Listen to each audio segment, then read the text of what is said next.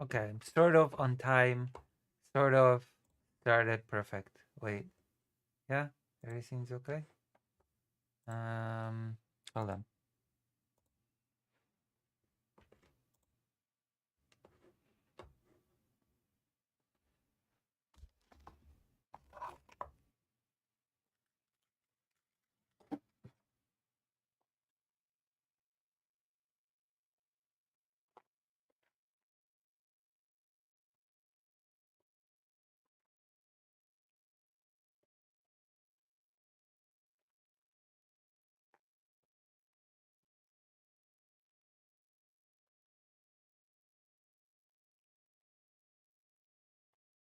Yay! All right, we did it. We did it. We did it.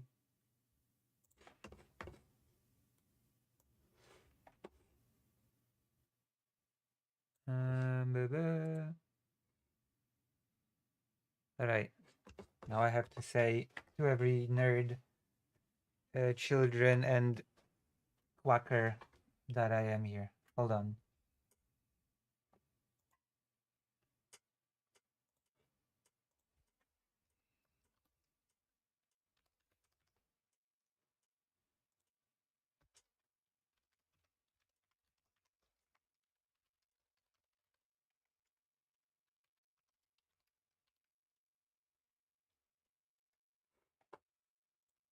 Ah,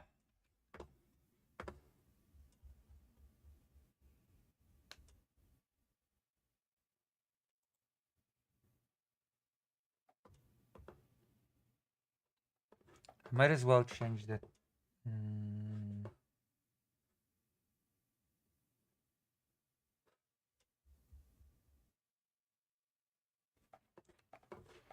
Oh yeah, might as well change the title.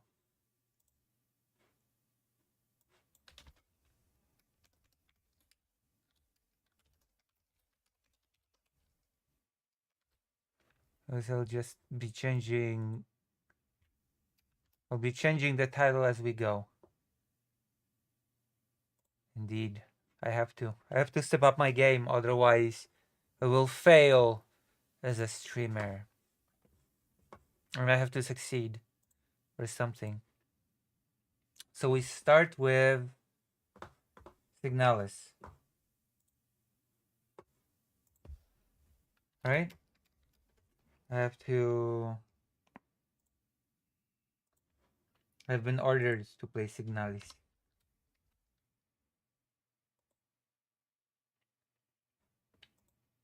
There's an update to Signalis. Oh, that was quick.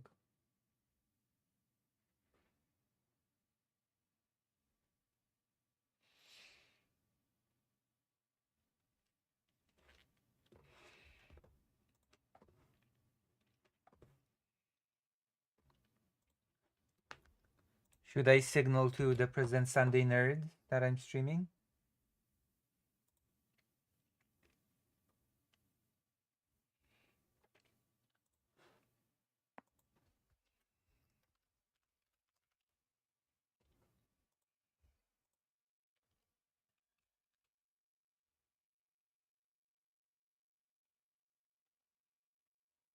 There you go.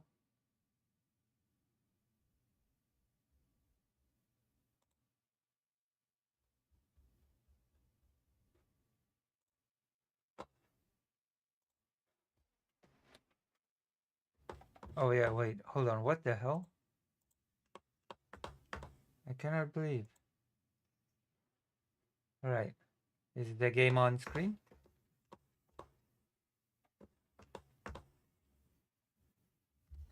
I have to check on YouTube. Oh yeah, I have to connect the controller.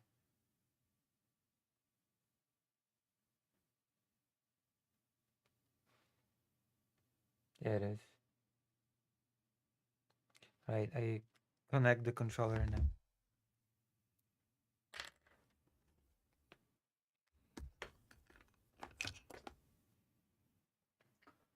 now. I expected more nerds to be allured.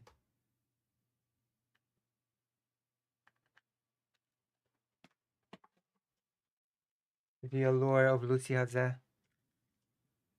Oh yeah, I have to make the game louder. Oh, who wrote me on Facebook? Some perverts, no doubt.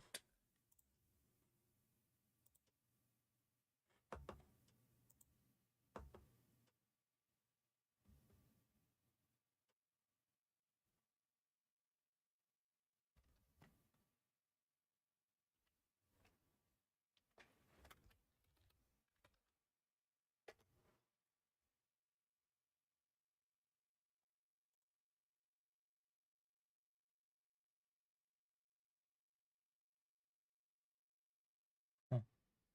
Interesting. I'm waiting for... Oh, Jesus Christ.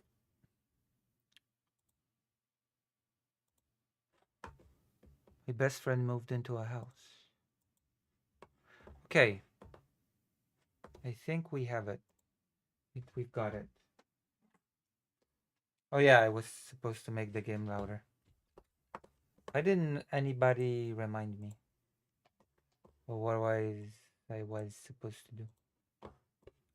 Okay. Continue.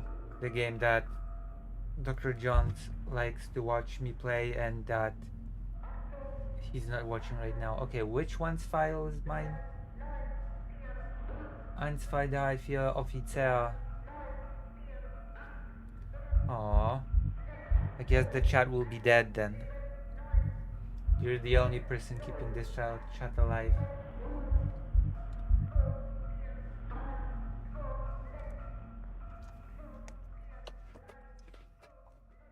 So far, at least.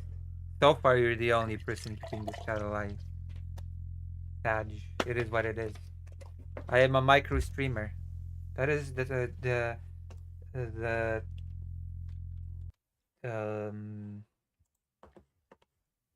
such as the what is the burden of a micro streamer.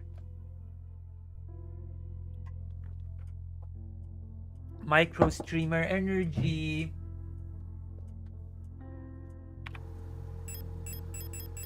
Burp. Burpchen, burpchen.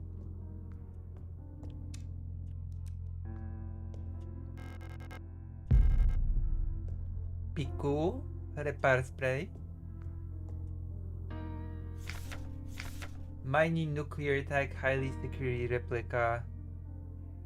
Replica Mian.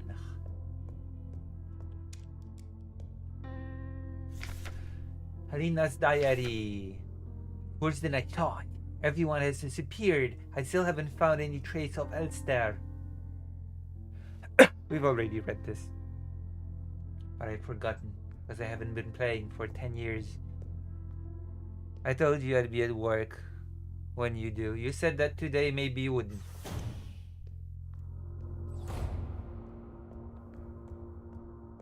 Dr. Jones, you're here. You're here.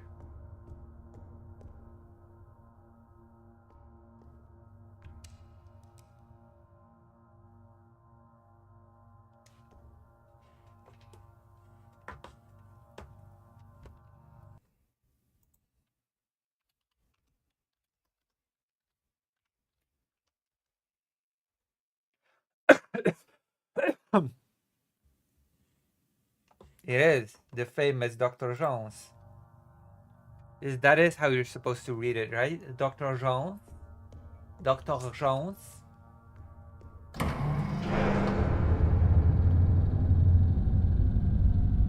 Maybe if the gods are lucky and the tables are turned, we'll be able to ride some trains on stream. I have a train game.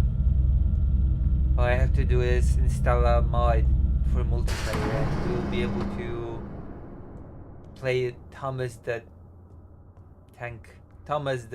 friendly tank engine or whatever on stream.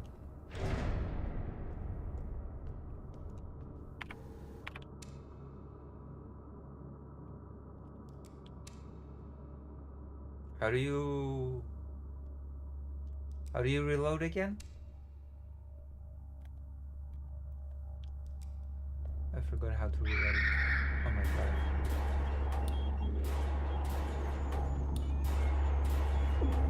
Oh. What an awful place. What the hell?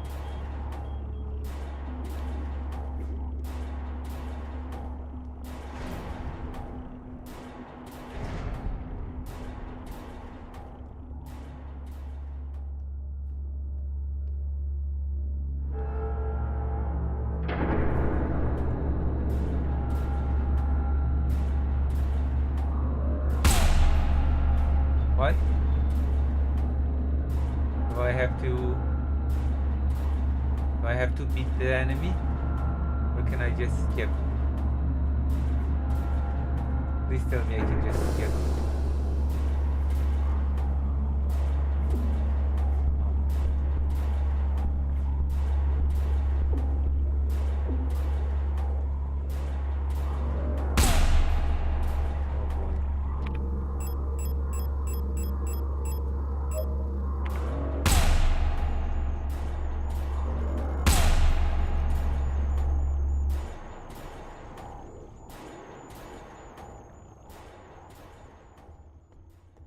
Yeah, I could just skip. Aha, this is where Adler was stabbed in the eye.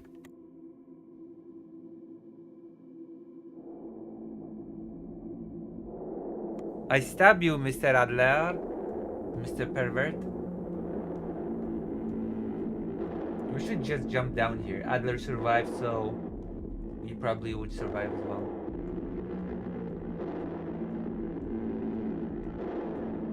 Wherever Adler can survive, we can survive as well. That is my policy, you know? That's fair, right?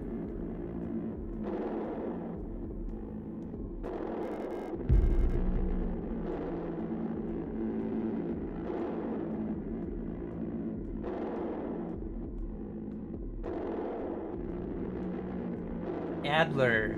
Mr. Adler. Oh wait, really? We can, okay. I did. That is actually what we need to do. Wait, but what's on the other side of the corridor then? What's here then?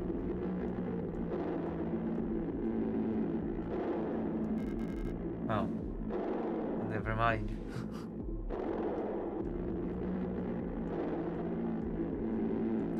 I guess the game really does operate on the logic of whatever Adler survives, I can survive as well.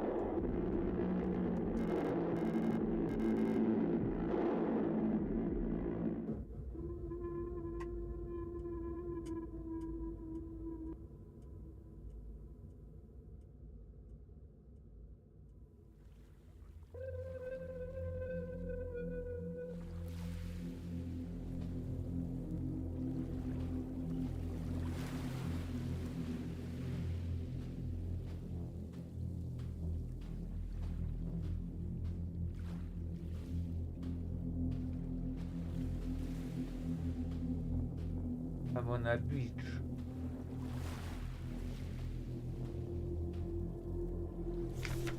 The night where black stars rise and strange moons circle through the sky, but stranger still.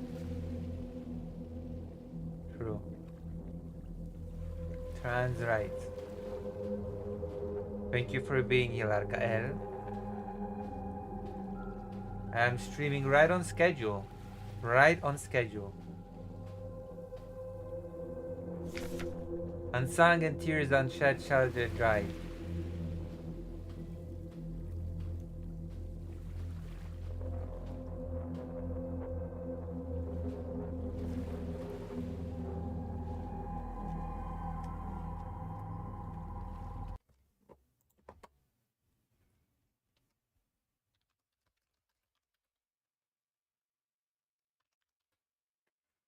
One moment, I have to do something.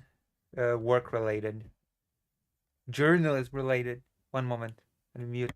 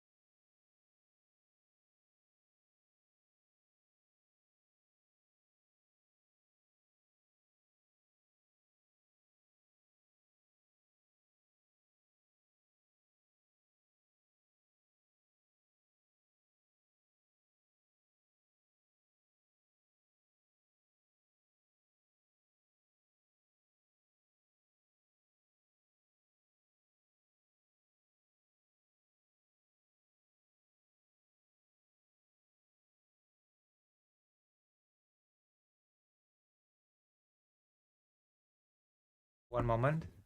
I have to... Uh,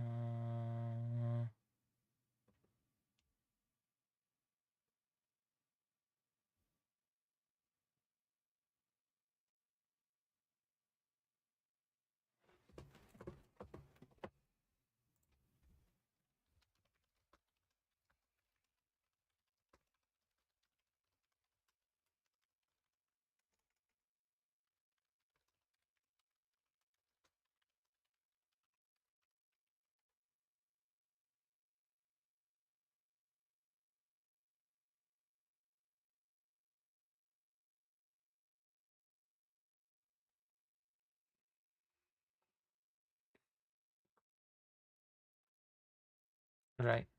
We continue now. Sorry about that. I do various work stuff. I am a diligent worker. Welcome everybody. How are you? How are you, Emily S? How are you, Arkael, Incub, Dr. Jeans? How is everyone this fine day of, you know, you know how it is. Oh yeah, also I'm fundraising. That goes without saying. Okay, you? I'm pretty okay. Consider, as always, consider coming to lucyhaza.org/live and, you know.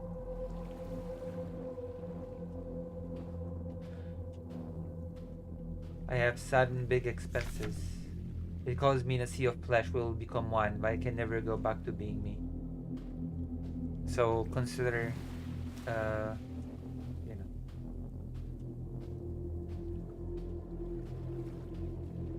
I have big expense. Bills. Bills, bills, bills. Bills, bills.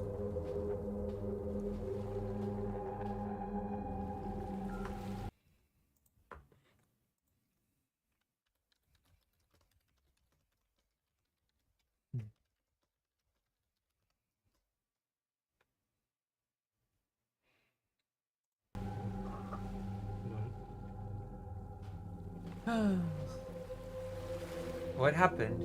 The hell?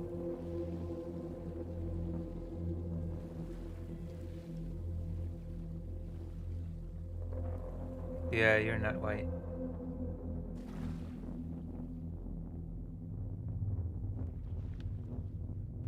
Is this Adler? No, this is not Adler.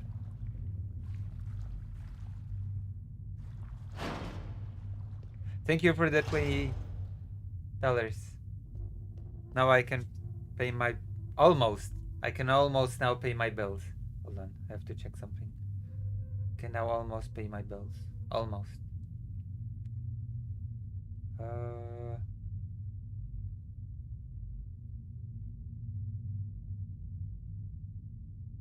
my gosh.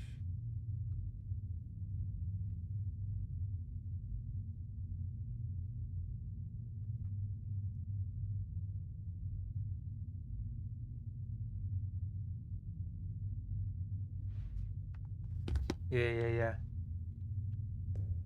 We need to gather some more money tonight so that I can pay bills and not be homeless. Somehow.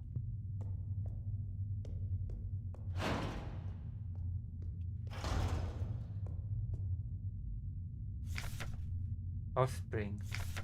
And in the darkness the dead shall be offered a light and holy spices so that they may find a way out of this cursed place.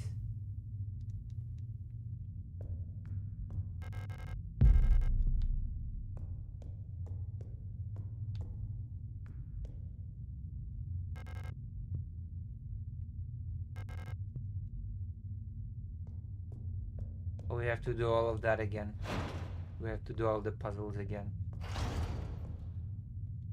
And of course this place does not have a map, which is horrible and annoying.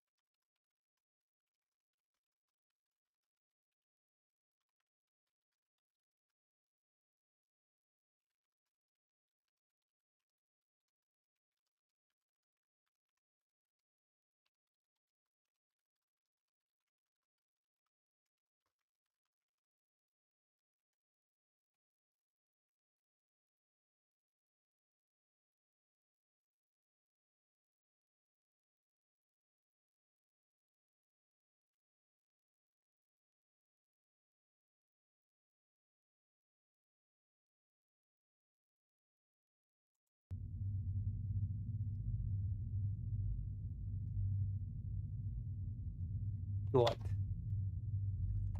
Alright, I'm ready.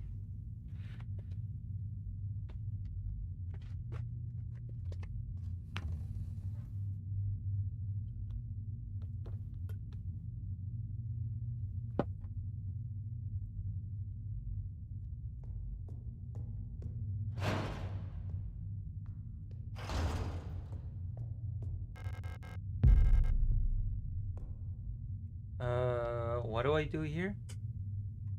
Dr. Jones. Whatever. We'll figure it out. Oh, it unlocks on the other side.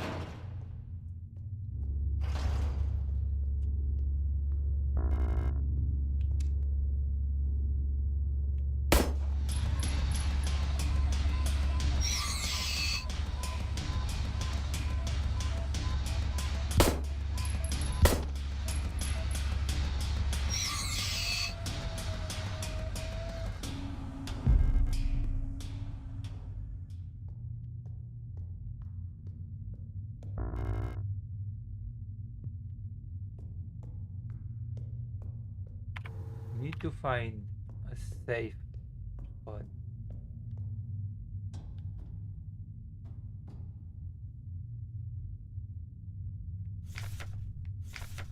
Nothing value, dangerous, body, disturb.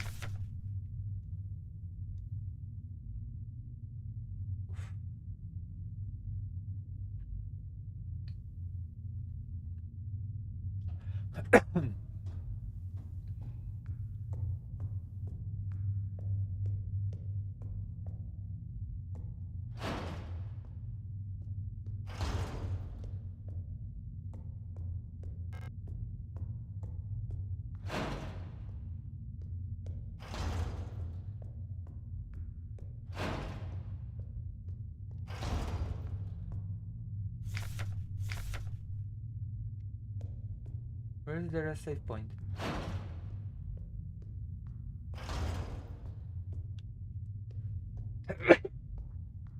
I need a save point.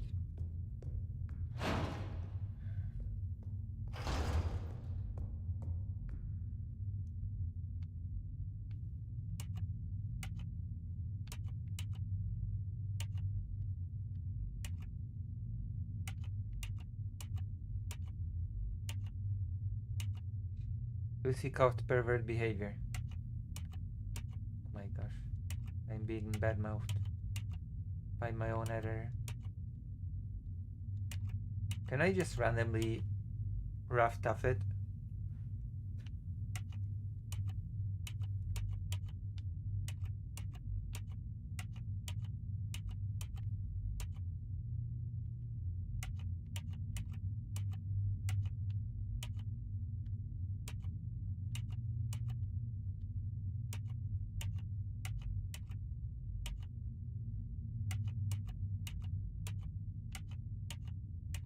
Dr. Jones, help me.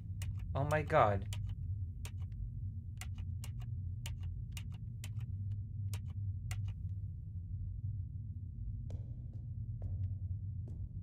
Whatever. Tu jest, Busiu? No? Tu do mnie, Busiu. Fido. Fido is a Busiu. How do you... Oh, there we go. Maybe now I can pick up the big doll. Oh, I can. It worked.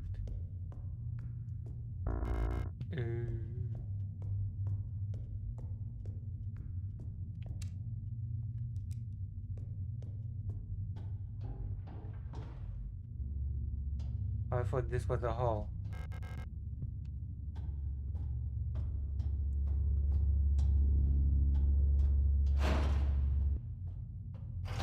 Oh, wow.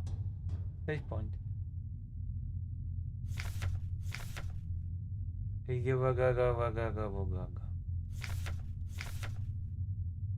Leave.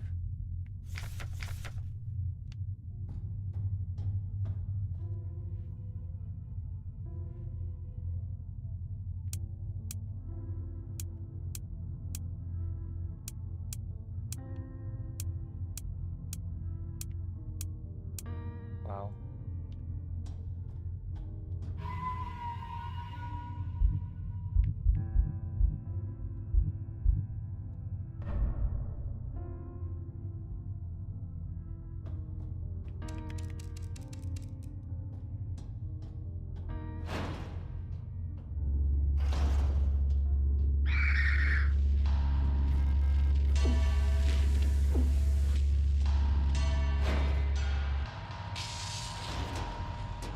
Oh my god, look at this fleshy meat thing.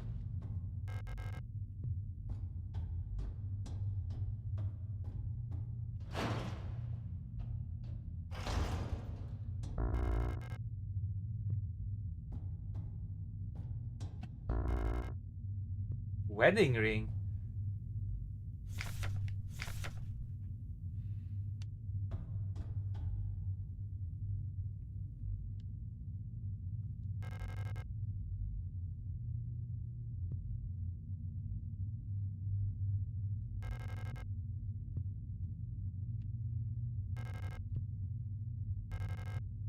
What am I supposed to do here?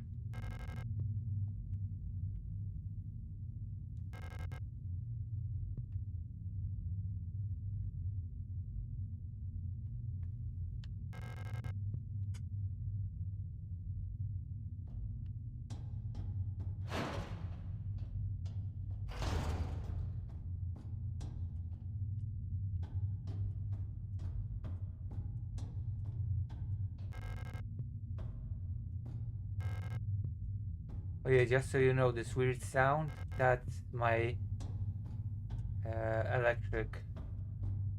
So yeah, I go to the save point and put down some items so that I can pick up the wedding ring.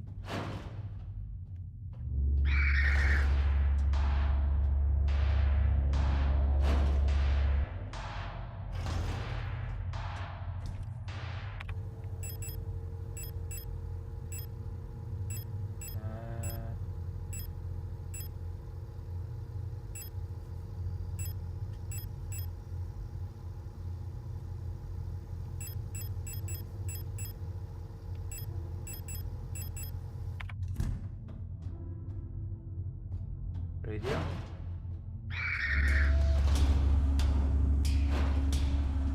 What frequency though?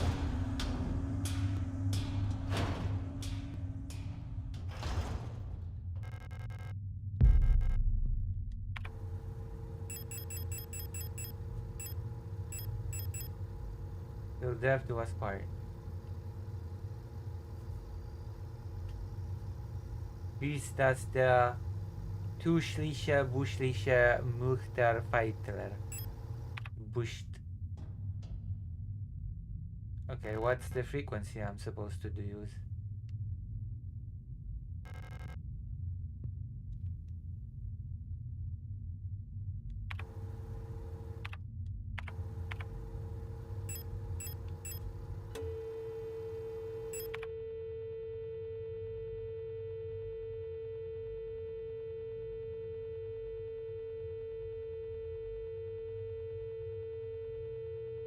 Oh.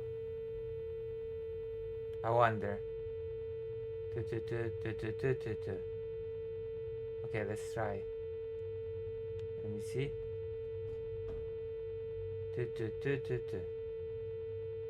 Okay, let's try it. Let's go and try it. Try it out.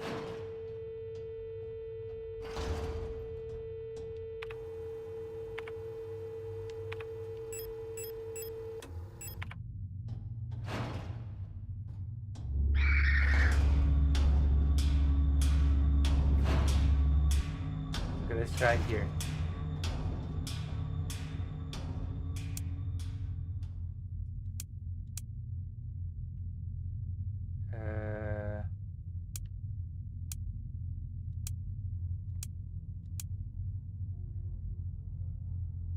I forget what it was. I have to look at it again. Oh my god, my memory is so bad. I cannot believe. Hold on. I cannot believe my memory is so horrible. I forgot this simple No, wait, it didn't work. Yeah, it just didn't work. What 3, 4, 5, 6. It just didn't work. What the hell? The game lied to me. What the hell, video game?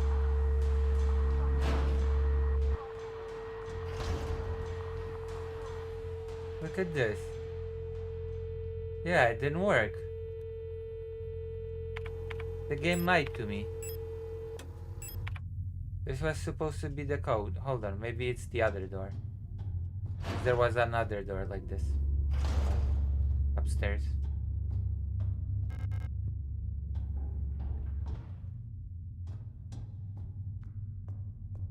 So I'm gonna give this game another chance. Okay, I'm gonna give this game another chance. Okay, let's try it here.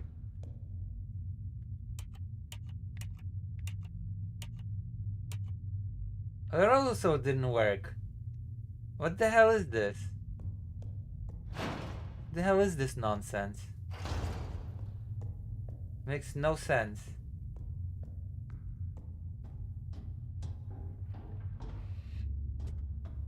Oh my god.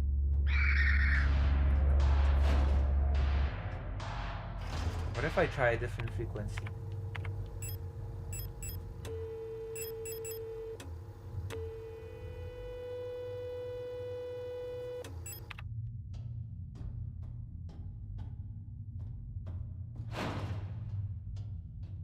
Let's try a different frequency.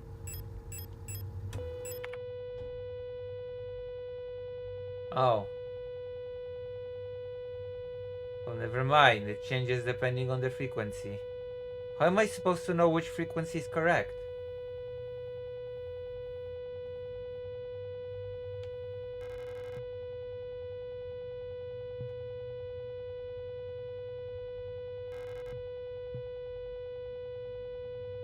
The symbol? What about the symbol?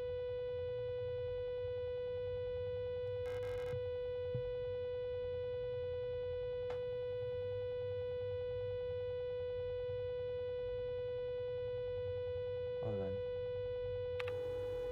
Isn't there a way for me to change the frequency of the radio while looking at that whole thing?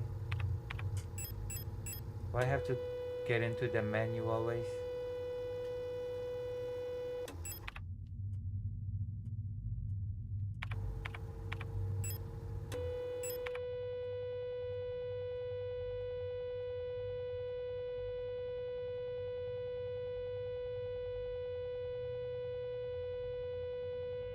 Oh yeah, okay, I can change the frequency from here.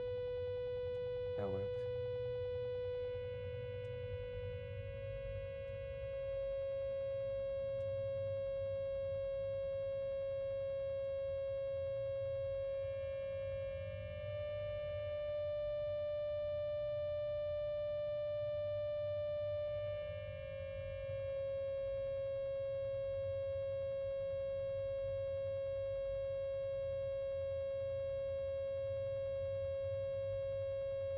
I think it draws the symbol right now.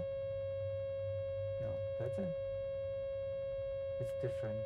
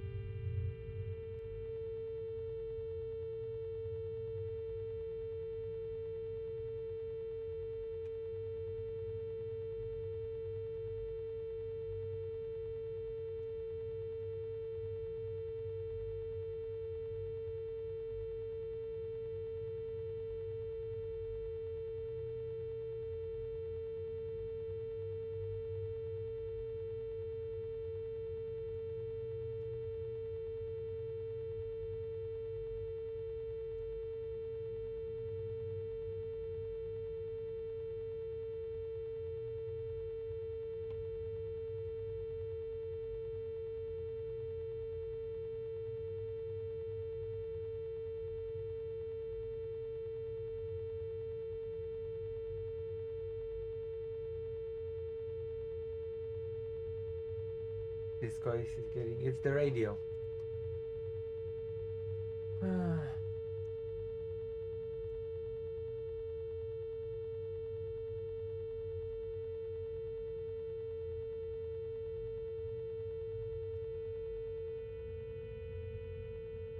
Doesn't seem like I'm hitting the right symbol.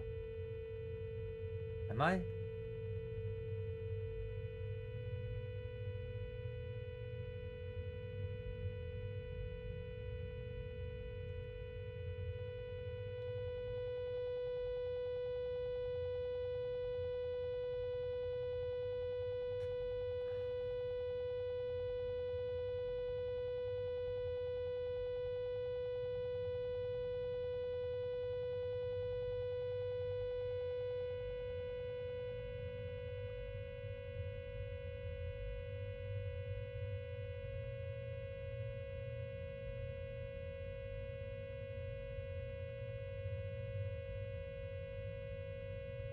That still is not it. Dr. Jones, can you explain to me?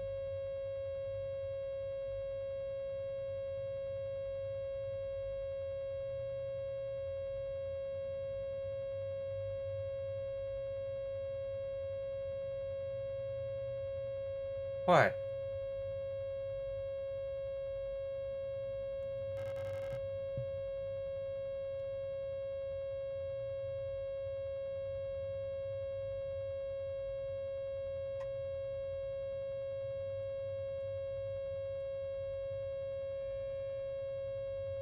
Oh wait, hold on. That's what you meant. You should have said it earlier, okay?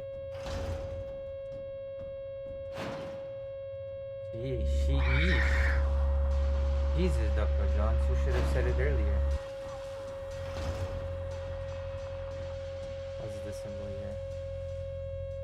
Well, there's no symbol here.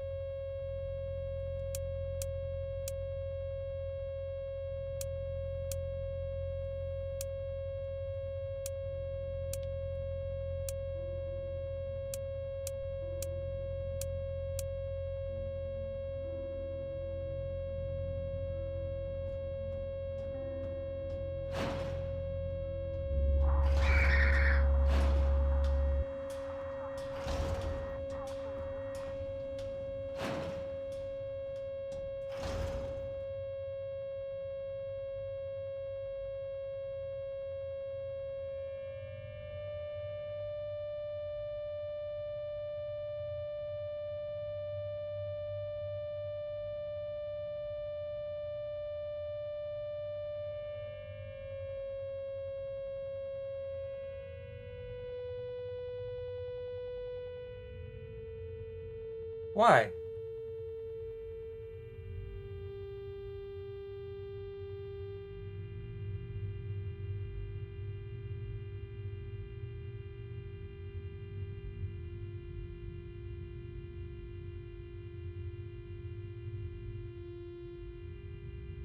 Why? What? What do you want?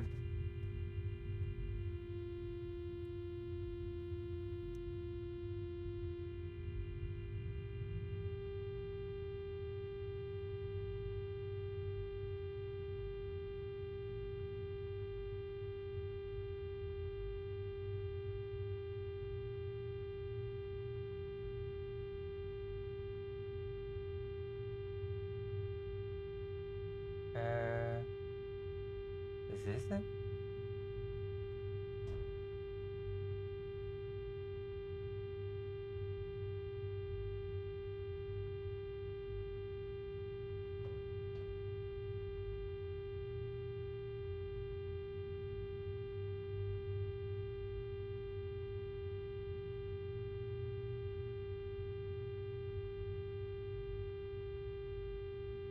Yeah, I know, but there's no...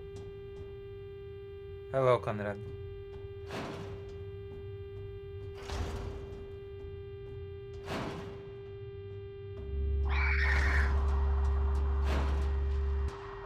Where is the symbol on the door? There's this.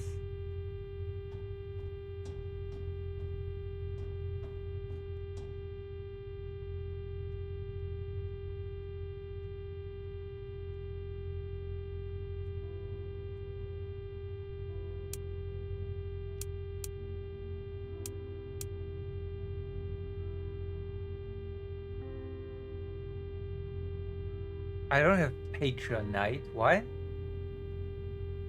I don't have Patreonite. I have Patreon.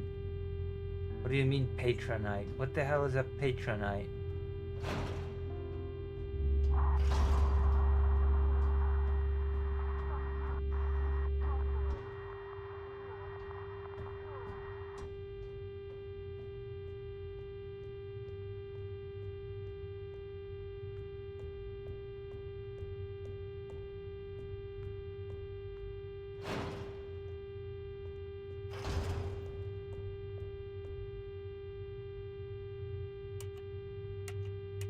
I guess there's a symbol here.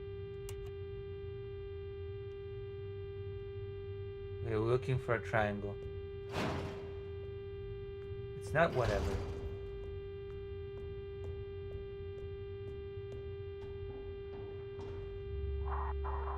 Also, the answer is my Patreons? What sort of a question is that?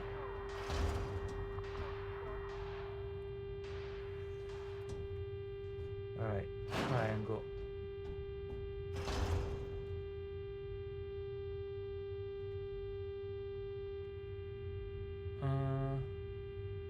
That's a triangle, right?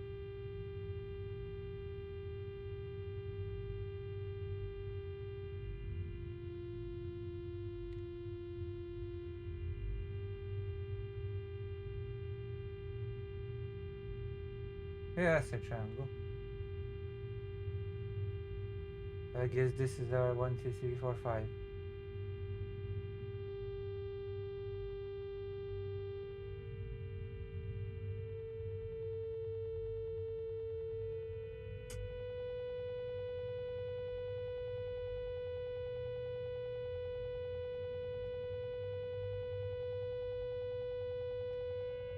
Yeah, the undertone is, why would anybody give me any money?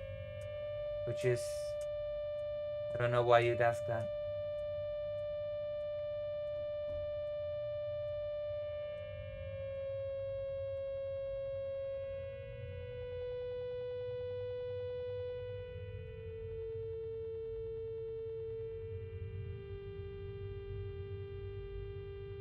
One, two, three, four, five.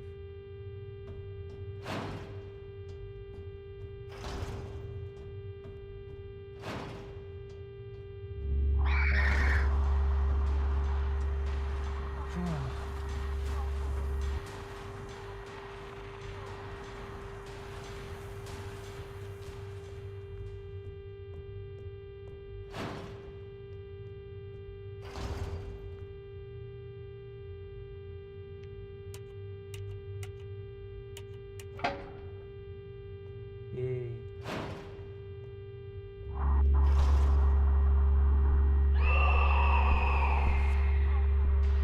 Oh my god. That's a regular enemy now?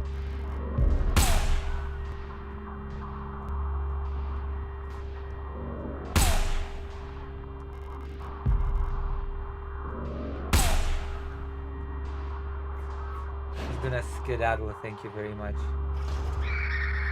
Oh yeah, I can.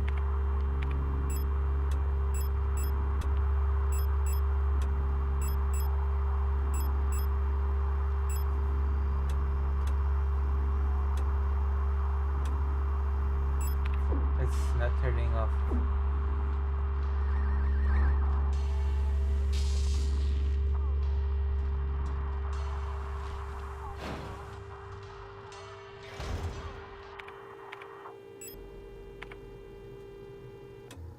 Alright.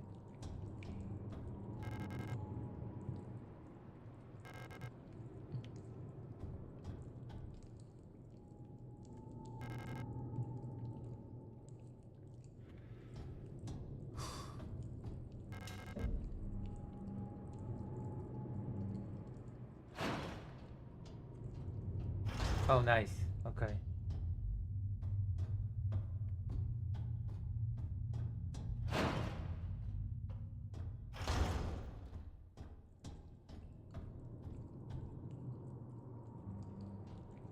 Yeah.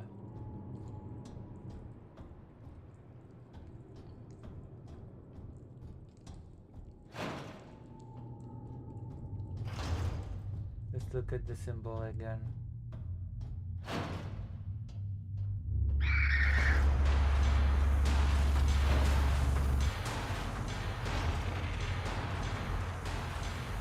So now we need to match this, right? We need to match this on the radio now?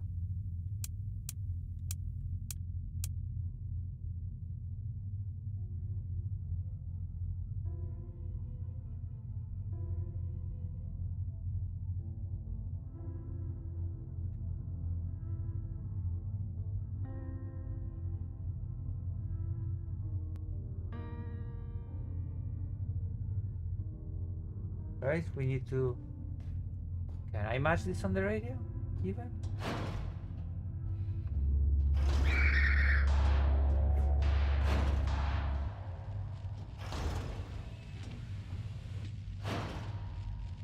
Yeah, we've beaten this boss before.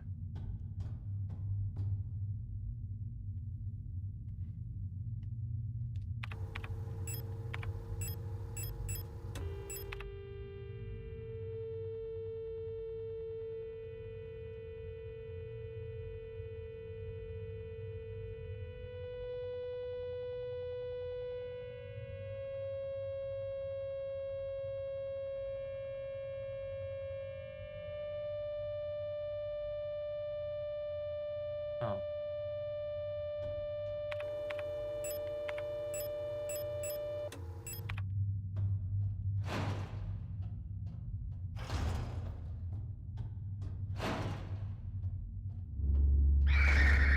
Oh, we have to watch the clock.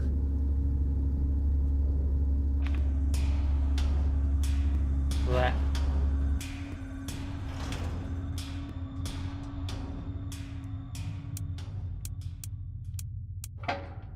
Alright, we did it. We have done it in the name of love and justice.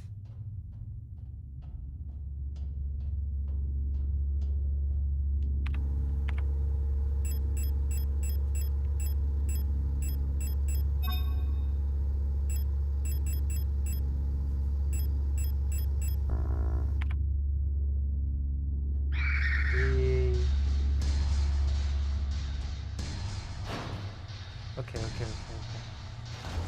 Whoa. Air siren.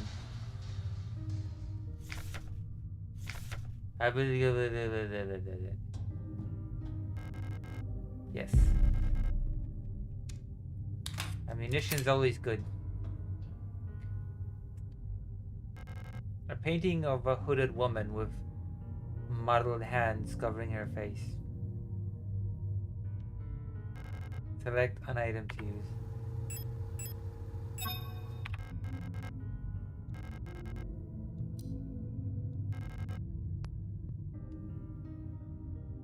Perfect.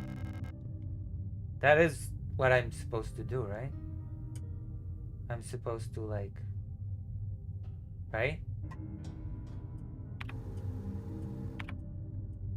Am I supposed to do that?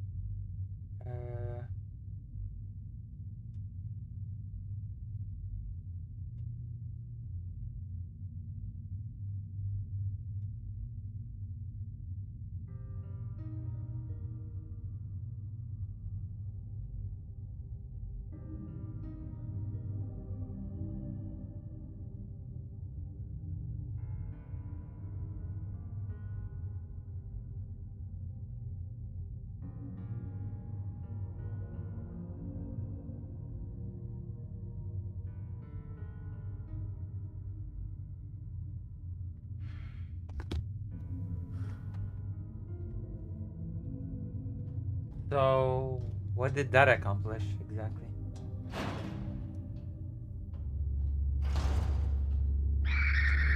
Oh yeah, ow! Jesus. There's no need to hit me. I'm a good person. I'm woke. Don't hit me. I'm woke. I don't know what that did, but we've done it.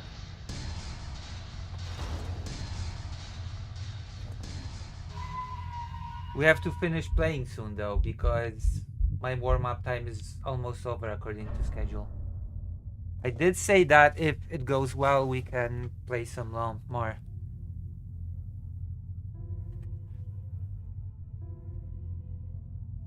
Yeah. Listen, you said that I would not implement any of it, okay? So, screw you. I am implementing everything, as you can see. Or at least I implemented one thing, starting on time. So, screw you, okay?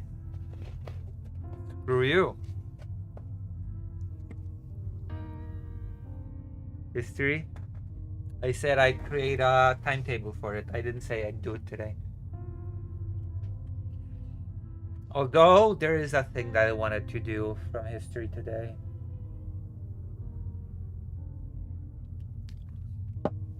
Because somebody asked me if the Polish-Lithuanian Commonwealth was not imperialistic towards Ukraine, so I felt like I should do a whole historical rant about it, because I feel like people have a misconception about the Polish-Lithuanian Commonwealth that needs to be cleared up via a history segment or something.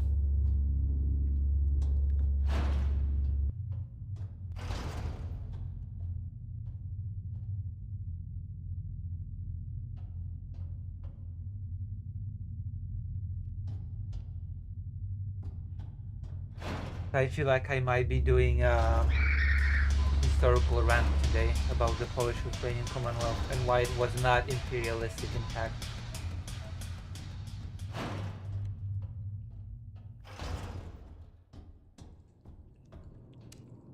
Do it right away?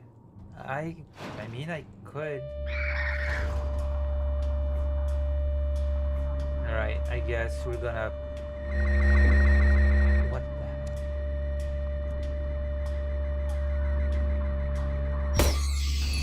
Oh, I got it. I guess we can do it in a moment. Who asked you that? Someone in the comments. To our video.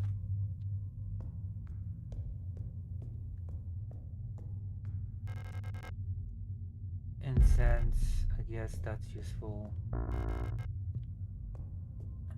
I responded, but my response disappeared for some reason, so I decided to just make a segment on it.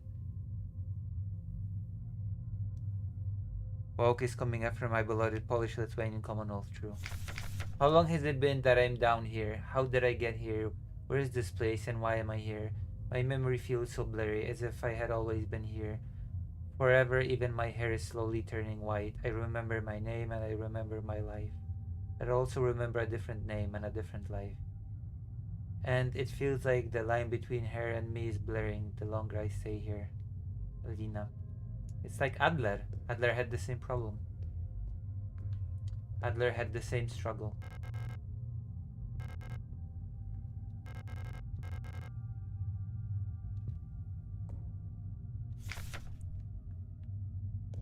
True. Lucy is Polish, Lithuanian Commonwealth fan #1. That is true.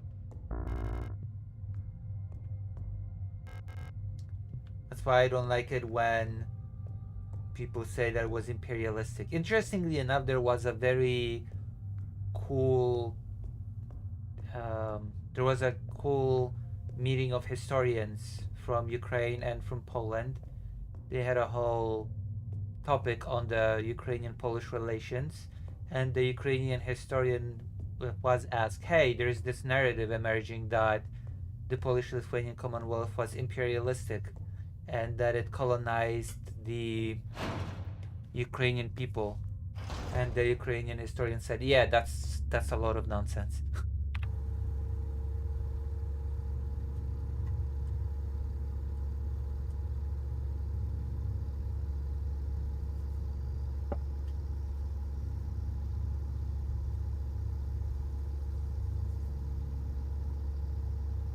Didn't Poland start a colony in Latin America? Do you mean Poland or the Polish-Lithuanian Commonwealth? I think there was some initiative, but it ended in nothing.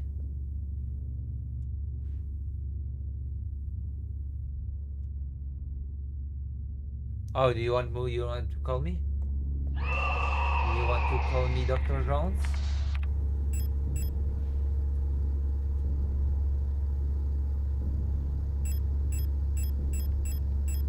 There are Polish people everywhere. That doesn't mean anything. Okay, there are Polish people everywhere. There are Polish people in Vietnam. There are Polish people in Haiti, of course.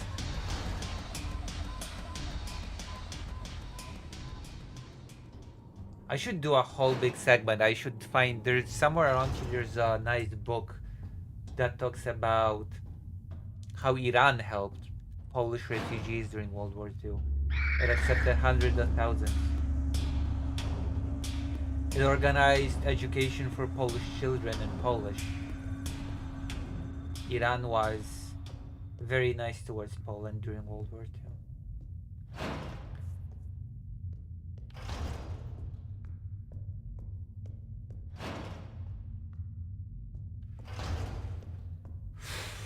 That was the Iranian government before the coup, though. So just so it's clear.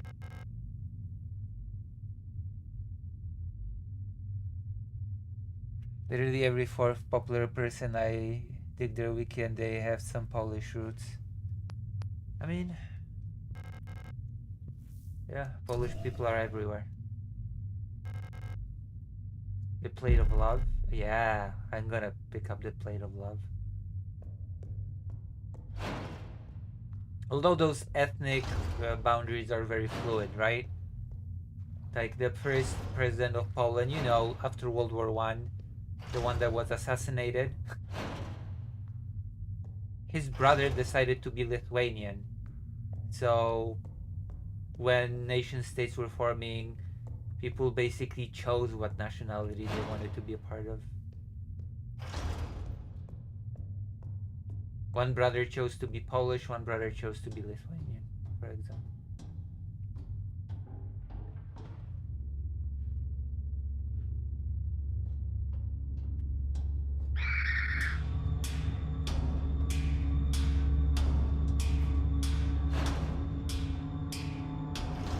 True.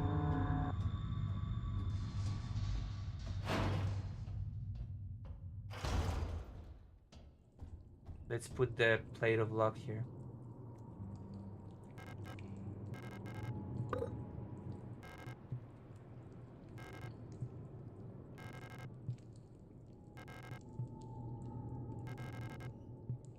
Alright, we've got one. We need 5 more.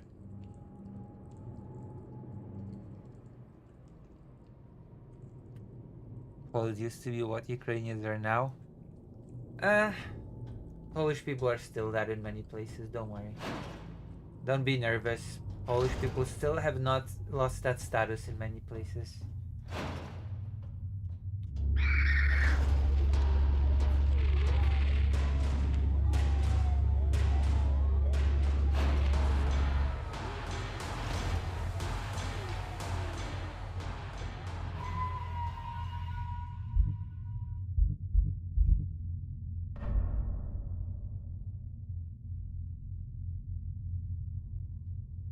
Alrighty then. I guess we're gonna fight the boss. Should prepare something.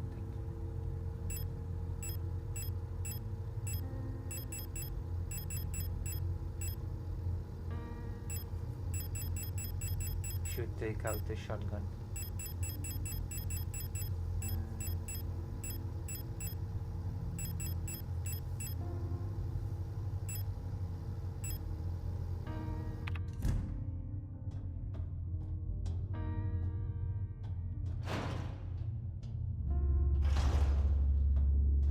We'll try the boss once and then I'm gonna do my rant about history. How's that? Yeah, but you don't hear that many jokes in Germany about Poles stealing your car and not even made in a TV show is a... Oh my gosh. I still remember the Polish. Yeah, but you know, Polish people still have their reputation. The reputation has not gone away.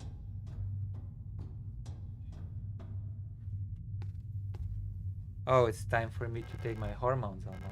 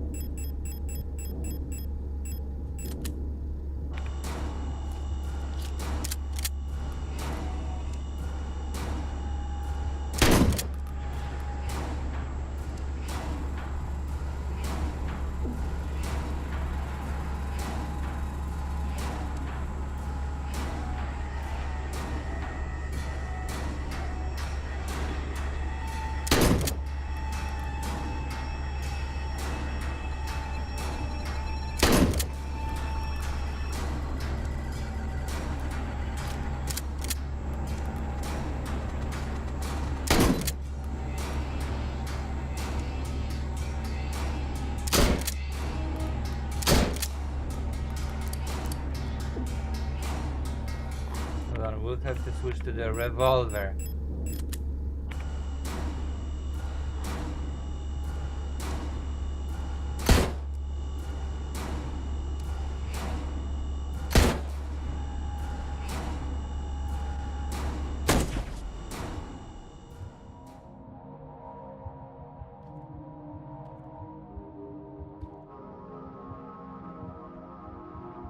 All right.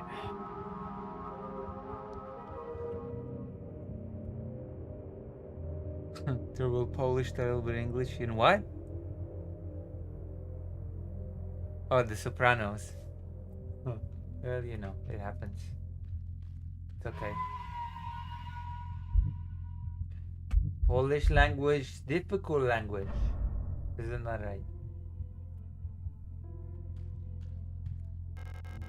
I guess we can put down the shotgun now.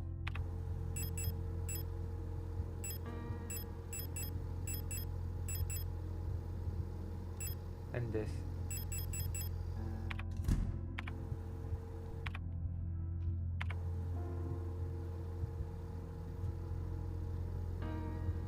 This is like they spoke, just like you there. What?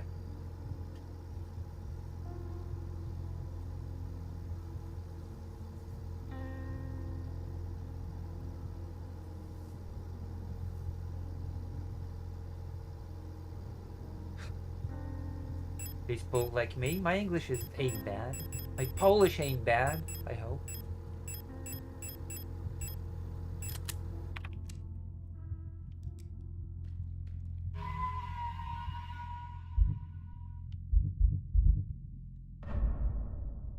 Oh boy.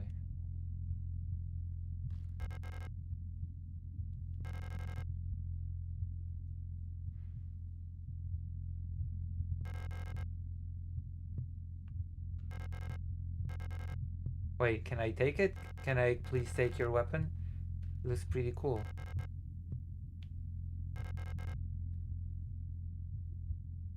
How close is Belarusian to Polish? To a similar degree that Ukrainian is.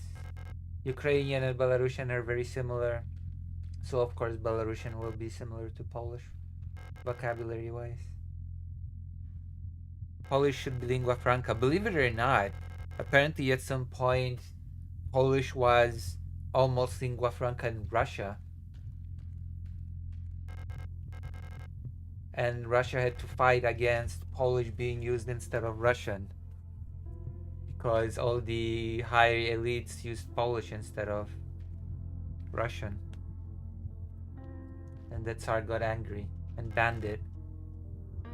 I just have to remember what period that happened in.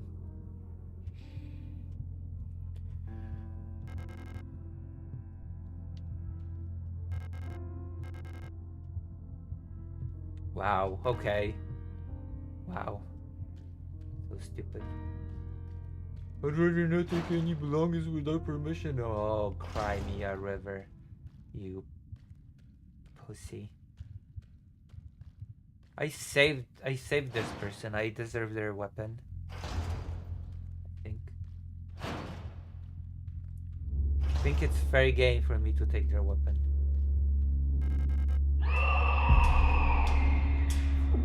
No? Isn't it fair game?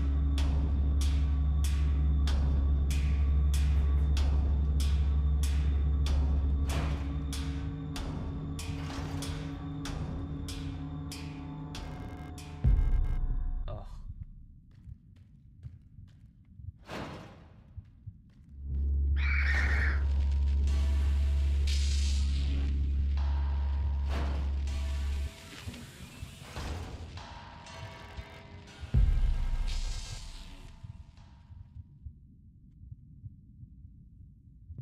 I guess I can do that. Oh my gosh, I forgot about this puzzle. Ugh. This is a puzzle for those that have a better eyesight than me. Oh my gosh.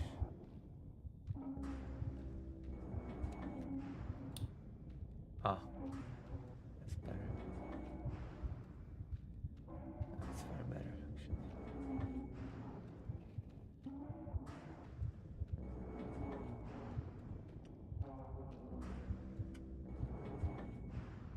Warm-up is done, bro. I wrote in the schedule that if it goes well, we might go a little bit longer.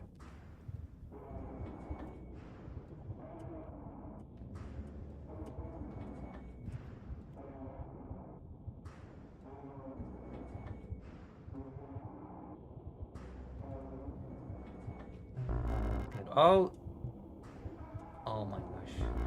No space, huh? How typical.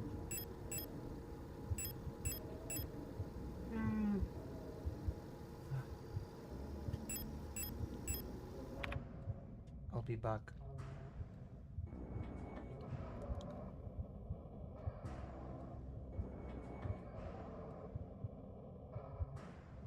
Schedule? Schedule. Schedule. What the hell is a schedule? Schedule. Schedule. Schedule. Schedule. What? Oh my goodness. Oh my god, I don't have space for anything. I'll be back. Whatever.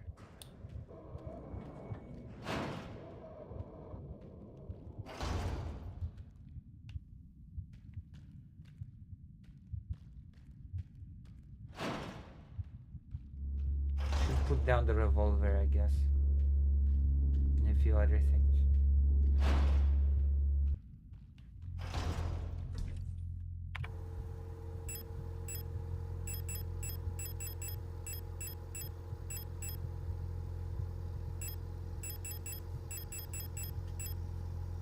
Anything else I can put down?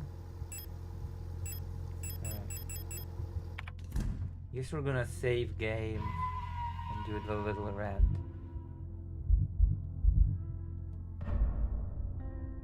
Perfect.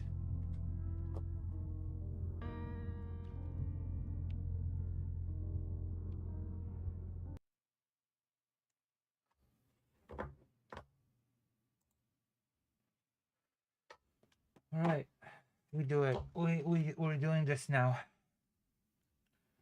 Let me see.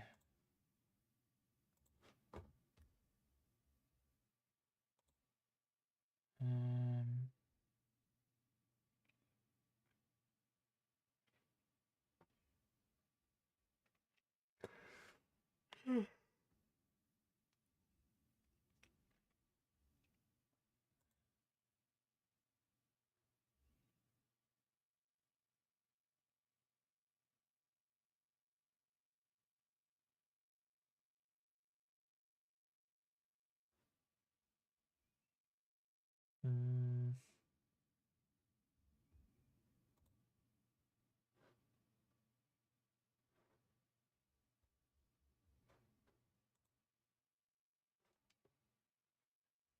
All right.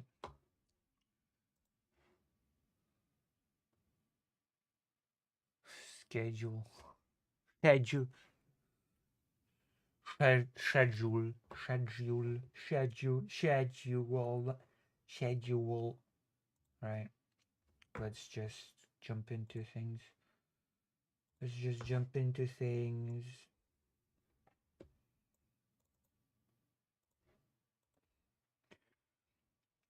Need a background.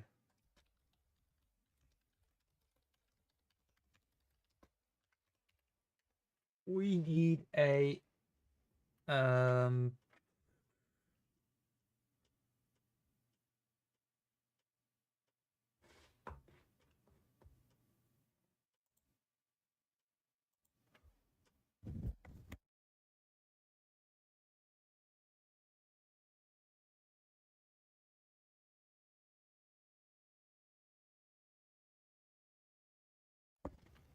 oh.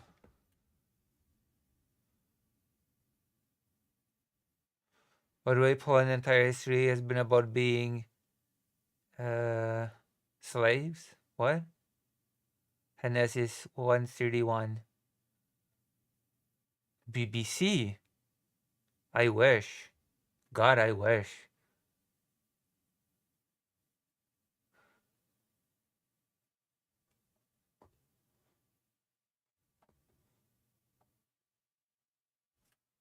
All right.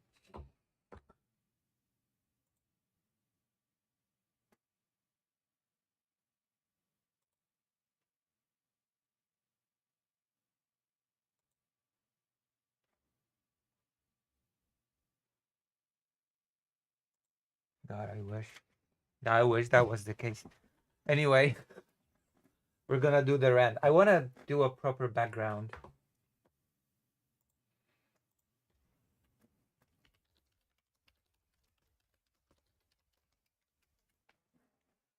So let's go. I think there you go. That's the perfect backdrop for the. Yeah, there we go. We've got the perfect backdrop for the rant. I'm gonna quickly go grab something to drink. And we're gonna do this. Hold on. Where's the browser? Browser.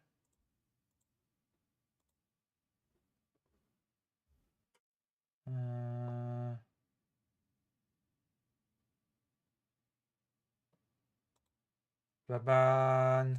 There you go. The perfect map is the perfect background.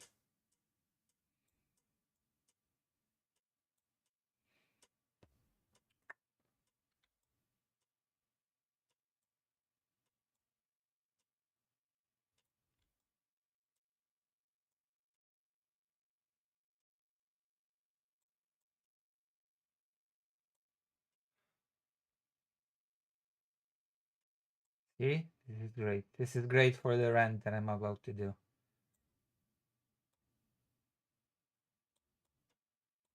Okay, I'm going to the toilet. I'll be right back.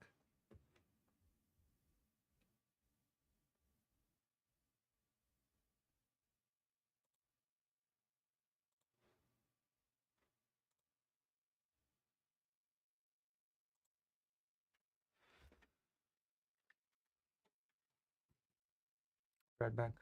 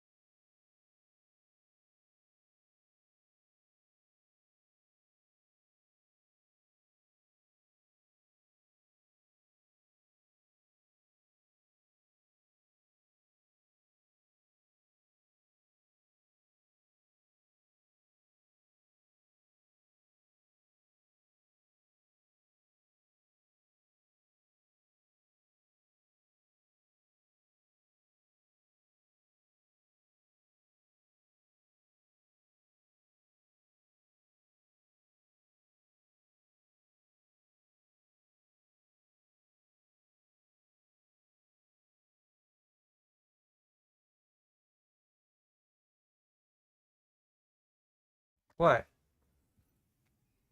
What fits on the map? Ah.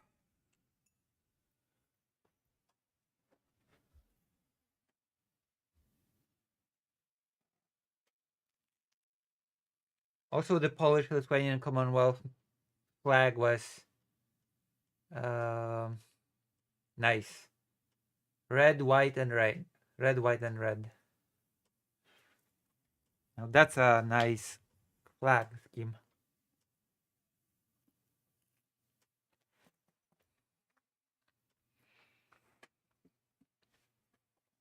What? What do you mean? Oh my god, Lucy's home.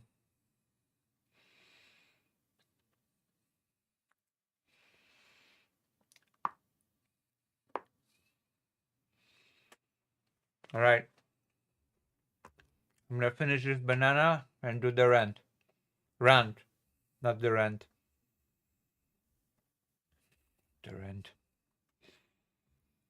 Oh.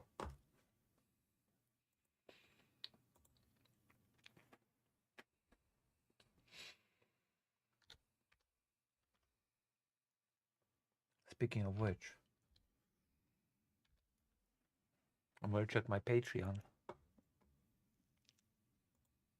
Because Conrad reminded me that I have a Patreon. Mm-hmm. Oh.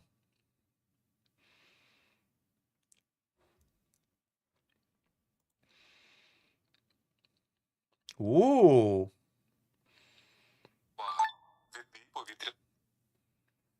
All right. What is that? Mm-hmm. Hold on, I have to do some math now. I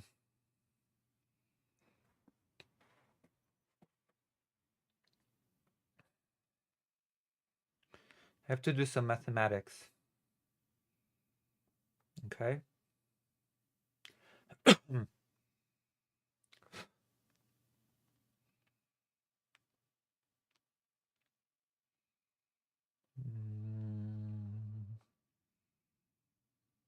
All right. Perfect.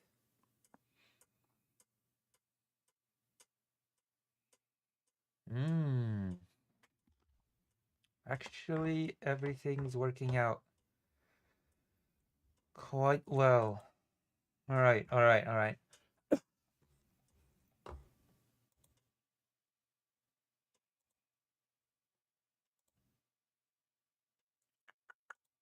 The bills.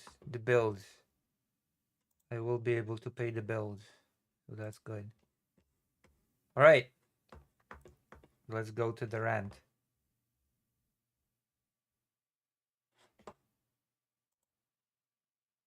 Okay.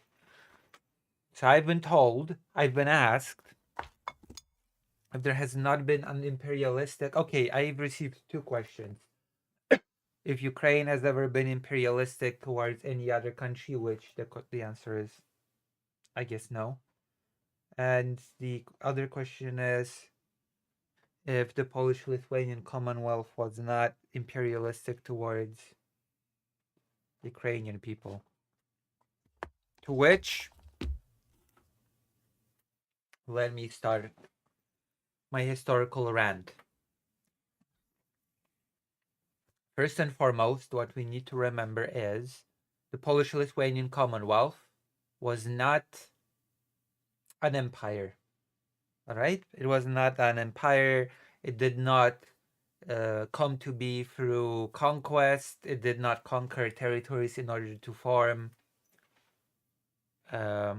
itself.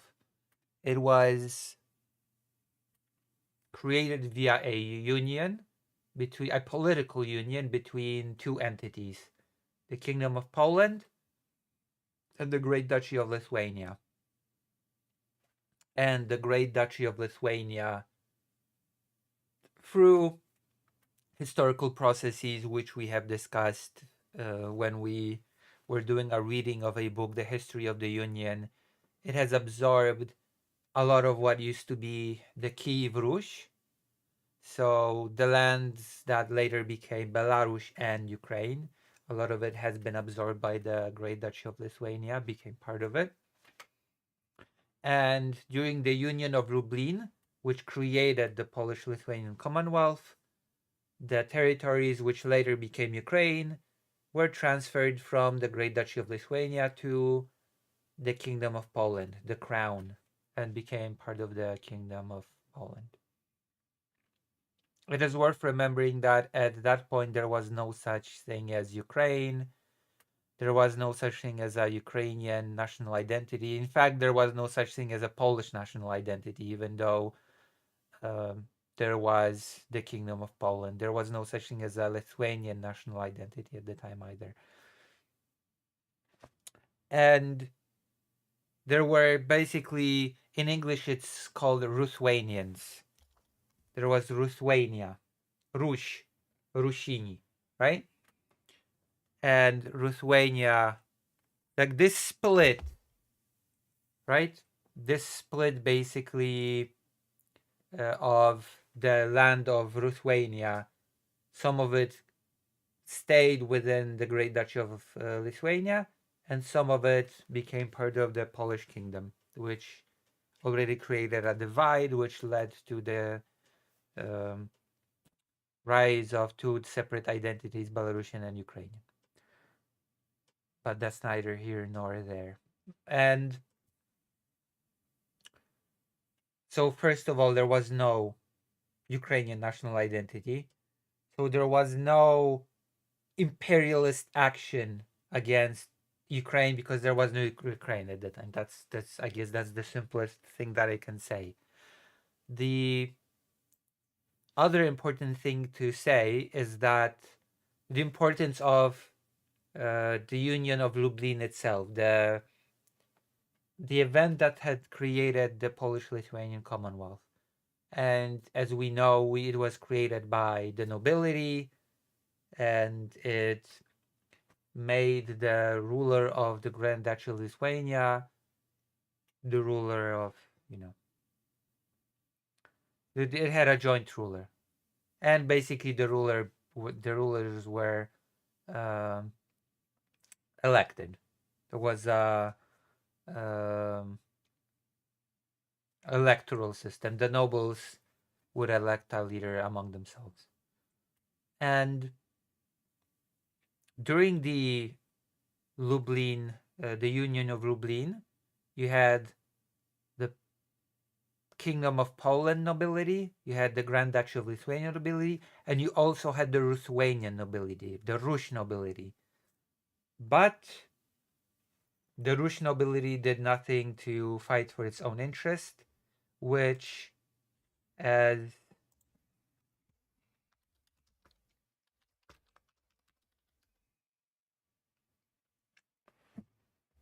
which because we actually could have had a Commonwealth of free nations. We could have had a Polish, Lithuanian, Ruthenian Commonwealth right off the bat. If only the Ruthenian or the Rus nobles would have said, yeah, we want our part of the pie, we want our share, we want our own separate entity within this union. But they did not. They did not do that. So it ended up being just the Polish-Lithuanian Commonwealth instead of the Polish-Lithuanian-Ruthenian Commonwealth, which was a very real option on the table if the Lithuanian nobles would have shown more initiative to fight for their own interest. Instead, they were um, content to just keep their privileges, keep their religion, language, which was guaranteed to them via the Union of Lublin. They were just content to exist within the status quo of Polish Lithuania while retaining a lot of their privileges, rights, and so on and so forth, which created problems down the line when they started either dying off or Polonizing, just adopting the Polish language. All of the Lithuanian nobles down the line adopted the Polish language, and the fight for the interest of Lithuania, which later became Ukraine, fell on the lap of the Zaporozhian Cossacks, which led to the historical events further down the line. So the answer to the question is no, there was no imperialistic action against Ukraine by the Polish-Lithuanian Commonwealth. There was a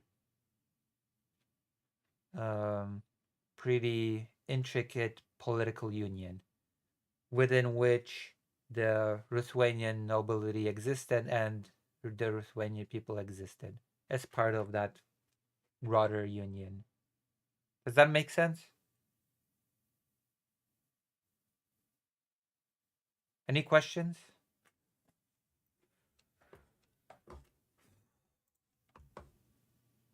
I feel like I've explained it well enough.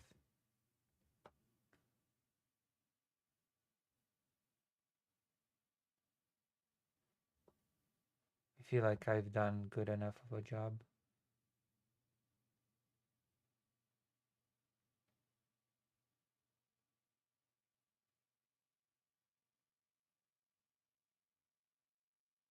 Right?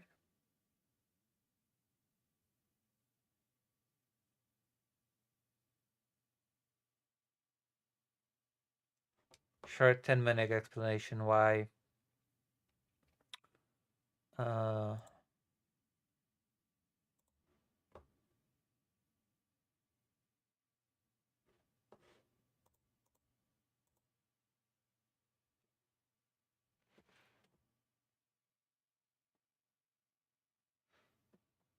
I mean there was no um there was no Polish um national identity either at that point. Modern national identity did not exist at all at that time.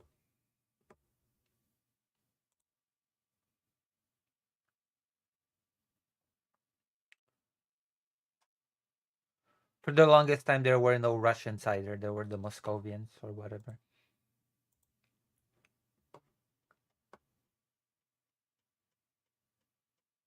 It's like, we should absolutely avoid. Uh, it's just the Polish-Lithuanian Commonwealth. It's the map of the Polish-Lithuanian Commonwealth. These are the symbols of the Kingdom of Poland and the Grand Duchy of Lithuania. I was doing a segment about the Polish-Lithuanian Commonwealth, so I decided to have a backdrop that fit it. That fit it. Like, what we should avoid at all costs is to take the notion of the nation state as it exists today and project it into the past. That is something that we should avoid at all costs because those things did not exist as we understand them today. There was no Polish national identity. There was no Ukrainian national identity. There was no uh, Lithuanian national identity. In fact, for a really long time, Ruthenian was the main language which functioned within the Grand Duchy of Lithuania, not Lithuanian. The Rush language, which split into Ukrainian and Belarusian. So it's those things are a lot more um,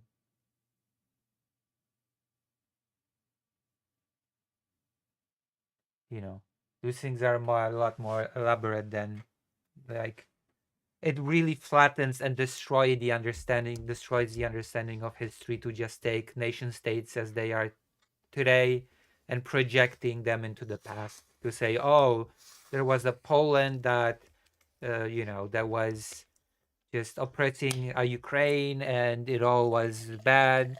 No, no, no, no. Okay. Russians do like to project modern Russian identity as far as like 800 some. Yeah, I know. I know. That's why the Russians have a really completely uproots ethno-nationalist arguments. I mean, as far I've already mentioned this, but not so long ago, like past World War One, when nation states were still forming, Poland, Ukraine, Lithuania, etc., people were literally choosing which part of which nation they wanted to be. There were two brothers. One became the president of Poland, chose to be Polish. His brother chose to be Lithuanian and became a Lithuanian. Right? Two brothers. One Polish, one Lithuanian. Because those things were very fluid at the time. You know?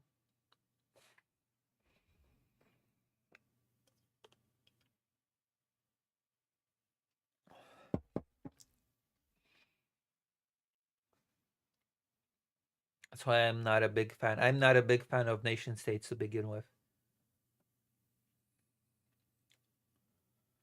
But that's neither here nor there. For now, I can just remind people that nation states were not always a thing. Nations, as we understand them, were not always a thing. Things used to operate on very different things, and the fact that nation states exist now as they do was not a guarantee. It was not inevitable, and many things could have gone very differently should very small things been different. None of it was inevitable. That is the important thing. Blood and soil is bullshit, and do not become like Drew Pavlo. Oh my gosh, Drew Pavlo. Oh my gosh, what a character. Oh my gosh. There was a debate that he did. I think I'm gonna do an extra topic. I think I did my rant on history, and now I'm gonna do some brain rot content. How about that? You want some real brain dead rot content? I saw Ico Rules react to it, and I thought, oh my god, I need to react to this as well. This is Drew Pavlo, Greek that lives in Australia, I think. A real loon. That's I don't know. Oh my god, why does he call himself? A philosophical right winger or something like that. A philosophical conservative. So you can imagine. I'm a philosophical conservative.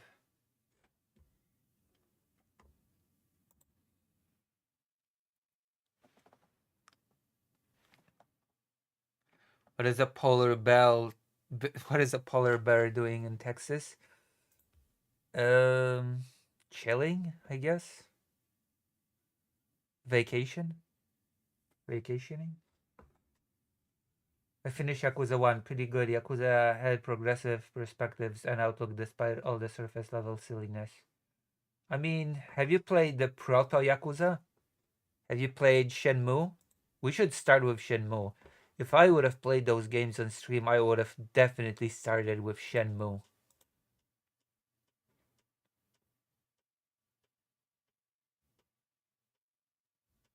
That's where I'd start.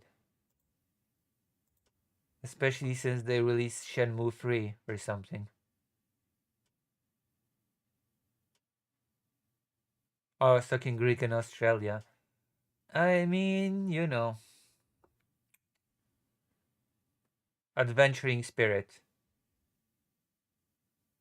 Yeah, but Shenmue's combat just isn't my jam. I don't think it's anybody's jam. It sucks. I don't think Shenmue's combat is anybody's jam. Honestly.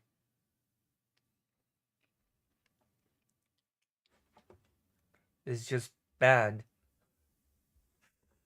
Alright, let's watch some of the and now I want to show you this debate. I just want to show you this debate because two of your favorite people debated. Like it was 2 months ago or something. Also, Shenmue is quite a meme now of how the story drags on and still hasn't finished 20 something min 3 years into it. What? Didn't the story conclude in the third game? Really? The third game did not conclude the story?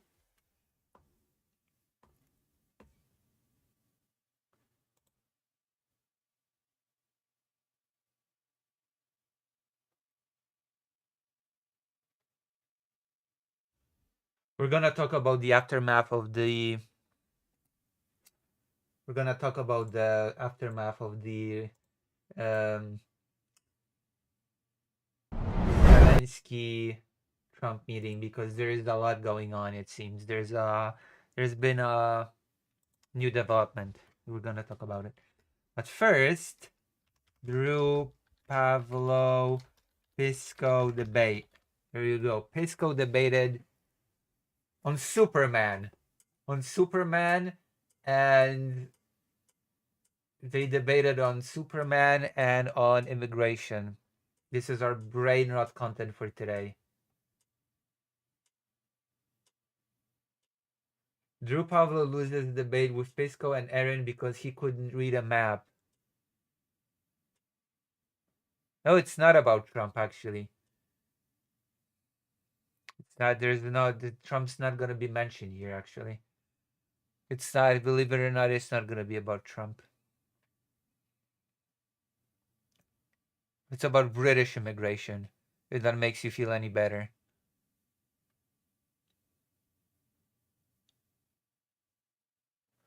All right.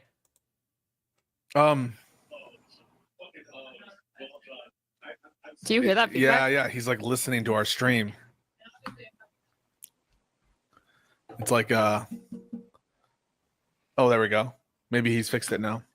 Yo, what up? All right. So this is Drew. This is Pisco.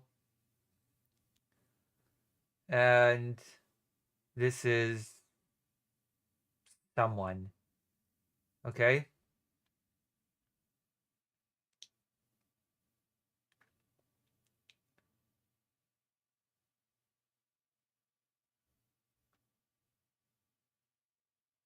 Why are people caring about Drew's opinions? I don't know. He's pretty loud on. He has a big presence on the social media, so you know. I thought we'd have our bit of brain dead content for the algorithms.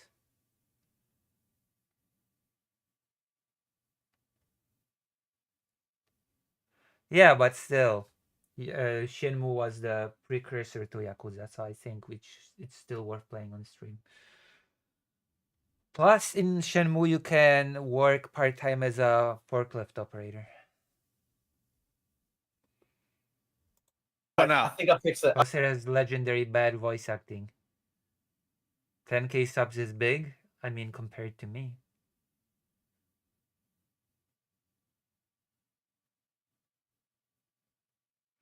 They have a bigger presence on Twitter.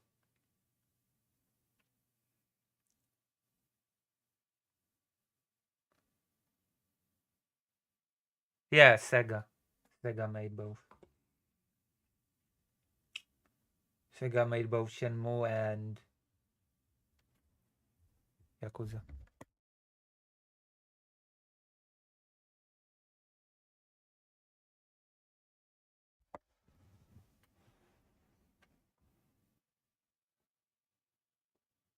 I don't think you have a certification, but yes, you can work as a forklift operator. You pick up crates and put them in some different place at the harbor. I think I fixed it. Yeah, Yu Suzuki. That's right. Yu Suzuki is the creator. Give me 1 second to quickly ask my chat if it's worked. Sure. Man, I'm so bad at technology. It's fucking frustrating. You're good. Aren't you like 18? No, I'm like I'm much older than 18. I'm like 26. Oh, okay. Unfortunately. You're young. Why unfortunately? Jesus Christ. Don't cry about the passage of time. Embrace it. I'm like 97 and I'm fine. I don't cry about it. Unfortunately, oh my... Jesus Christ, people are such crybaby, pansy bitches, aren't they? Oh, I'm 26. Oh boy. Young buck. Unfortunately, You wish you were younger? what's wrong with being Yeah. 26? You're in the twilight of your life, dude. What's wrong with being any age? Is my question, I guess. What's wrong with being any age? Yeah, exactly. It's already over. It's already over. It's all ogre. Yeah, exactly. One second. I'm just gonna make sure that it's streaming on my end. Fuck, it's just. Oh my god, man. I'm not good with tech. Okay. Okay, yeah, it's working. It's working. Okay, cool. All right. Sick. And All right, hey, Drew, and if you need audio from like one of our streams, Audio balance is a bit fucked between you and the debate, yeah? I guess I have to make the video quieter? It's the Polish flag, probably. Not good with a lot of things, Drew. True. See, Zoshelix knows, Drew. Zoshelix knows, Drew. Maybe I should talk to Drew. Should I? Should I try to reach out to Drew for a talk or debate? Huh? About immigration? I'm giving you permission to take it from either my stream or Okay. or okay. Aaron's stream. I've just opened up like your stream on YouTube. And I'm just. Oh, my brother's coming back with Fido. They've been on a walk. Fido's gonna run here. Watch. Fido. No, he went straight to the water. He's drinking water. He ignored me. Thought he loved me, but I guess my dog hates me. He chose water over me. Fido.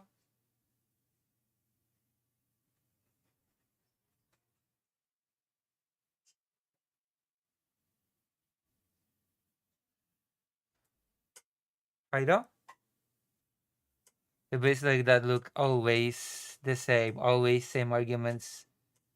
It'll be boring. It'll be fascinating and cool, okay? It'll be cool and hip. It'll be the best thing ever. Don't worry. Also, did you like my little rant about the Polish-Lithuanian Commonwealth? You didn't comment on it at all. I'm feeling discouraged from making historical content now. Find some right-wing history moron and talk to him. I guess I could. Do you have anyone to recommend? Do you have any idiot that has very stupid ideas about the Polish-Lithuanian Commonwealth?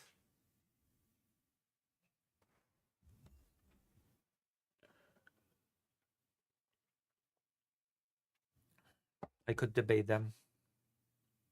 I don't know if I'd call it a rant. It was a rant. It was an angry rant.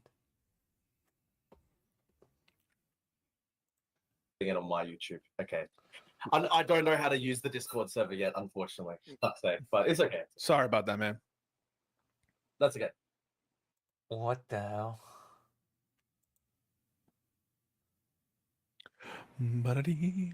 Oh, you're like sharing the browser. I just know you have someone like that in your main YouTube page. Oh, Fido came Source to me of- now. Who is Bushu? No co? Fido, no chodź. No co? He squealed at me. Squealed at me like damn, he likes drinking. He went back and drank more water. Of the stream. Yeah, that's Fucking legendary. good.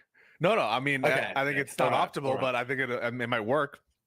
Yeah, it's obviously not optimal. I haven't worked out how to use like Discord yet So many books and yet so little knowledge. or any of this stuff. I'm dog sitting for 3 dogs, but thank you. Three I'm sorry that it dogs? took so long. Yes, 3 dogs in my house. Sorry. Okay. Thank you for your. It's not food, it's water. Why can you hear it? Can you hear Fido drinking water from here?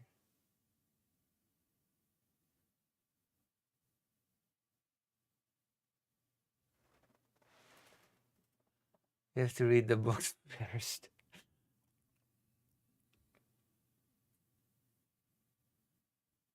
Your patience. Guys. No, of course. Listen, I've been wanting to talk to you, have another conversation with you for a while now. And I thought that Yes, there's a number of things we've got to discuss. Obviously, want to discuss Superman. yeah. There's 2 other things I think we should discuss as well. Zor- Oh yeah, I have tons of unfinished books as well. I have to read more. Ah, Zoran. One being Zoran, of course, and then the other one being Ethan. When it came to the grooming gangs Ethan as well. We'll talk about Ethan. But when it came to the grooming gangs in January, you were telling me you had all these arguments saying like, oh no, this is actually sort of like a right-wing beat up. There's no actual real evidence of any disproportionate effect and stuff like that. There's now been an independent government report that's come out in June, and the government report that came out in June that's independent said that it actually was. What is Disco doing? Like nodding like a weirdo. Fido has a new toy and plays with it. So if you hear squeaking, that's Fido playing with his new toy. Just saying. Because Fido's actually allowed to roam the house. Shocking, I know. He goes from place to place, playing with his toy. What a crazy thing to do, to allow your dog to just walk around wherever they like. Insane. Insanity. Was disproportionately Pakistani men who involved in the grooming gangs, and also that it was genuinely that all levels of the British state failed to address that thing because they didn't want to be seen to be racist. So I would have you rewatch that debate and pay close attention to the claims that I was making, and I think that it would benefit us to look at the video and what the claims were, because I think the question was basically, do we attribute this to Islamic culture, and do we think that there's a basis because I don't think it's Islamic culture. Whoa, Fido can roam? Yeah. Unforgivable. I don't think it's Islamic culture. I think it's like rural Pakistani culture. Yeah, like, I know, but your claim was a little bit broader than that, because you said something like Islamic Pakistani culture. Okay. And then you were talking about other kinds of, non-Pakistani Muslims and how it affects other societies in the West. And so I think it was a little bit broader than that, Drew. I think that when you talk about grooming gangs in general, and I think you were kind of, I don't know, on your stump a little bit about grooming gangs and implying that I didn't care about grooming gangs, and we got into it. So I really think that people should watch that original debate. We can watch it back. I think we should have a proper debate on 100%. Europe and Islamic extremism and mass migration, all these sorts of things. But we can just put that aside for now. Let's talk about what's the first topic you want to discuss? Superman. They're gonna be discussing immigration. They're gonna be discussing, weirdly enough, deporting citizens. Drew here is in favor of deporting citizens for some bizarre reason, and if I have the patience for this crap, then maybe we'll get to it, because I'm 4 minutes in and I'm already getting tired of this debate. But hey, listen, they're gonna be discussing the new Superman movie. Have you seen the new Superman movie? I've seen the new Superman movie. I like the dog Crypto because he acts like Fido. But apparently Superman is horrible and terrible, and the fictional country that he was saving apparently was Gaza. I think the first thing we should discuss is Zoran.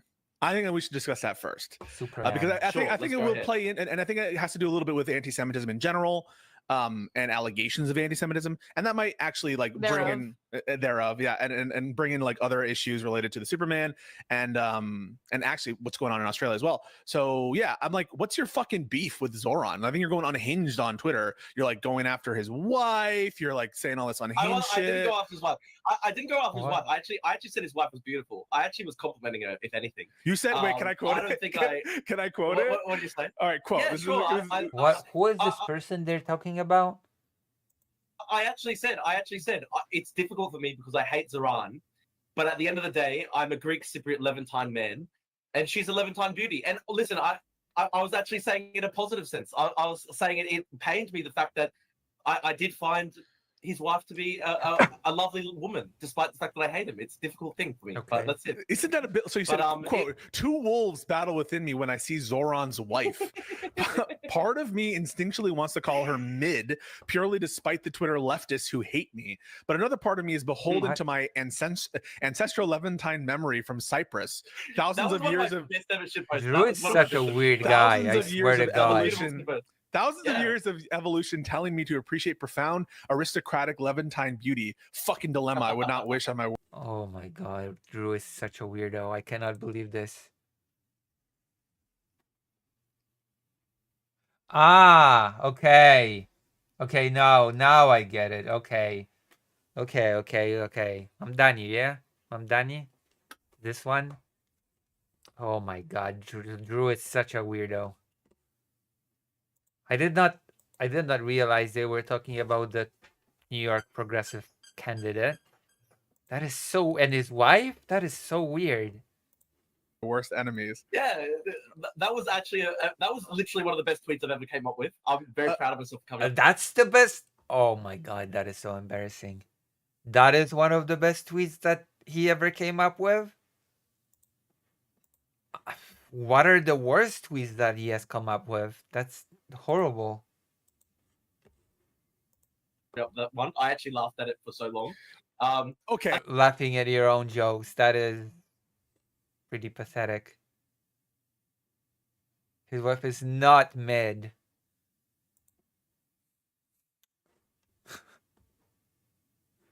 I mean, he said here that he only wanted to call her mid to spite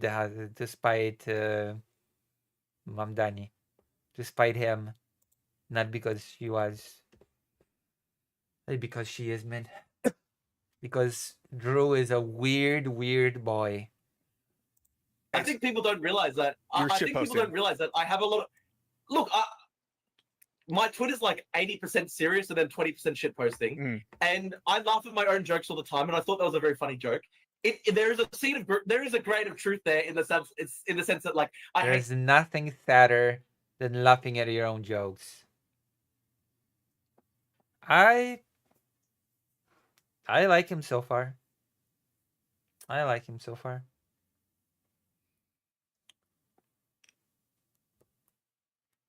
Has not tripped any of my negative radar bits.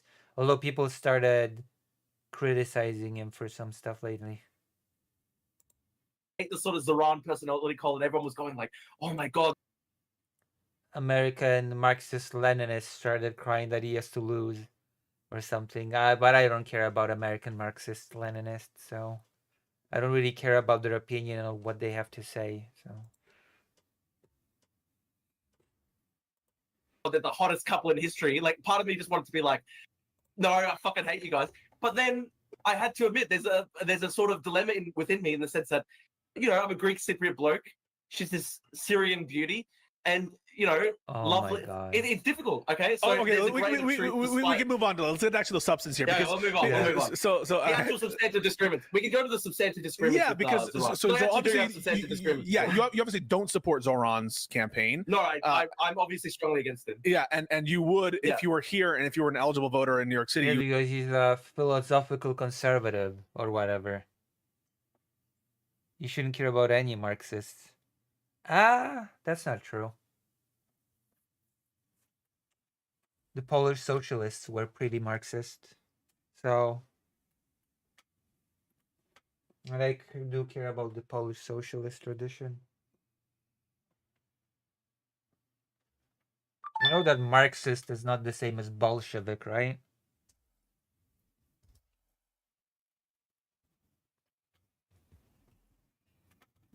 So the whole spiel about the USSR, Poland being subjugated does not even work here because Marxists thought against the USSR.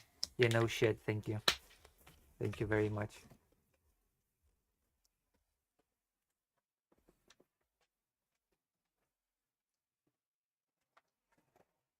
Thank you.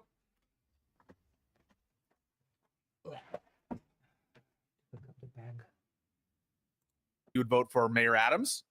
Is that right? Look, I freely acknowledge that Eric Adams is retarded. He's not exactly a good politician. The Turkish corruption thing is bad, but I did say this is maybe slightly. Have I mentioned that Drew is very, very weird? Have I mentioned that already? Have I made that clear? Have I made clear that Drew is a real weirdo? This is a bit of a shit post on my end, but I did say, listen, my family are Greek Cypriot of origin. We lived under the Turkish hegemony for 400, 500 years. They probably had to bribe the Turks. What is all this ancestral memory shit? Why is that like influencing your modern opinions? Like the evolutionary track and the Turkish connection to Cyprus. I'm a little bit shitposting. I freely acknowledge that Eric Adams is retarded. He's pretty stupid. He's an anti-Semite. I don't know if he's actually an anti-Semite, but he's pretty retarded. He defended Louis Farrakhan. That was one of like the main things. Oh yeah, that's obviously that's retarded. I'm not gonna come out here and say. He talked to Sneeko. He was with Sneeko. That was bad. I criticized him for talking to Sneeko. So if Zoran Mamdani defended Louis Farrakhan and hung out with Sneeko, you wouldn't be posting about it? I would. Yeah, I'd be against that, and obviously I'm against Eric Adams for doing that. I don't look. The truth is, I don't know who I would vote for if I was in America. Every option's pretty shit in the New York City mayoral race, unfortunately. Maybe like Thomas Wilder or something like that. I don't know. It's a shame. It's a shame. Like I obviously think Cuomo is a sex pest and an idiot. I was going to say grooming gangs. I hope. Yeah. So Cuomo's a no-go, right? Cuomo's a sex pest, and he ran literally the shittest campaign in history. And Eric Adams, it's like listening to Queeman, but only with 0 brain cells. Listen, don't do Queeman dirty like that, okay? I don't even like Queeman, and I'm saying don't do him dirty like that. Fido.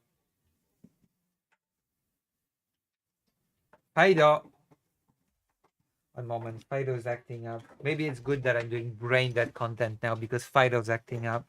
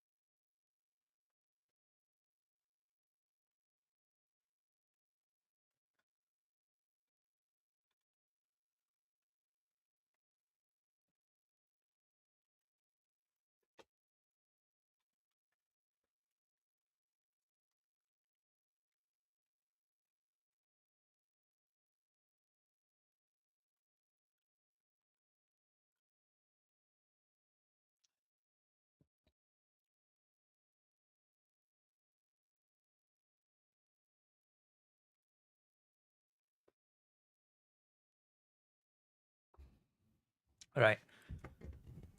I find Eric Adams really funny. Like I kind of support. So yes, don't do Queeman dirty like that, okay? As a meme because he's just so fucking funny. Like I love that video where he's like going like around that teenager's room and he's like, check your teenager's pillows for like hollow point bullets and fucking AK-47s. You thought that was he's a cool? funny guy. But... What is Fido doing? Fido. He's just hyper right now. Fido, he wants to play with me, but I cannot play with him. I'm streaming. Okay? I have a schedule. Fido's fighting against my schedule. Bushu?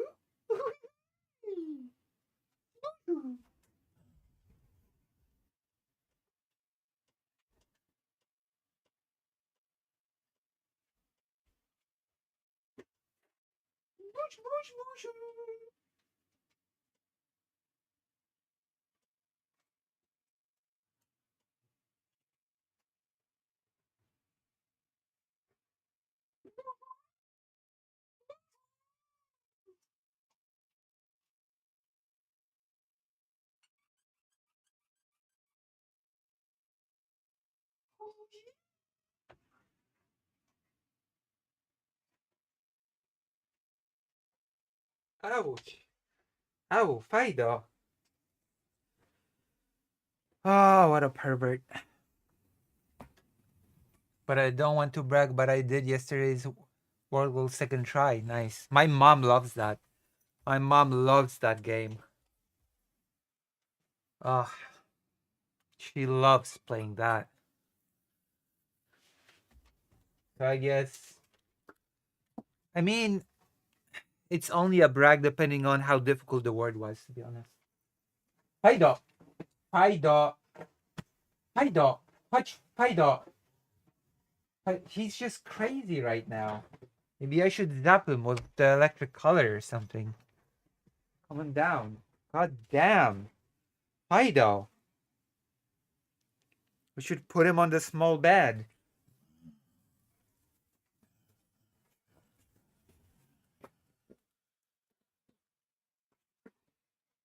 Ow. Oh.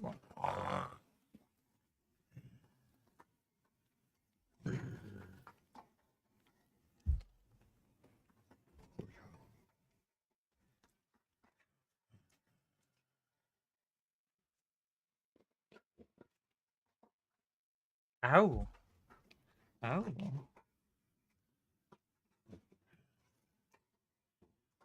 Whoa. Ow, ow, ow, ow, ow. I'm gonna go 2 yellow letter on first guess and I got second. Also, you were supposed to get a Ukraine and Maryland flag. I can fly my Maryland flag now. I did get a Maryland flag. Okay, I'll have it on. I'll have it up next stream, okay? Ow, Fido wants to play now. He doesn't care about my stream. He doesn't care. She's like, I don't care about your stream, Lucy.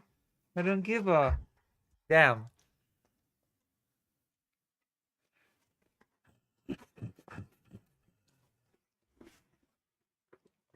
Ow, ow, ow, Fido.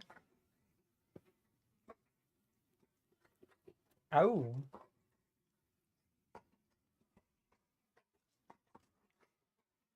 Whoa, whoa, whoa, whoa, whoa. He grabbed my hand and he's pulling me.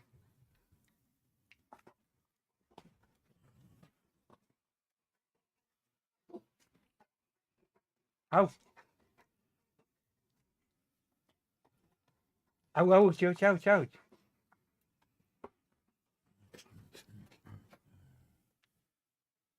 Whooshu.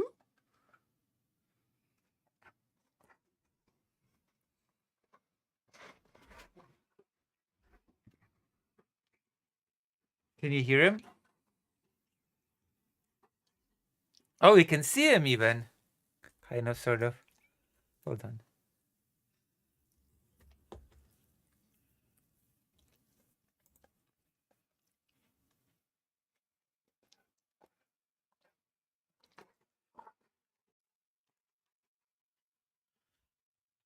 Fine.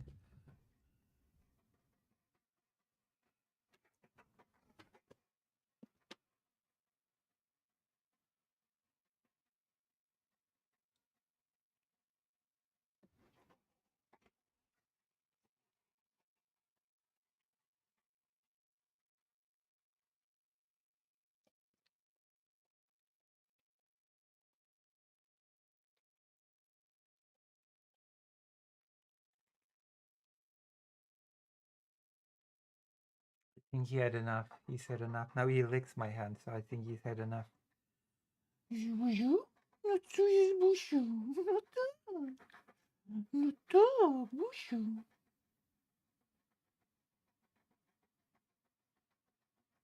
No, no to. Bushu? Bushu.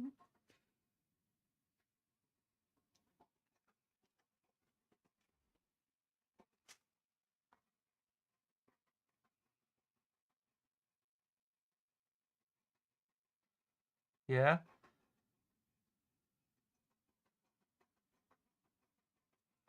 Is this content? Me playing with Fido, is this top tier content? Who he burped? Did you hear that? He just burped. Oi, oi, oi, not so, not so, not so. Whooshu.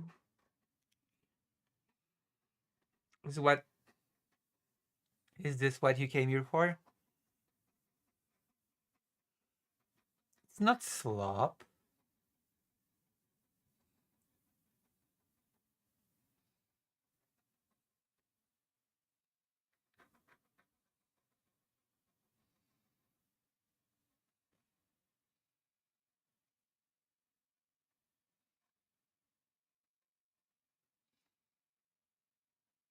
See, this is the difference between me and other creators, okay?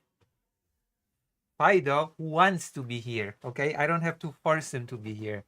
I don't have to do anything for him to be here. He wants to be here.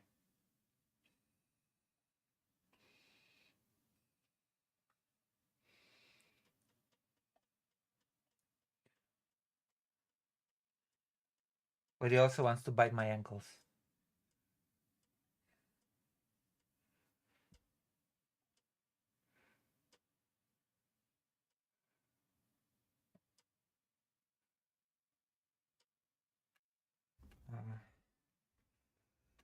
Best. I'm so glad that we have high Fido. Oh, Fido's such a good dog. I swear. Fido's such a great dog.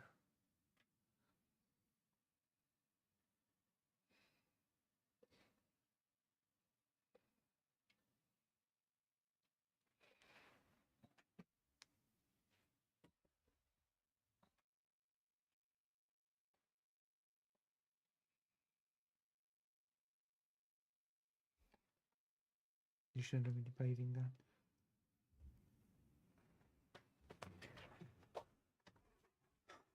that. Fido. Yeah, good stuff. Fido. Uy, hutch.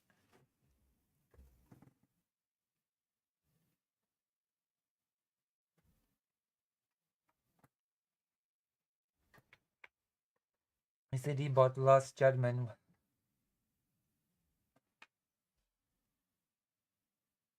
Maybe.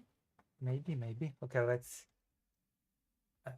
bring the camera back up.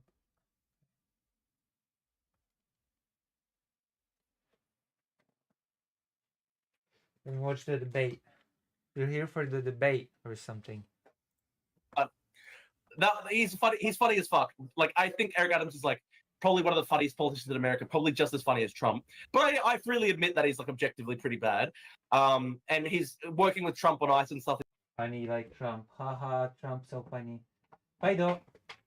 Trump ain't so funny anymore, in my opinion, but whatever. Trump, very funny man. Watch Fido. Trump's definitely not so funny anymore. He just wants to keep playing with me. He doesn't care about my stream. He doesn't care about me at all. I mean, he cares about me because if he didn't, he would not want to play with me, but you know what I mean. So much for my schedule. Like, I want to stream like a proper streamer. I want to up my game and do proper things now and do proper scheduled stuff. But Fido is like, no, F you, Lucy. We ain't doing any of that.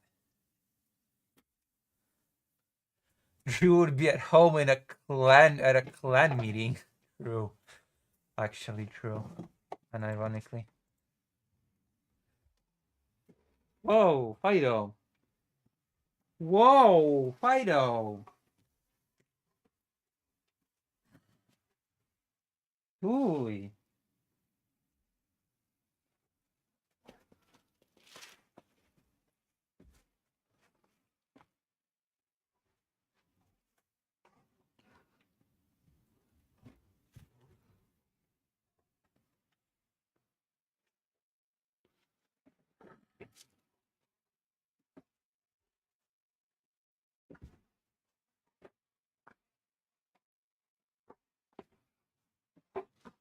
Pyro wants to do something that he shouldn't, and he knows that. And I'm not letting him, so he's getting annoyed with me.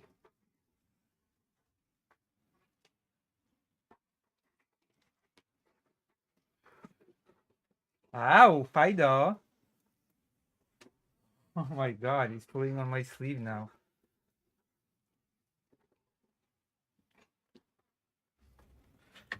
Fido!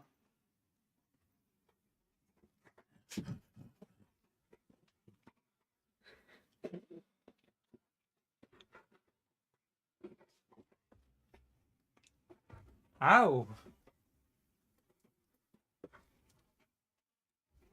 Ow!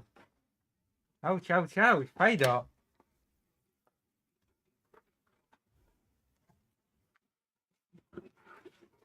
Oh.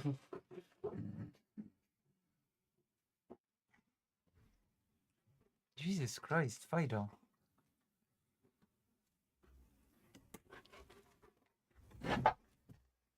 You destroyed the chair.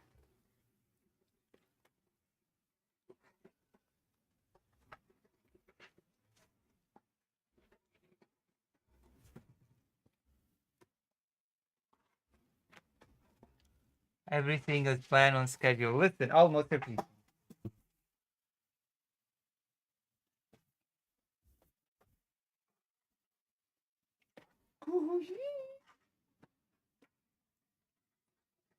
It's not my fault that Fido does not want me to succeed in life.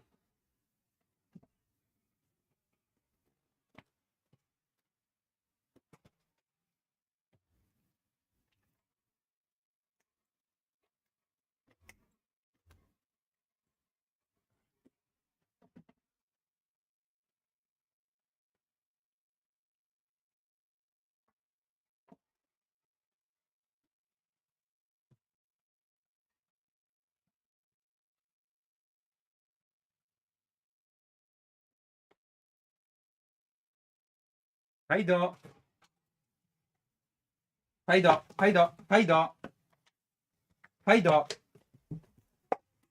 O nie, nie, nie. O nie.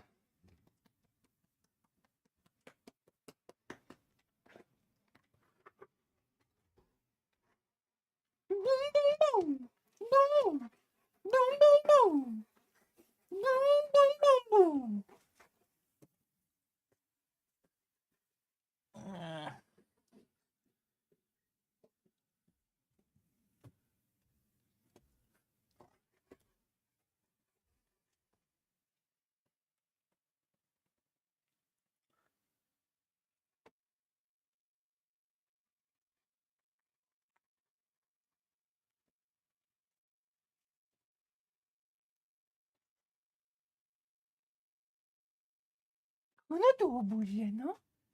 Fido.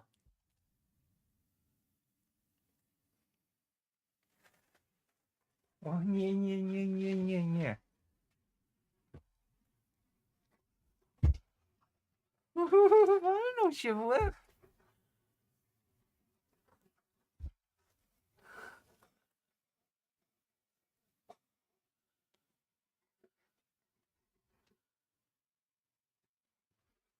Ty pacanie. Ty pacanie.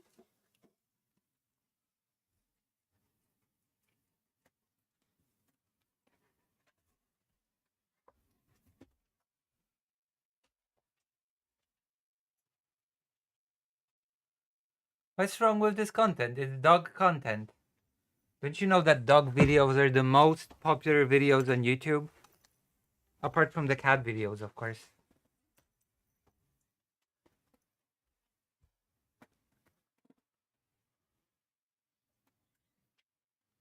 No co jest, Fajdo? No co? Fajdo. No co? No co jest? No co? No co jest, Fajdo? No co? No co jest? Fajdo. Fido. Okay, let's go.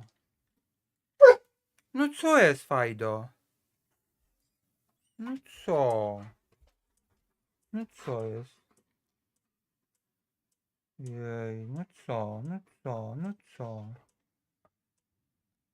Why is he so hyper all of a sudden? Fido.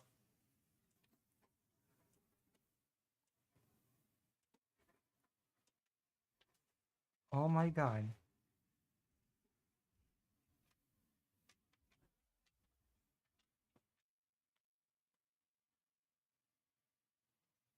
Oh, he left the room. Oh my god. He went to drink some water. He'll be back. Don't worry. He'll be back. Is very bad, of course. I think Zoran is bad because I think at the end of the day, Zoran is He's a commie. He's a commie bastard, and that's why he's evil. He wants to enslave everyone and turn it into a Muslim utopia. Communist Muslim utopia. Is that what he wants? That's why Drew hates him. Because he's a Muslim communist utopist. Is essentially like his political outlook is very much shaped by like kind of like third worldist, anti-imperialist kind of hard left wing politics. Oh no, imagine being anti-imperialist and acknowledging that the third world exists. Well, that makes him a shit candidate, doesn't it? And that's what I don't like, and I don't want that to be the future of the Democratic Party, because if that's the future of the Democratic Party, I would feel extremely politically homeless when it came to American politics, because I'm obviously not somebody who likes third worldist politics where you think America is like Turtle Island. Can you explain a little bit what do you mean by third worldist politics? Yeah. I have no clue. What a weirdo. What a weirdo Drew is. Like it's basically the worldview that America is, at the end of the day, an inherently racist and terrible settler colonial power. It's shaped by 400 years of white supremacy and racism. And I mean, it is undeniably shaped by those things. I'm sorry to break this to Drew that experiences shape countries. Okay, I'm sorry. Like, what am I supposed to say? And white Drew Americans isn't even fucking American. No, he's not. Are like pretty much innately racist, and if they're not racist, they have to struggle not Also, to be. there's no such thing as a country being innately racist. Okay, countries are not organisms. Countries are not entities. Countries can be innately anything. Countries are not innately anything. No co? Wojdusiu, no co jest? Maybe he doesn't have... No, he has water. He was just drinking water seconds ago. No co? Fajdo. No, no chodź tu, chodź tu, chodź. Fido is just protesting against me doing Drew content, I guess.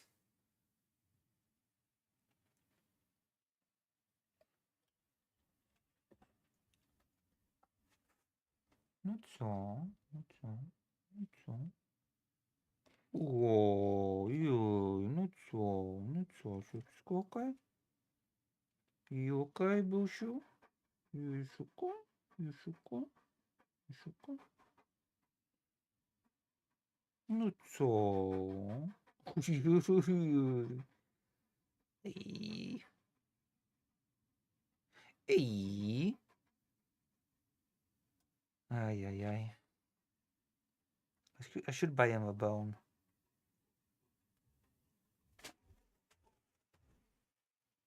Oh, yeah.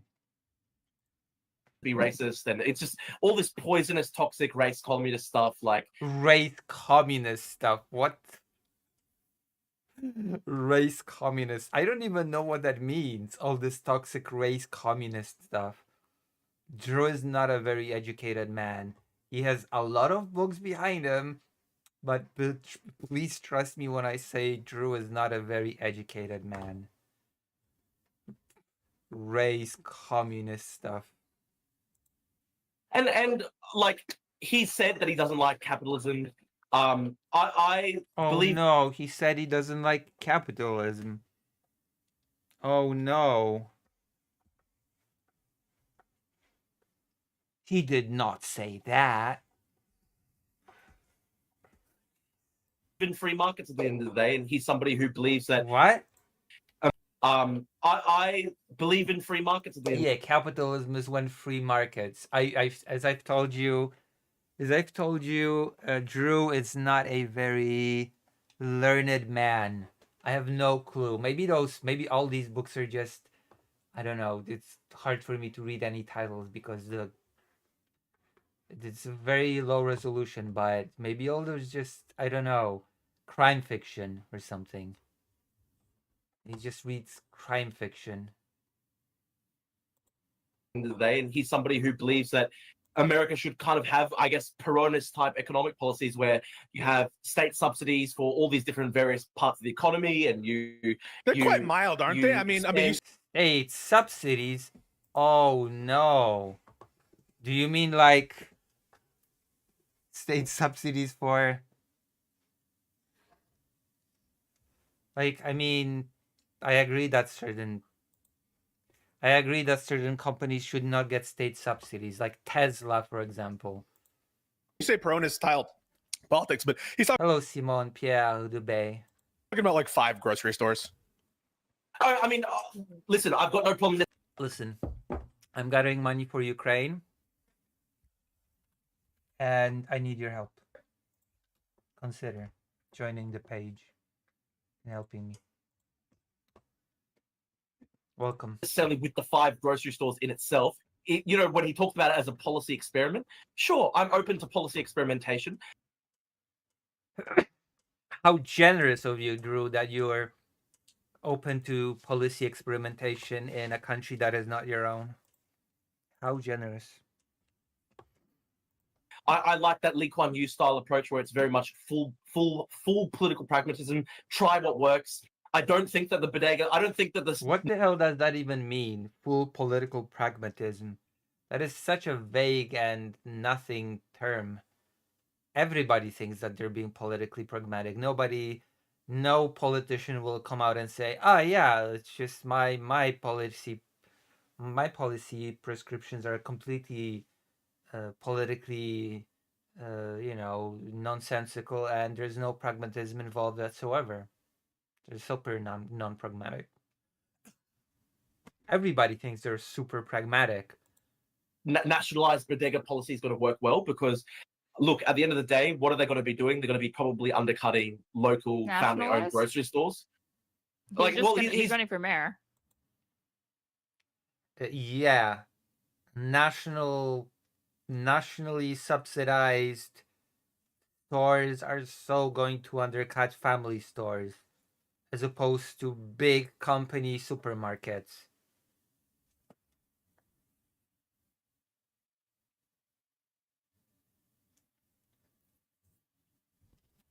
Yes.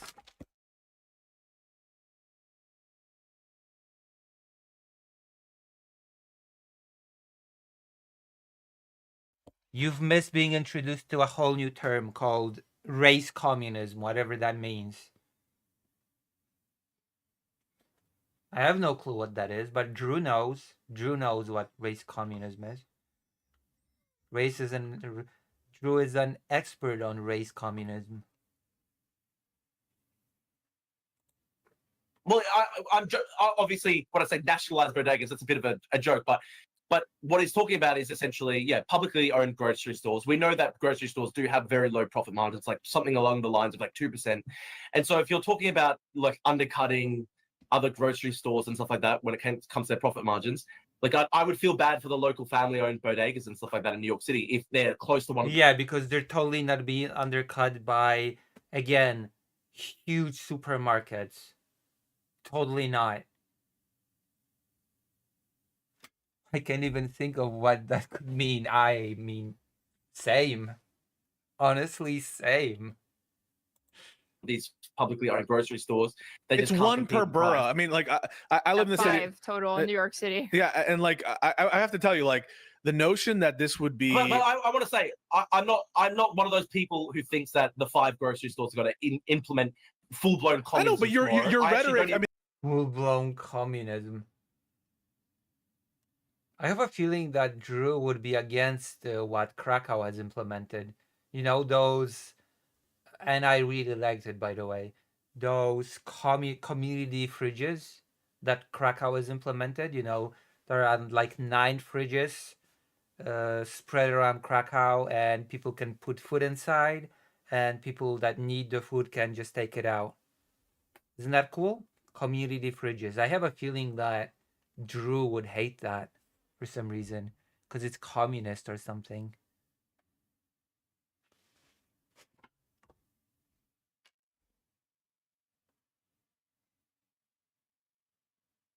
Fridge communism. I mean, like, you just said nationalized. You just said he wants to do a national policy. Yeah. I was when I said nationalized bodegas, obviously. I have not encountered it, to be honest.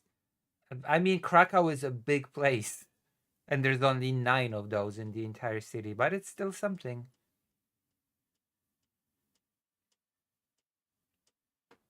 To be fair, Krakow is not a small hamlet. Krakow is a pretty big city.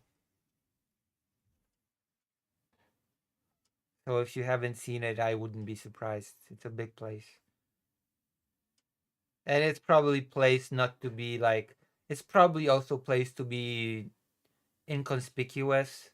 You know, it has to be placed in a way that people who need food will not be, will not be shy or ashamed to take the food out of the communal fridge, right? So it has to be placed in a strategic spot that would allow people to just feel comfortable about using it, right?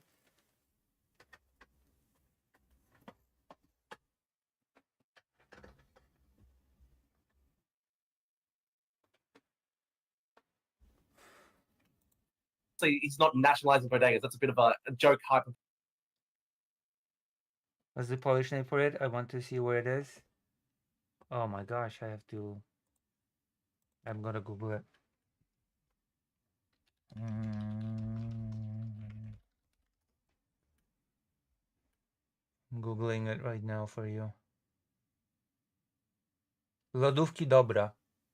Lodówki Dobra. Wiem. TVP Kraków. 4 nowe lodówki Dobra dostępne dla mieszkańców Krakowa. I've covered this topic in English. So można wstawić all sorts of food you can put in there.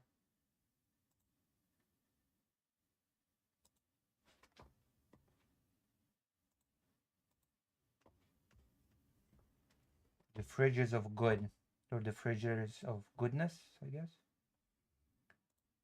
Well, hyperbole, but I don't think it's necessarily going to work well. I'm open to it as a policy experiment for a limited amount of time, but you know, it's not even the grocery store thing that I'm mad about. Yeah, what policy of his is like it's not even honestly, I think the worst one is rent control, and I'm not even saying that's necessarily. I'm not saying that's a third world policy itself. Yeah, rent freeze. I don't think that's a good idea because I'm very much coming from the abundant school of thought where it's like you want to try and incentivize people to construct new housing if you put rent controls in place. He's abundance built during housing shortages. Sorry, what did you say? He's abundance built. I mean, I don't agree with the rent freeze either, but I think he's talking about development and solving housing by shoring up supply. That's very abundance built. He had a conversation with Derek Thompson. So yeah, I think that is honestly. I think that's a bit of a political tactic on his end to reach out to moderates. And look, honestly, he was very masterful. It's the first time I've seen a DSA actually. It's the first time I've ever seen a DSA type politician ever actually try to reach out to moderates. So you know, good on him for that. That said, though, I don't think he really does believe in the abundance stuff because if you look, what does that have to do with third worldism though? Because Bill De Blasio just rent freezes. Yeah, true. True. Good point, Aaron.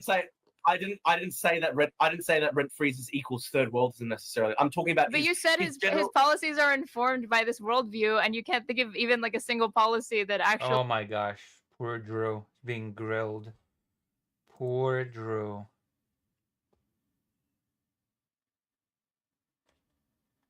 Poor Drew.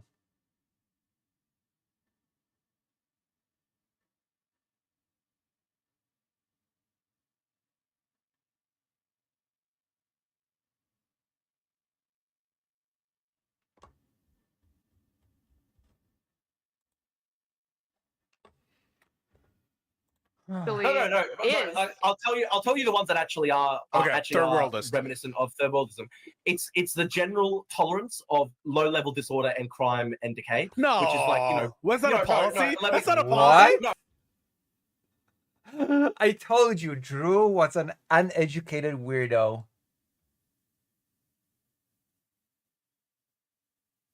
True. Pisco and this person are grilling him. Two beautiful ladies.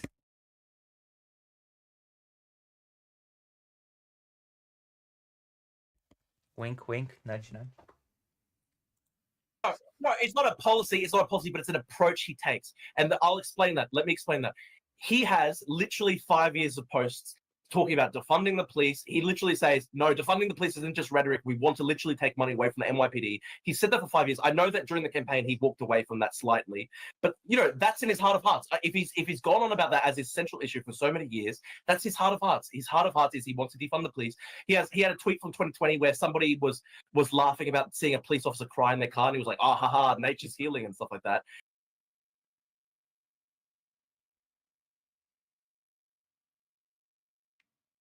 Okay.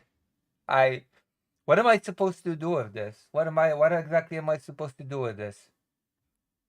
He made a joke about some police guy. Oh no, that means that he should lose the mayoral race. And tweets aren't policies. I know that. And if he updated it, doesn't that show you he obviously understands that it's important to moderate his message? But I don't believe it. I just don't believe it. That's it. I just don't believe it. Thank God you cannot vote in the US, so thank God your opinion is worth shit. To be quite blunt with you, Drew. Thank God your opinion doesn't mean much on the matter. Whoops. Think at the end of the day, he's going to be beholden to a general left-wing outlook that is far more left-wing than I am in a whole range of different policy areas. And that's I do realize that you are a right-wing loon at the end of the day. You're very weird about race, specifically. You're a strange man, Drew Pablo. To a left-wing outlook, even though he moderated to appeal to more centrist voters and independence liberals. Okay. But dude, everybody knows that during elections, politicians moderate and stuff like that. But what's in their heart of hearts? I honestly think in his heart of hearts, he's very much anti-police. He's very much anti-establishment. He's very much against the concept. Oh no, being anti-establishment. Oh, that's so horrible. Oh my gosh. Oh no, anti-establishment. Of America being a nation state. And what? So where are you getting that from? What? This dude's gonna abolish the nation state? Well, damn. Now I really like the guy. God damn. He's against America as a nation state? I've got lots of evidence for that. I mean, you've got tweets. 5 years. Yeah, but that is okay. What? Fuck me. This is the level of discourse that we're at now. This is literally the level of discourse that we are at now. Oh, you've got some tweets. Yeah, that's my evidence. Jesus Christ Almighty. What happened? What happened? What if? Okay, do you think that my tweets reflect my opinions? Like they can, yeah. When people tweet, yeah. Did you say that 20% of your tweets were shit posting? Exactly. So he's sir, whoever pays you, sure. Oh, yeah. Okay. Do you want to explain that to me, Aaron? Whoever pays me. No, it's okay. Continue. No, I didn't mean to interrupt. That's a obviously very serious. It's inflammatory. It's serious. Yes. You're claiming a little joke. The way that you were joking. I know, but you're accusing him of being a shell. You're accusing me of being paid by Mossad or something like that. I was joking about him being a shell. Okay. So you can't substantiate it. That joke? So you can't. Do you want to substantiate that or? Yeah, sure, Aaron. No, I just was joking around. Okay, all right. Well, we'll go on then. Wait, but hang on a second. But are you saying that you're not paid by a foreign country? Are you? I mean, You're not, of course not. okay. I wish I was. I wish I was getting paid by Mossad. It'd be fucking. My life would be so much better. I didn't say Mossad. Any foreign country. I mean, like, because you're very anti-China too. Russia. I wish I was getting he'd get so mad if I said that. CIA funding. I wish I was getting Mossad funding. It'd be fucking. My life would be awesome. I'd be balling. Instead, I'm fucking living on Twitter ad revenue. Okay, so wait. I get but... like $20 off Twitter ad revenue. You must be your tweets do go more viral though, so I'll give you that. All right, so you were talking about the tweets that indicate that he's against America as a nation state, and that means like he wants to make America go away, or he wants to make no. He wants to make America a composite state, which actually unironically would work for the United States if you think about it for 5 seconds. The United States could actually work as a composite state as opposed to a nation state. And it would be fine. You could actually make a really strong case for the United States as a composite state. Comprised of the states. The United States. And that it would not be based on any specific nation, because there are many peoples living in the United States. You could actually make a pretty compelling case for that, but I don't know if Drew is equipped to have that conversation, to be quite honest. Right?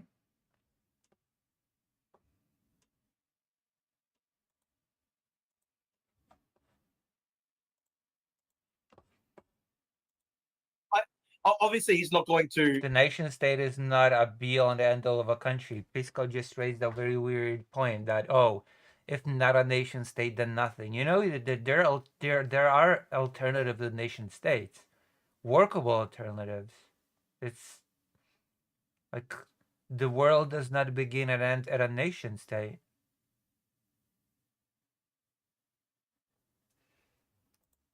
Like, he's the mayor of New York City. I'm aware that he can't, like, I don't know, dissolve America as a nation state unilaterally. I just think it's interesting if you look at his political perspective over 5+ years. It's very much obvious that he doesn't have much affection for America as a nation state. So if you look at, for example, his previous July 4 tweets, he was shouting out the diplomats, and he particularly used an image of the diplomats from a song where they were joking about flying planes into 9/11. Shout out to Muhammad Atta. If you look at wait, he shouted out Muhammad Atta. Yeah. In a serious way, as opposed to like a joking way. He shouted out Muhammad Atta. Can you type in Zoran the diplomats and, I don't know, Google it, find it on my Twitter or something like that, because like this is pretty bad. So the diplomats are like a famous American New York City. Drew is just an idiot. I don't know what to tell you. Drew is just an idiot. I do not expect any brilliant thought from this guy. He's just I don't know if he's trolling, if he's putting up a persona of a total dumbass, but he just says such stupid things and such racist things as well. He's a stupid racist, and I don't know, race communism? Come on. Rap group. They like were very famous, I guess, for like mocking. All right, I'm just gonna American pause. nationalism. Are you accusing Zoran of shouting out Muhammad Atta in a serious way? No. Okay. I'm not saying Zoran did that. I'm saying it's an interesting choice that on July 4th, America's national holiday, he shouts out the diplomats who are most famous. Like, the one line that they're most famous for is "Shout out to Muhammad Atta, we're flying the plane." And I find it interesting. Like, and I find it interesting, and I also find it interesting that Eric Adams hung out with Sneeko, who's most famous for being I'm not going to defend hanging out with Nick Fuentes. Okay, but if you look at my Twitter history, I've got like 100 tweets attacking Sneeko very viciously. I'm not saying you're. I don't care about Drew's Twitter history. What a shocking revelation to you all that I don't really care about Drew's Twitter. Also, press like on the stream. I'm saying, but you would say that people should vote for him over Zoran and Cuomo, right? Based on this association and the. I'm not sure. I'm not sure necessarily who I'm not sure necessarily. Mm-hmm. I would have to say perhaps people need to. This guy really likes his Twitter. I know. I mean, I suppose that's because it's the only place where he has any relevancy whatsoever. But hold their nose. I'm not sure, because it's Eric Adams is bad. I fully admit that Eric Adams is bad, but I think somebody who doesn't believe that America should exist as a country is probably... Find me the quote. Okay, that... Yeah, a person that runs for mayor is definitely a person that thinks that the country that they live in should not exist. See what I mean? See what I mean? Or he says America shouldn't exist as a country. It's just there throughout his rhetoric for 5+ years. No fucking way. Wait, where? It is, dude. You have nothing. If you actually had something like that, you would show it. You're just extrapolating that from what he said. You're putting words in his mouth. Soares, trust me, bro. Just trust me, bro. He doesn't want America to exist as a country. Trust me. Just believe me when I say it. You can actually extrapolate things from what people have said for 5+ years. You can. You can just read between the lines. You need to have the evidence. Yeah. You've got all these things. Like, here's a great one, right? Here's a great one. 2020. He's got his gloves. Soares says his Twitter. Shut up. Okay. Oh boy. On for COVID. He's putting the ups up to the Statue of Columbus, saying tear it down. Like, why does he want to do that? Yes, Statue of Columbus. That doesn't mean that he does not want. It doesn't mean that he does not want the U.S. to exist as a country now. It just means that the U.S. should not glorify people that were actually scumbags from history. Those are actually not mutually exclusive positions. You know what? I do think that Poland should exist as a country, but I think Dmowski was a scumbag. I'll say it. Dmowski was a scumbag. What now? This is stupid, of course. This is very, very stupid. That because he doesn't like the idea of Christopher Columbus coming. I don't to like. America. Wait. I don't like. People criticizing Christopher Columbus means they don't think that the America United States should exist as a nation state. But that's a good. It's. I don't like Christopher Columbus, but let me ask you this, right? Yeah. If you think that he was a scumbag. That the person who discovered, I don't know, like the New World is inherently evil, then why should America? What the fuck does that mean, inherently evil? What? Who said that he was inherently evil? What is this childish logic? Never mind, it's Drew. Of course I'm gonna get childish logic from him. Inherently evil. Oh boy. Inherently evil. Inherently evil? No, it's not because he's inherently evil. First of all, I want to tear down statues of Christopher Columbus. You think that makes me okay. I don't think that America should exist as a nation state? Well, like yes or no to that? Yes or no? Though, right? So I want to tear. Okay. I'm telling you, I want to take down statues of Christopher Columbus. Does that mean that I don't think America should exist as a nation state? Well, look, in the past. Yes, Pisco. Piss off, Pisco. I know you're not exactly somebody who believes very much in borders. I don't know really what you believe in. What? You don't believe in borders? Borders? America as a nation. Are you serious? I mean, I'm the most American-pilled guy there is. Let me ask you this, right? Let me ask you.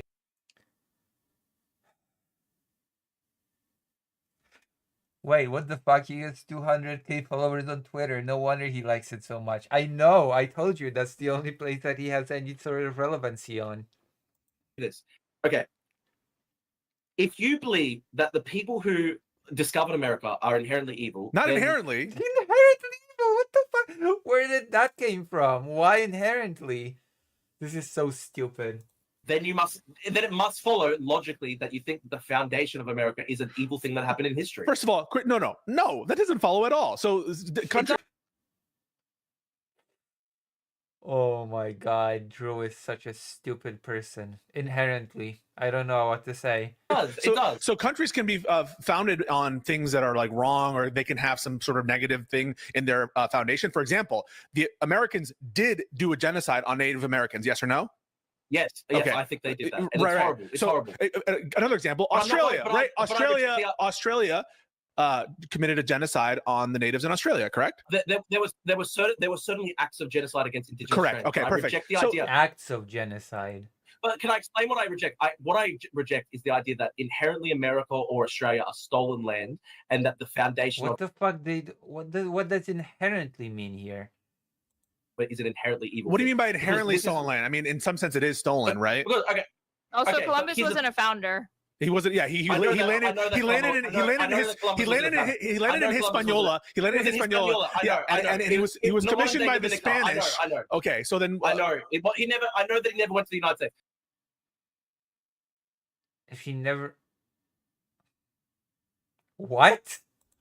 The reason why they put up the statues in New York City, it was an Italian American lobbying thing because they wanted to basically say it was actually like a wholesome thing from the Italian Americans. They basically wanted to say, listen, we were part of the American story from the start because Christopher Columbus was Italian and he founded the New World. It wasn't.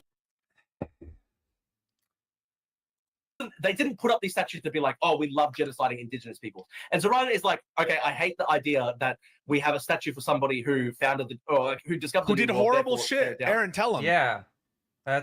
Yeah, that's a normal reaction. Okay, we don't need statues of scumbag. I don't want statues of Dmowski again. Who knows? People that know who he was will know. Maybe I should do a whole history thing on him, on the Polish scumbag.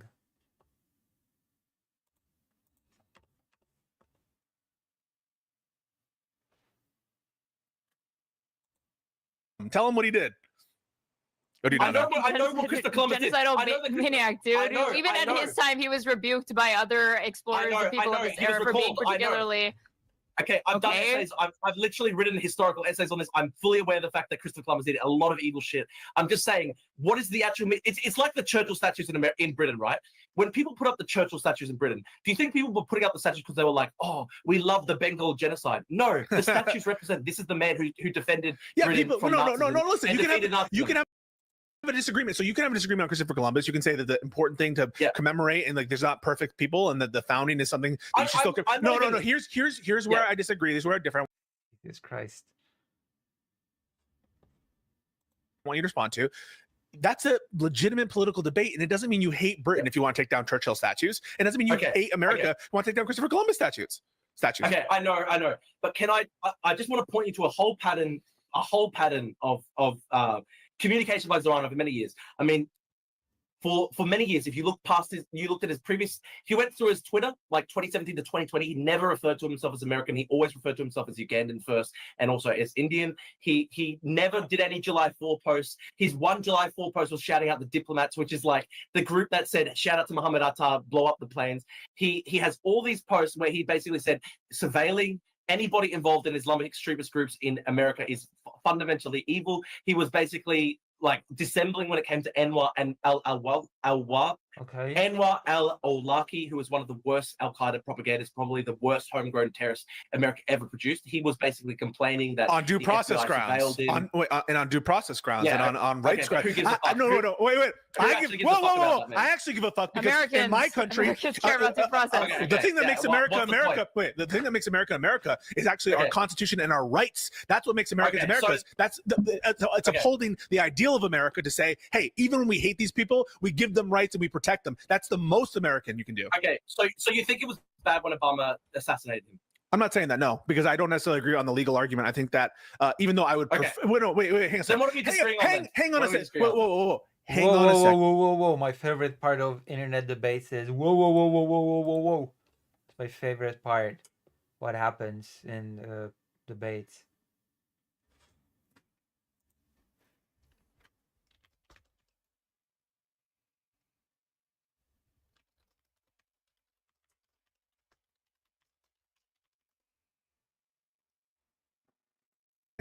I have a different legal perspective on what's required constitutionally for us to, to do a drone strike on an individual who's engaged in a war with the United States outside of the country, even a U.S. citizen. And I happen to have the belief that that strike was probably constitutional. But I respect people who want to put additional checks and additional due process. I cannot believe that Drew has so many books behind him and yet knows so little about anything.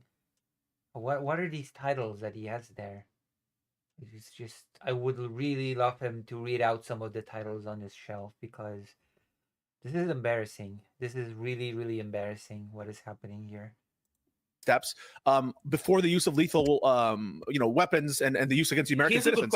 And that's not anti-American to want that. In fact, if I could pass a legislation, I would want that legislation passed, that there's some checks. Okay. Could you explain to me, Pisco, what makes Anwar al-Awlaki an American, especially at the point at which he's literally declared war on America? So he's a U.S. citizen. There you go. That should be the end of it. If you're a citizen of a country, you're of that country. This should be the end of this discussion. He's defined as an American. Okay, but at the point at which he'd literally traveled to Yemen, become part of Al Qaeda over there, and literally was every single day. So the Confederates were still Americans when they declared war or when they engaged in a war against America. Agreed? Yes or no? I don't think no, they weren't. They were. America considered. America pardoned them all. America considered them part of the fold, and Americans, and they were just. That's the whole point. They didn't want to allow them to exit the Union. So yeah, of course, by necessity, they had to still be considered Americans. It was the whole point. I was that the North did not want to allow the South to leave the Union. So Drew is making a really stupid argument there. In rebellion, even though they were engaged in a war against America, they weren't a separate country. Can I ask you, why should Anwar be a citizen? It's a civil war. If they were not Americans, they would not have been a civil war anymore. Now, would it, Drew? What do you mean? Why should? I don't understand. He is. Why should? Yeah, okay, but why should you not strip us? Why should you not strip citizenship from literally? Because I don't want to. Because you could start stripping people's citizenship away, then nobody's safe from that. Basically, anybody is a citizen until they're not, which is a horrible precedent to set, because that would open the way to, getting rid of undesirable quote-unquote citizens by just stripping away their citizenship. Oh, you're protesting against the government? I guess you're not a citizen anymore. You don't like certain issues that are happening. You don't like certain policies that the government is implementing. I guess you're not a citizen anymore. You're not a real patriot. You should be thrown out. I don't know where, but you should. Stripping away citizenship is such a horrible, horrible idea. And I guess Drew is completely on board for some bizarre reason. Yeah, we should just, we should decide that if we don't like somebody, their citizenship is forfeit. What sort of logic is that? This is why the Constitution grants Congress the power of naturalization, not the power of denaturalization. And this is evident in the case law that just because Congress can grant citizenship doesn't mean that they can take it away. And the only exceptions for that are when you commit fraud in obtaining citizenship, that's a historical exception, and when you voluntarily renunciate your citizenship. Other than that, I don't want to give Congress more authority to deprive people of citizenship. Yeah, this is just what a horrible dystopian idea where the government can just at will take away people's citizenship. Stripping citizenship away from the citizens of the Confederate States would just strengthen their case for being a separate country. Yeah, exactly. Drew was an idiot. Drew is just stupid. Drew is just... But it's the moot point anyway, because it's not about the actual legal issue here. It's about whether or not you're anti-American for wanting more procedural guardrails before you use lethal weapons on other Americans. I think that's fine. Okay, yeah, definitely the case that Zoran was just concerned about procedural guardrails when he literally just said basically all post 9/11 terrorist surveillance was wrong. He actually had a post where he said 50% of people who've been arrested. I mean, yeah, a lot of it was wrong. It's not. Yeah, all of the surveillance post 9/11 was indeed wrong. I don't have a problem with saying that. For terror-related incidents post 9/11 have been caught up in FBI stings. Wait, have you heard? This is horrible. Wait. Have you heard the crazy shit? Wait, no, because you don't care about freedom and you don't care about rights. So there's. Yeah, I mean. Crazy shit, crazy profile. Wait, no, it's true. Like that's so dumb, man. That's so dumb. Wait, what's dumb about that? What's so dumb about that? I believe in the Karl Popper.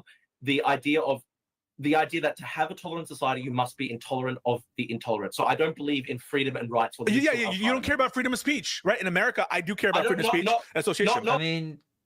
I mean, Drew is not a very tolerant man, so I guess Drew thinks we should not be tolerant of him then.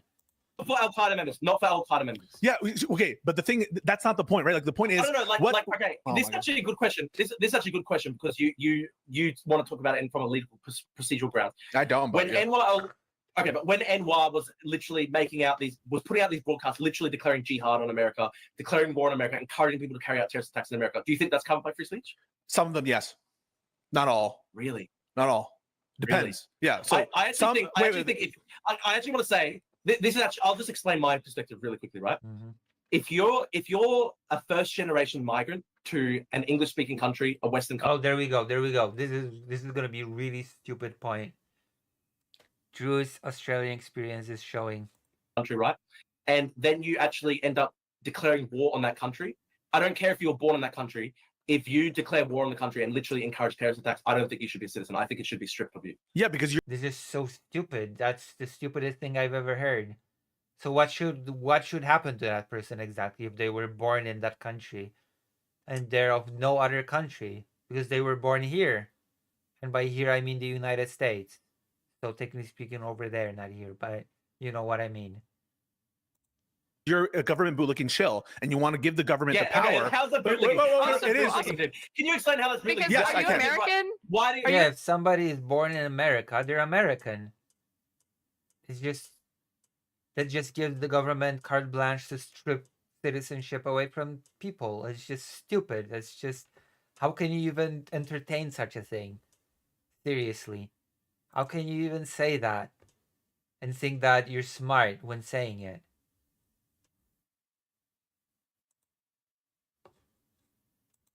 You American? No, I'll give you an example. Right? Yeah. There were about 400 Australian citizens from Western Sydney, mostly Western Sydney, who went over and fought for ISIS in Syria and Iraq. There was a big debate in Australia over whether these people should be stripped of citizenship. And there are all these people on civil libertarian grounds going, no, you can never do it. You can never do it. And I'm like, no, if you join ISIS, you fundamentally breached the citizenship contract. This is why I'm going to explain. I don't trust the government to have the general power to decide denaturalization questions because when you grant them that, let me finish that. No, only in the exceptions that I provided, which is fraud in obtaining the citizenship and voluntary renunciation. Because once you grant the government, just like Trump, right, where he's doing all of these bad faith emergency declarations and trying to claim crazy power. Once you grant the government the power of denaturalization, what are they going to do? They're going to do what fucking Hitler did, which is denaturalize all the Jews. That's the first step. That's the first step. That's what they do. That's what they. I mean, it definitely gives the government the power to overreach. Yeah, and you should never give the government such power. I agree with that. It's fucking dude. It just opens the doors for abuse. What I'm talking about is denaturalizing like 50 of the worst jihadists. You're saying only. You're saying only the people that I don't like, only the people that I deem to be worthy of doing it. But once you agree that it can be done to people, then it can basically be done to anyone. That is the reality of it.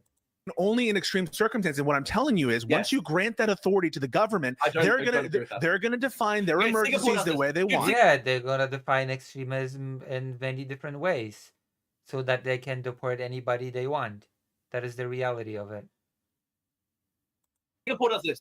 And somebody, I don't even think that is somebody that is born in the United States still even count as naturalized citizen? Singapore does this. Singapore carrying out Holocaust. So I'm an American. I'm an American. I'm an American. I don't trust. So Trump right now is declaring all sorts of emergencies. He's claiming the right, and one of the key things that he's trying to do is trying to claim that the citizenship clause doesn't apply to people, because what he wants to do, Drew, is send them to fucking foreign gulags in El Salvador and take away their citizenship. A naturalized citizen is a person who was born in another country but becomes citizens of their new country. So no. Actually, a person that is born in the United States is not even naturalized. They're just a citizen, full stop.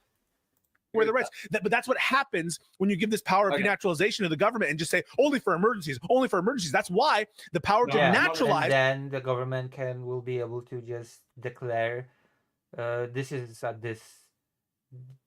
is such an extreme situation, and strip away someone's citizenship. Easy peasy lemon squeezy. That's why I guess Drew is not smart enough to see that. In the American Constitution, under the American Constitution, the power to naturalize is given to the Congress, but not the power to denaturalize. Can I ask you a question though? Just And I think that's a good thing, by the way. I think that's a good thing. as a philosophical, let's talk about this from a philosophical idealist perspective, right? What? I don't think Drew has any leg to stand on when it comes to philosophy, but go on.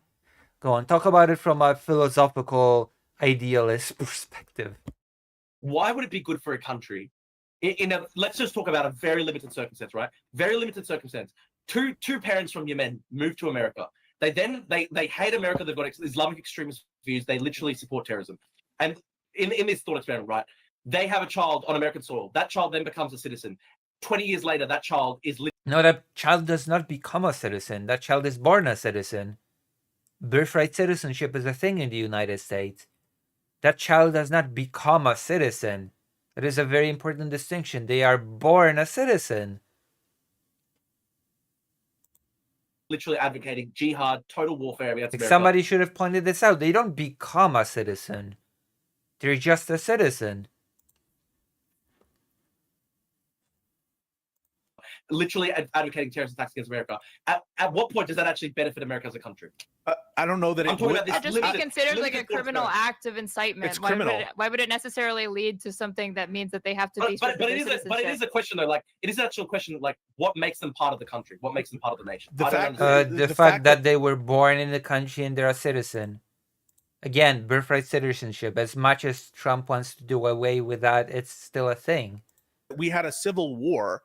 The fact that they were born on magic, but was it the fact that they were born on magic soil? No, it's the fact that I'm going to tell you, we had a civil war over these questions of citizenship. You're laughing, but like Dred Scott was fundamentally a decision about whether black people are considered citizens.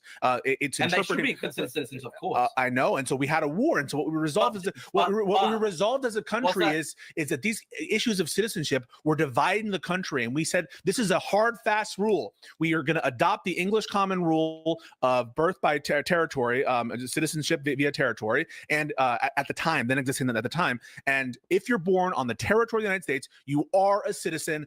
Of the United States, birthright citizenship, exactly. We had to fight a whole civil war over that. You don't become a citizen; you just are. Issue, and we said persons born in the country get that citizenship right. I think when it comes to the fact that African Americans are a citizen, of course, that's great principle because they were in America for 400 plus years, 500 plus years in many such cases. That is such a stupid argument. So of course they're citizens. But if you're somebody who's turned up yesterday, you hate the country, and then you have a child, and then that child grows up to hate America, I don't understand what actually links you to America as a country. Because they were born a citizen. It's as simple as that. There's nothing more to it. That's not up to debate. As a nation. Well, listen, the implication is that we should decide these citizenship questions on like individual bases, and like what the rule is should be dictated by like let me fucking finish the point. Like you're implying that the general rule we should establish for how you obtain citizenship should be based on this hypothetical. And that's such a preposterous thing to say. Like, because I can conjure up some hypothetical, we should base the general rule on this hypothetical you created. No, I'm not even asking you to base it on this general hypothetical. All I wanted to ask, the reason I raised that hypothetical was I wanted you to think through the implications of every single person who has ever existed who just gets the citizenship becomes... Yeah, some citizens commit crimes. What a shocker. Some people that are born in the United States and are citizens are going to commit crimes. But they're still citizens. What is this logic again?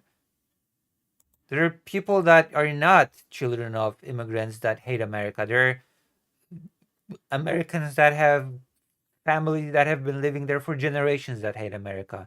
Should they also be stripped of their citizenship?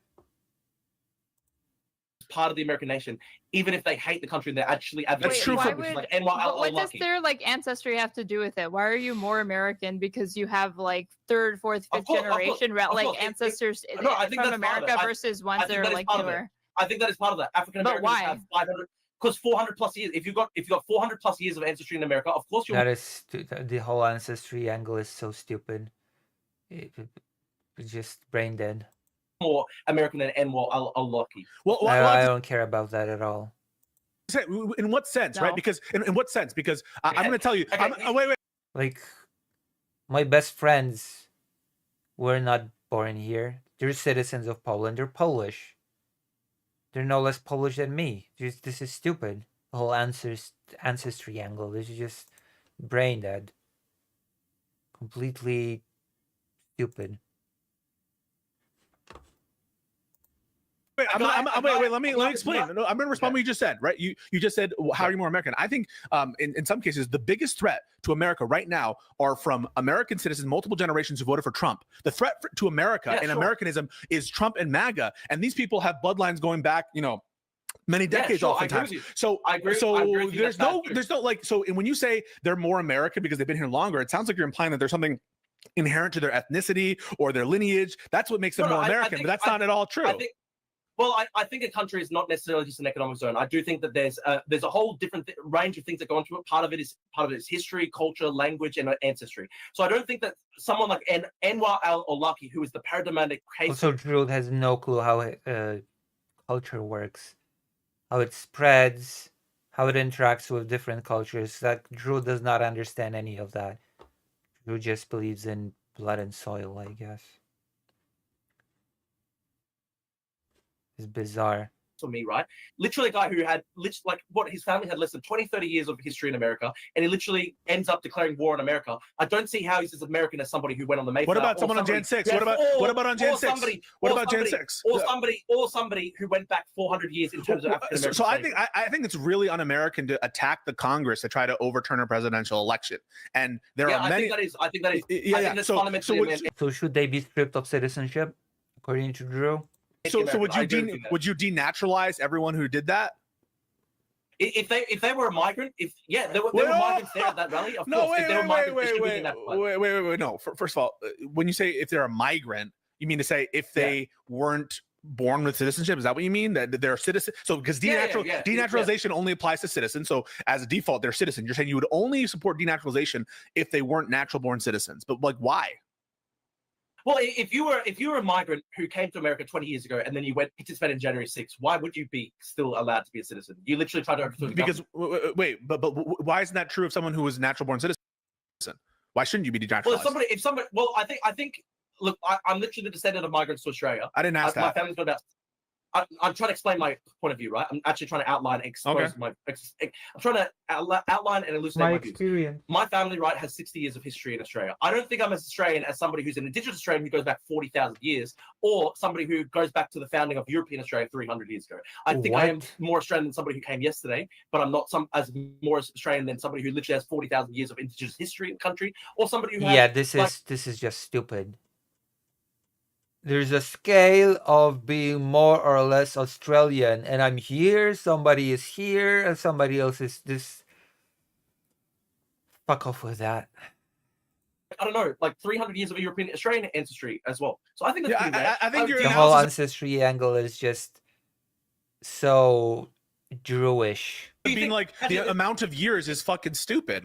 Yeah, it is. It is stupid. I agree with Pisco here. It is really, really stupid. I'm sorry. Juan is no less Polish than I am. What am I supposed to tell you? This is just stupid. Binary. Either you are or you aren't. What is it? Why don't I understand like factoring in all of these other things like great question. Nonsense. This is a great question. Great question. Okay, great question. This is a great theoretical question for you, Pisco and Aaron. Say a Native American person who has like 1,000+ years of ancestry in what is now the modern day United States. Do you think that they are more American than Anwar al-Awlaki, the guy who came over to he naturalized it? No less. No more, no less. No. No, that's wrong. Yep. There you go. I agree with that. It's just, oh my god. So wrong. They're both Americans. Of course, do you think that this sort of Native American with 1,000 years this sort of understanding of citizenship should be applied like with every nation? Any developed nation would look at it this way. I think that people's history, ancestry should come into it. I don't think it should be. I'm not advocating. I'm not one of those. No. Once you become a citizen, I guess you partake in that history, or you become part of that history. This is stupid.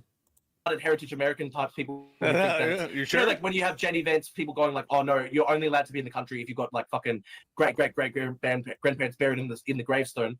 No, that's not what I'm saying. But I think if you don't, it should make you vulnerable to being denaturalized. Well, no, only in circumstances where you actually want to try to overthrow the country. So if you were somebody who has 20 years of history in America and you go to January 6th and you try to overthrow the government, you sound like a wokey, Drew. You sound like a woke scold because you're basically doing this oppression Olympics and you're doing this kind of ranking of oppression. It's actually True.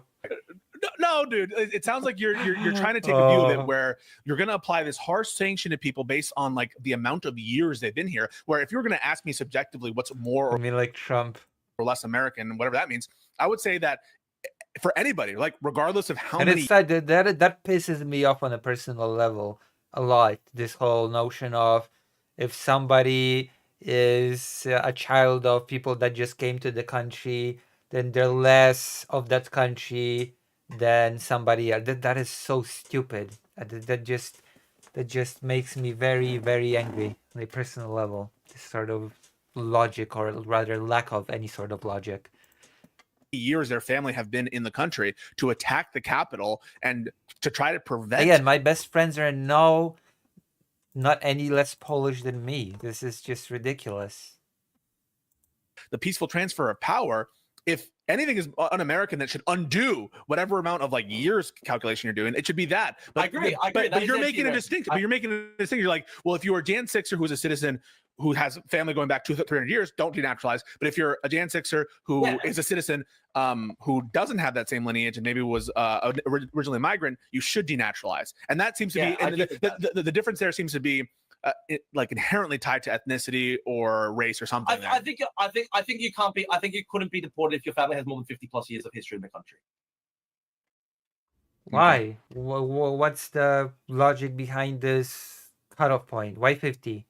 Why not 40? Why not 60? Stupid. I think it's fucking stupid. There you go. I agree with Pisco here. I have to say I agree that it is stupid. I think it's dumb as fuck. And also deported where though?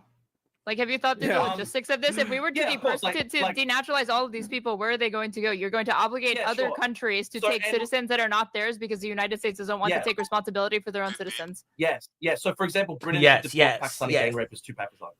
Yes. When they denaturalize British-born citizens, what about the white ones that have been there? Where are they going?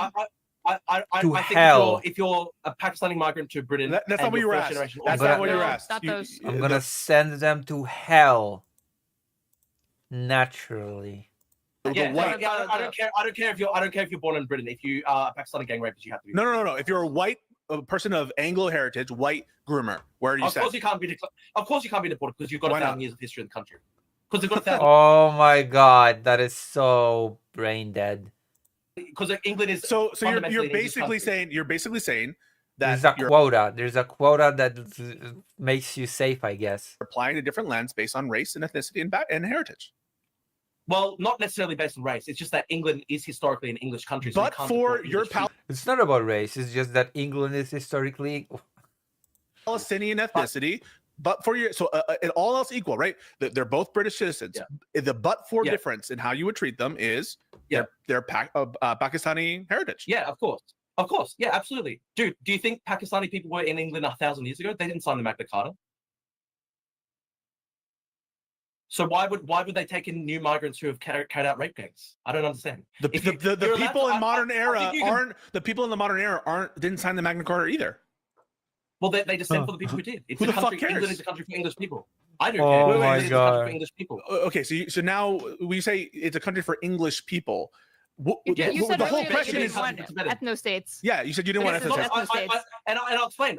I don't want full ethno-states. I think you can. You don't want full ethno-states. You just want 99% ethno-states or some other arbitrary number. Can come to England and assimilate into English culture, but if you carry out a rape gang, you've clearly. But this is circular, right? So we're talking about what makes someone an English person, right? So we're trying to define what is an English person. It's multiple different things. It's culture, history, language, ancestry. Multiple different things. But part of that is your blood, right? If you're an Anglo. Yeah, part of it is ancestry, of course. And if you are a new migrant to the country and you carry out rape gangs or you carry out terrorist attacks, you've basically declared war on the host. Why not just deal with that? A British person who does all the same things, you think they should not be denaturalized? Well, of course they can't be denaturalized because England, at the end of the day, is ultimately a country for English people. That's not of course. Oh my God. Not an of course. It's a completely arbitrary distinction that you're making based off ethnicity, and you're appealing to where blood and soil where they happen to have been born. Yeah, blood and soil, literally blood and soil. It's not blood and soil. Explain to us. It is blood and soil.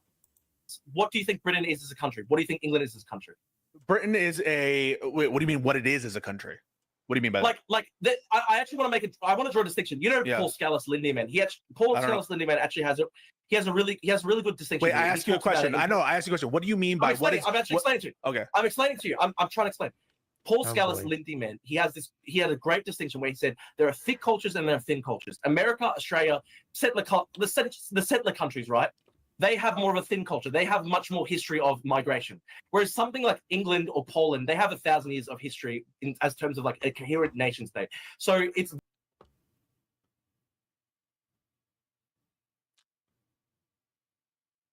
I just did a whole rant earlier about how before the 19th century in the Polish-Lithuanian Commonwealth, there was no such thing as nation states. There was no such thing as a national identity in the modern sense as we understand it, that no nation states as we know it was inevitable.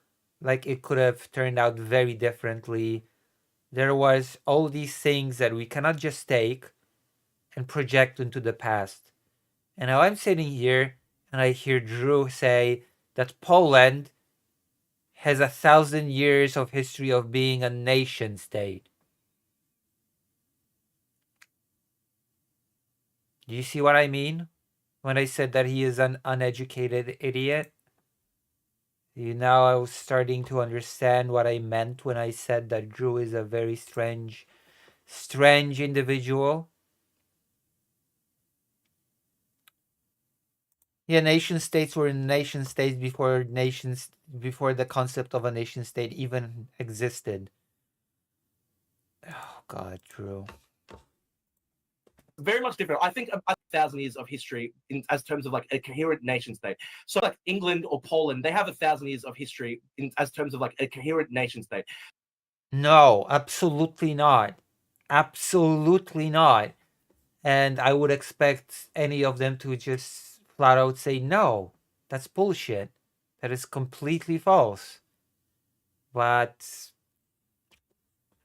I guess no. I guess I just cannot expect that from any of them. Because none of them have any basic education, I guess. So it's very much different. I think America and Australia and stuff like that. I'm praying for any of them to raise that point. Much more open to migrants, and it's much less tied to ancestry. Please. I asked you a question. What do you mean by what makes Britain Britain? I don't know what you mean by that. Yeah. Okay, I'm gonna go to the toilet. I think we're gonna click off of this soon. I think we're gonna be done with this soon. I'm gonna be right back. In the meantime, I don't know, invite your friends, colleagues, and family, and try to make other streamers to raid me or something so that we can grow an audience. I'll see you in a moment.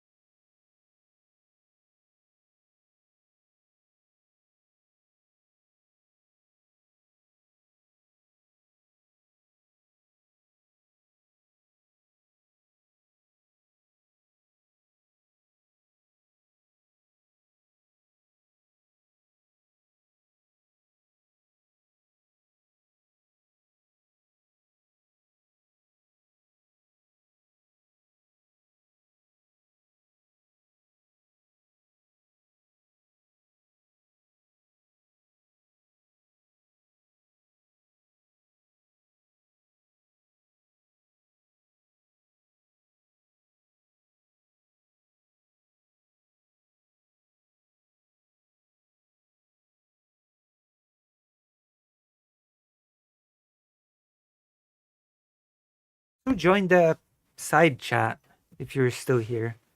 If you're still here and watching, why not join the side chat? Why not do that? Consider.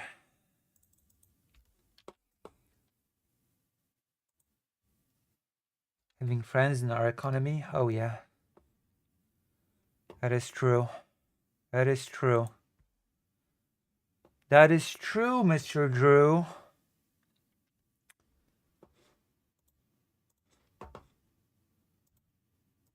That is an excellent observation. Okay. We've managed to do it. We're managing to do things more or less according to schedule. Okay. That is sad because, you know.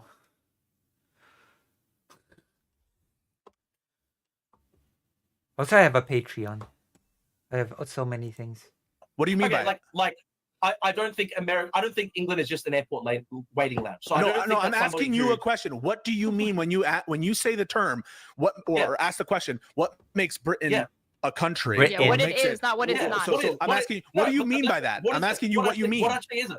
I'm asking you what you mean. What do you think? I don't know what that question means. You're the one coming up with this conception of a British identity or an American identity or an Australian identity. So define what that means or how you even come to the definition. You have to make a positive case why somebody who is a Pakistani migrant to Britain, who's been in the country for 30 years and carries out a rape gang, you have to make a positive case why they are as British as somebody who's I think because they're a citizen. There is no scaling among citizens who's more of a citizen, who's less of a citizen. A citizen is a citizen. That's it. That's the only thing that's the only criteria. The default. That's not it's not complicated. It really isn't. I'm a better citizen than you because I've got ancestry of the... Do you realize that how stupid that sounds? Is in the game of nations in general that citizens, that if you're a citizen of a country, unless you're an ethno-state, that's it. You're a citizen. That's the end of the discussion. You're an equal member of that citizen, and the way that you're dealt with in the course of criminal justice is the normal criminal justice system. And you don't deport citizenship. Yeah. Why should citizenship be given to people who then carry out rape gangs? When you say why should it be given to people? This is people who assumedly already are citizens before, because the question is about denaturalization. This is the question. Yeah. So presumably you're giving them citizenship before they do the grooming gang, right? Because otherwise you wouldn't be talking about denaturalization. Yes. Okay. Yes. So you're giving it citizenship before, right? The fact that they then carry that out. The fact that they hindsight is 2020, literally.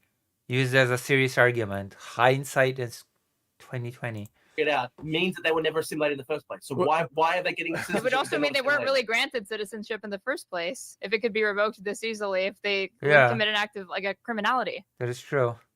Like what makes somebody I'll give you a great example, right? So literally the ringleader of the Rochdale grooming gangs, he said in court, the white girls are all sluts raised by the white people. The white people raised sluts. You can find a lot of people saying bad shit. You can find a lot of natives saying bad things too. Okay. But he's making comments there that are basically... You can find natives doing... Wait, you can find natives... It's race hate. But dude, it's race hate. It's race hate against British you can find natives... Guess what? In the United States, the natives, like the white nationalists, are some of the biggest terrorist threats in the entire country. And that's been consistent across... Okay. But so you just pointing to some immigrant who says some fucked up shit. We got tons of citizens in this country who have lineage who say fucked up shit. So it doesn't really move me. Yeah, deal with them in the criminal justice system. What's wrong with that? Sure, but I don't think people should have citizenship if they have never assimilated and they don't want to assimilate. Okay, no, but you, after having given them citizenship, right? Because we're not talking about anything we're talking at the point of doing the act. They're citizens. Just make a positive case. Give it. Okay, yeah. No, this is a good question. Yeah, we don't have banishment, so we don't have banishment for citizens anymore. That's not the normal rule. Okay. Okay. Do you think that migration should benefit the original? Wait. whoa. We're talking. You're changing the game, and we're talking about something completely different. But this is a good question. This is a good question. I know, but it's not what we're talking about, Drew. So we were just talking about denaturalization, and now you're having a broad conversation about immigration. We're talking about denaturalization. You have to answer that though. You have to answer that. Wait. We were talking about denaturalization. Makes sense. Because I'm trying to explain to you, your view only makes sense if you think that the purpose of migration is not to benefit the host country. I think that immigration. That's not the purpose of immigration now. The purpose of immigration is to better the lives of those who are immigrating. I guess it can be both, but it's not just one thing. I think that immigration should benefit the country of origin. I do think that your immigration. But stop. We are talking about denaturalization. Don't try to blow up the conversation, dipshit. Yes. But that's what exactly I'm linking those two things. So if you accept that migration should be inherently something that should benefit the host country, right? Then if some of the immigrants who've come in then carry out absolutely heinous, essentially war crimes like rape. What? How can you commit war crimes when there's no war happening? Isn't a war crime definitionally something that happens during a war? How do you war crimes? Things against Whoa! Stop! These are legal terms and they have meaning. That's not immigrants anymore. We're gonna have a definitional question, right? So, they are still immigrants. They are still immigrants. Yes, they are. No, but they're now citizens, correct? Yes, but I don't think they should be citizens. Okay, no. Okay, but before they did it, they were citizens, right? Sure. Okay. So should they have to get it? The question. Why should you not? So why should you not denaturalize? Therefore, the people who are on all four, the white people who do it, because English people, white ethnic English people, have been in England for 1,000 years. Okay, so there you go, blood and soil. Thank you. So a white South African, who's is a first generation UK person who came from South Africa. He's white. They can be deported. Of course, they can be deported. Okay. So you're saying it's not racial based? It's not racial. Exactly. Dude, you've made that point. Exactly. It's not racial. Thank you. That's a great example. Dude, it's not racial based at all. Shut the fuck up. I'm thanking you. Wait. I'm thanking you. Shut the fuck up for a second. Okay. God. So you're saying it's not racial based because you're going to treat similarly a South African or, for example, an American who moves to the United Kingdom and who. We do that all the time in Australia, actually. Shut the fuck up, Drew. I'm trying to. You like can't stop but interrupt. Okay, just chill. Okay, so you're gonna treat people who come into the country, become citizens of UK, or who's just be clear about something. Someone who's born in UK, who's only known UK from, for example, an American parent. Would you treat them differently than someone who's born? No, they should be deported. Why? He's only never known you. He's only ever known UK. He comes from a fellow country of America, his parents come from a country that has an Anglo heritage. He is born in UK. He's only ever known UK, and you're telling me you're going to deport this kid to American parents? Yeah, just deport the citizen, I guess. Deport the citizen. There you go. Deport him. Well done. Who's only ever known UK, where? To America? That's an interesting edge case because I do accept your point that America is much more culturally similar to England than Pakistan. So that is a good edge point, actually. So I want to hear. Why is that even a criteria? What is with this nonsense?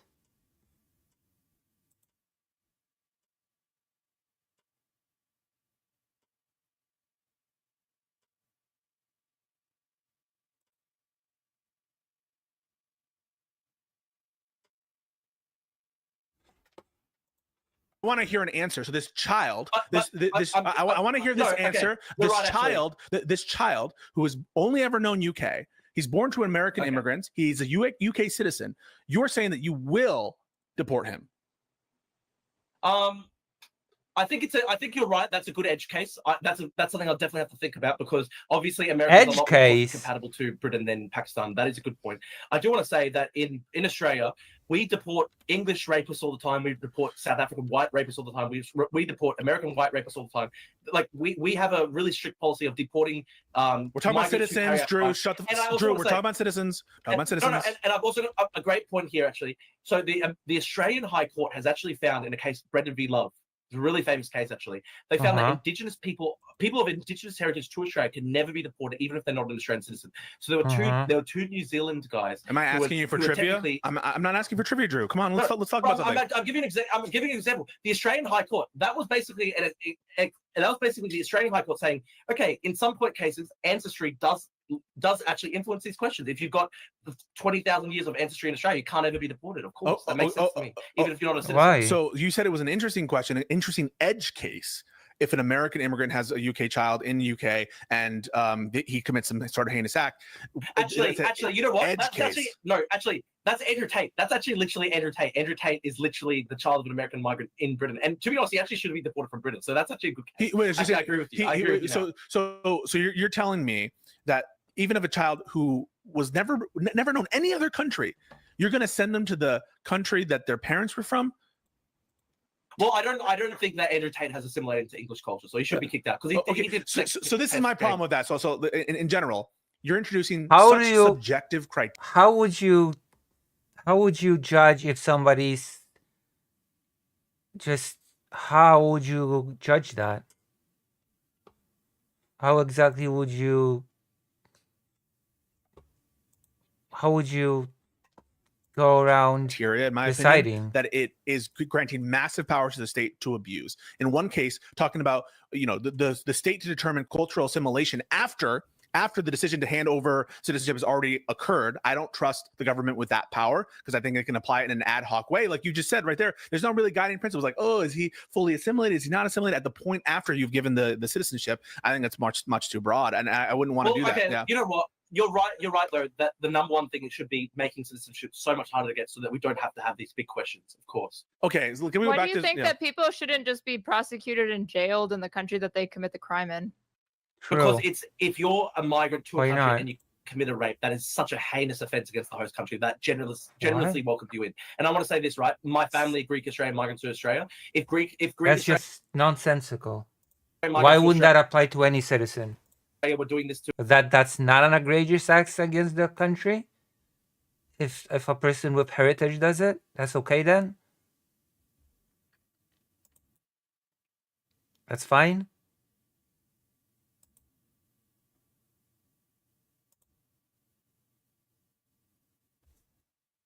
That's acceptable?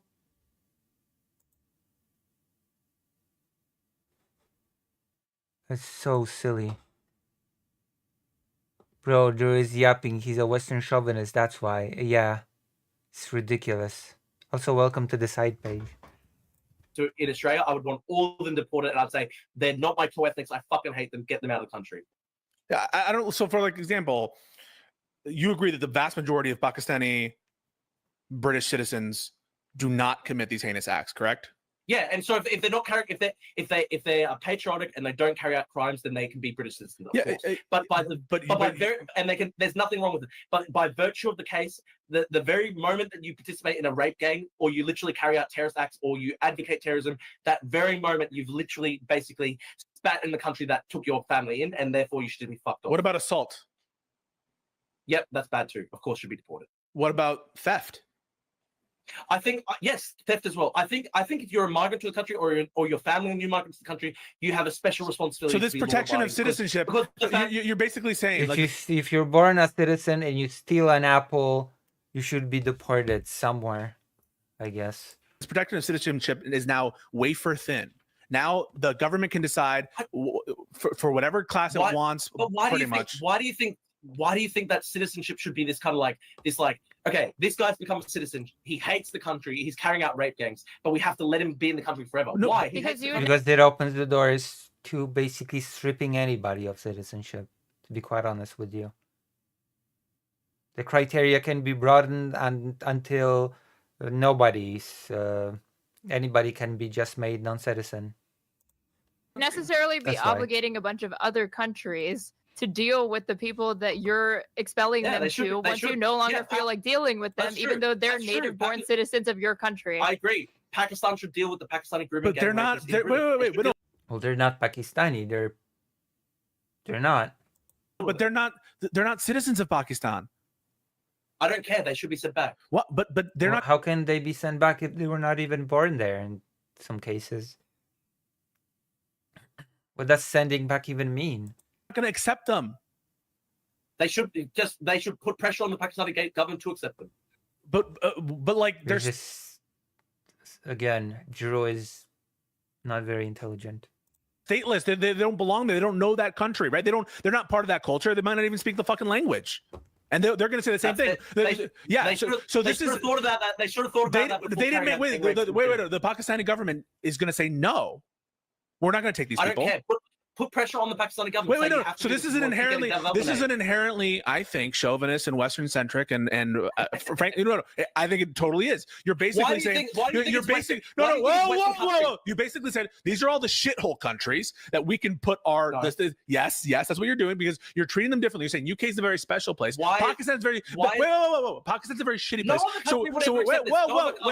Wait, Drew, listen to what I'm saying. So you basically saying this other country, Pakistan, which doesn't know this people, they're not citizens of Pakistan. They have to endure you sending the subset of UK citizens who have like some heritage going back there, and they have to accept the rapists, murderers, and thieves and take them back, even though they have no connection to this person other than the parent was connected to that country. What?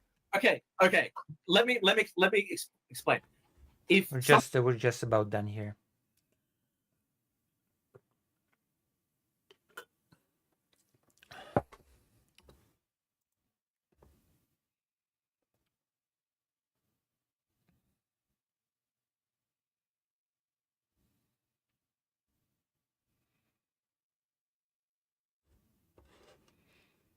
Somebody carries out rape, murder, assault, by virtue definition, they're scum. So why is it Britain's responsibility to accept criminals from other countries? It just is not their responsibility. They accepted that responsibility once they granted them citizenship. And that was wrong. The politicians who did that at the time were wrong. But they were babies when they were, so no one knew in advance that this one guy was going to grow up to be a fucking rapist. He was granted citizenship, and you just agreed you agreed. Wait. Wasn't there a movie about that? Wasn't there a movie about people having, hindsight? People having like the power to predict crime and people being arrested based on the predictions. Those people and spewing out balls. God, what was the title of the movie? Majority Report. Thank you. That was a thing. Maybe Drew thinks that's how things supposed to work. Maybe Drew just thinks this is how things are supposed to work. Right?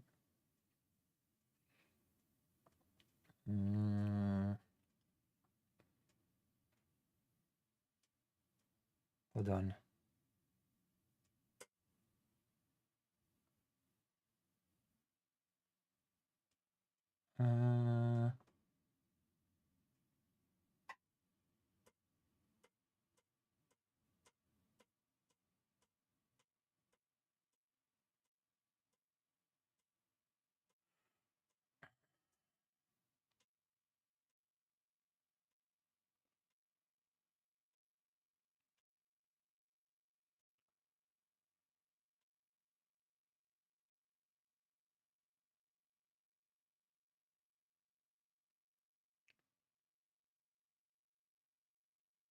All right. All right.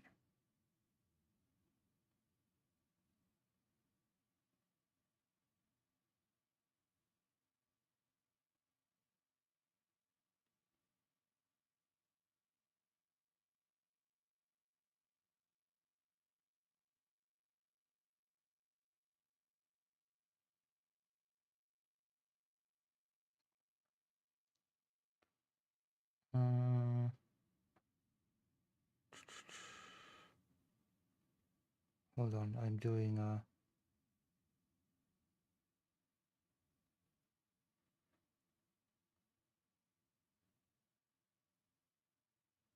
what?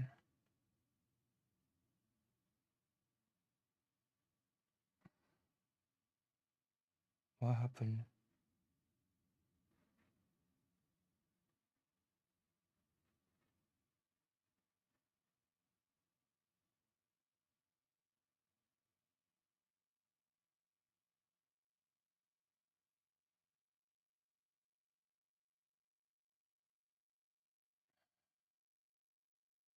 Hold on.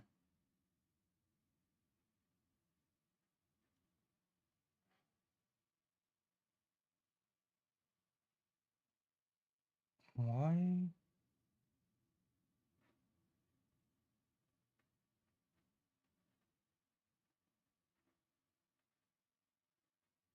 What the fuck?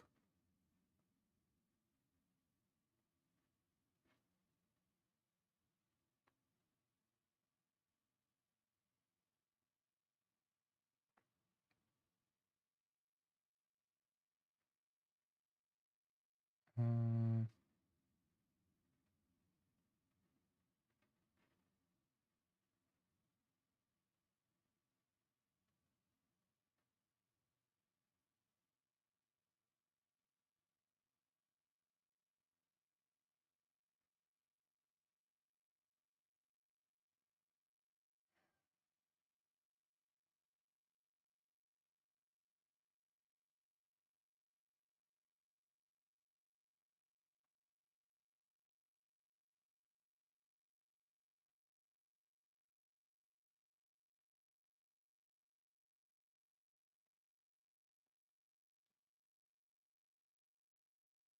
Oh my god.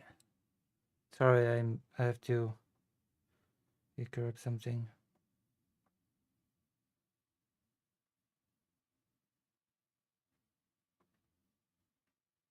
What the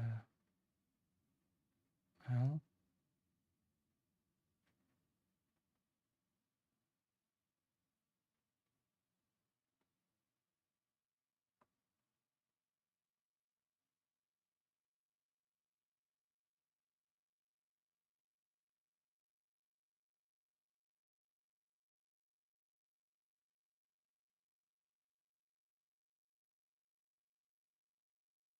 Why change this?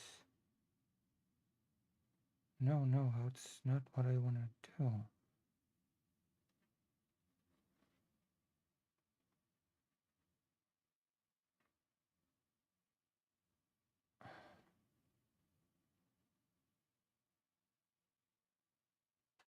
What the hell?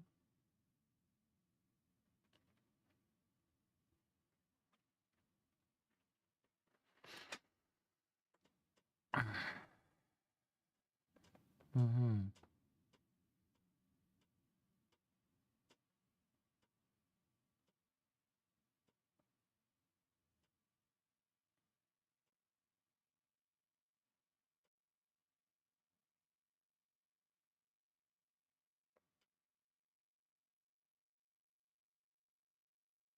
Mm, one moment.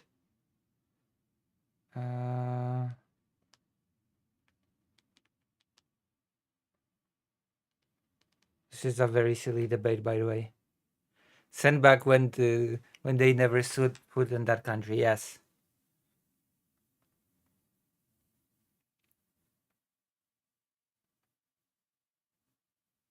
Okay.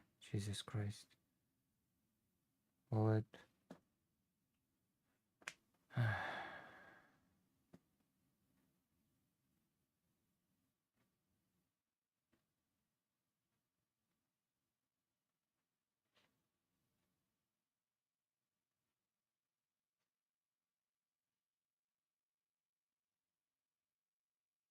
What?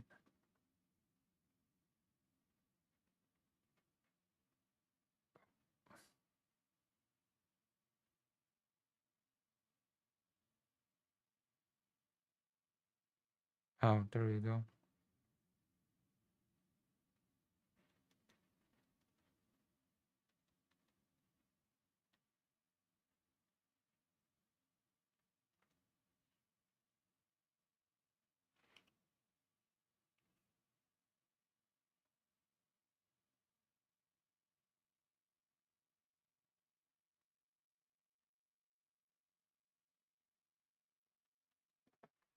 What the hell?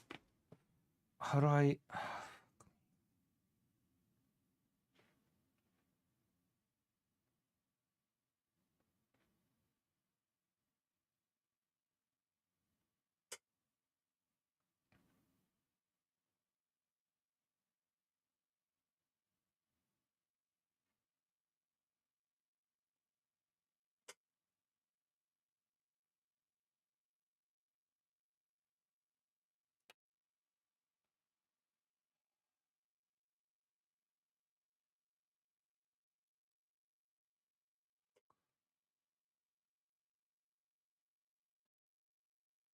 I'm gonna deal with this later.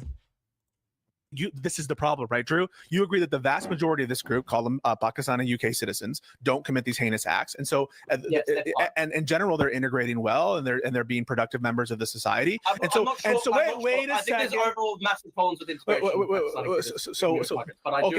at least they're not the vast majority are fine. Okay, you said the vast majority are fine, and so you said they shouldn't have been granted citizenship. Well, that doesn't really make sense because they wouldn't have known not to grant this. There's not like precog people who are deciding that these are the people who are going to grow up to be rapists. Minority report. Well, the rape gang situation has actually got 30+ years of history. You're not listening. You're not listening. You're not listening. You just said the majority of this group is okay, and you don't, in principle, have a problem with them being granted citizenship. Is that right? Okay. But sure. Okay. Let's say this then. So they wouldn't know in advance. They wouldn't know in advance not to grant them citizenship because they didn't have precog, and they're not able to predict that this little baby is going to grow up to be a fucking grooming. Okay. Fine then. We can accept that standard. Only on the condition that if they do grow up to do those things, then they should be kicked out. No, why? Because why? It's not Britain's responsibility to have a Pakistani gang. The fuck it's not. You know, when you grant them citizenship, they're your responsibility, and Pakistan has no connection to this person. Then if it's Britain's responsibility because they gave them citizenship, then maybe it was a mistake to have the citizenship in the first place. But you just said, right, like in general, right, this is going okay because the Pakistani people, you don't have a problem with them. I'm not sure if it's going okay. I'm not sure if it's going okay. There's obviously massive problems with assimilation. Should there be a rule that makes it harder for Muslims to get citizenship in Britain? I wouldn't say Muslims in particular. I'd just say anyone who's coming from a non-Western country, there has to be very strong evidence of assimilation before they get citizenship. So if you engaged in this sort of behavior in Australia and there was a government that felt you should be denaturalized and deported, where should they send you? Well, dude, if I was waging war against Australia or I'd be deported, of course. Answer the question. But where to? Where are they deporting you to? Probably. Why? To Cyprus. My family's. Because, if I was not Australian, if I hated the country, I was waging war against the country, either doing terrorist attacks or gang rapes, then why would I be in Australia? No, but are you a citizen of Cyprus? I think my parents have citizenship. My brother has citizenship. Okay, you might get citizenship. No. So right now, no, you're not. You're not a citizen. I think you would know if you were a citizen of Cyprus. But I actually accept.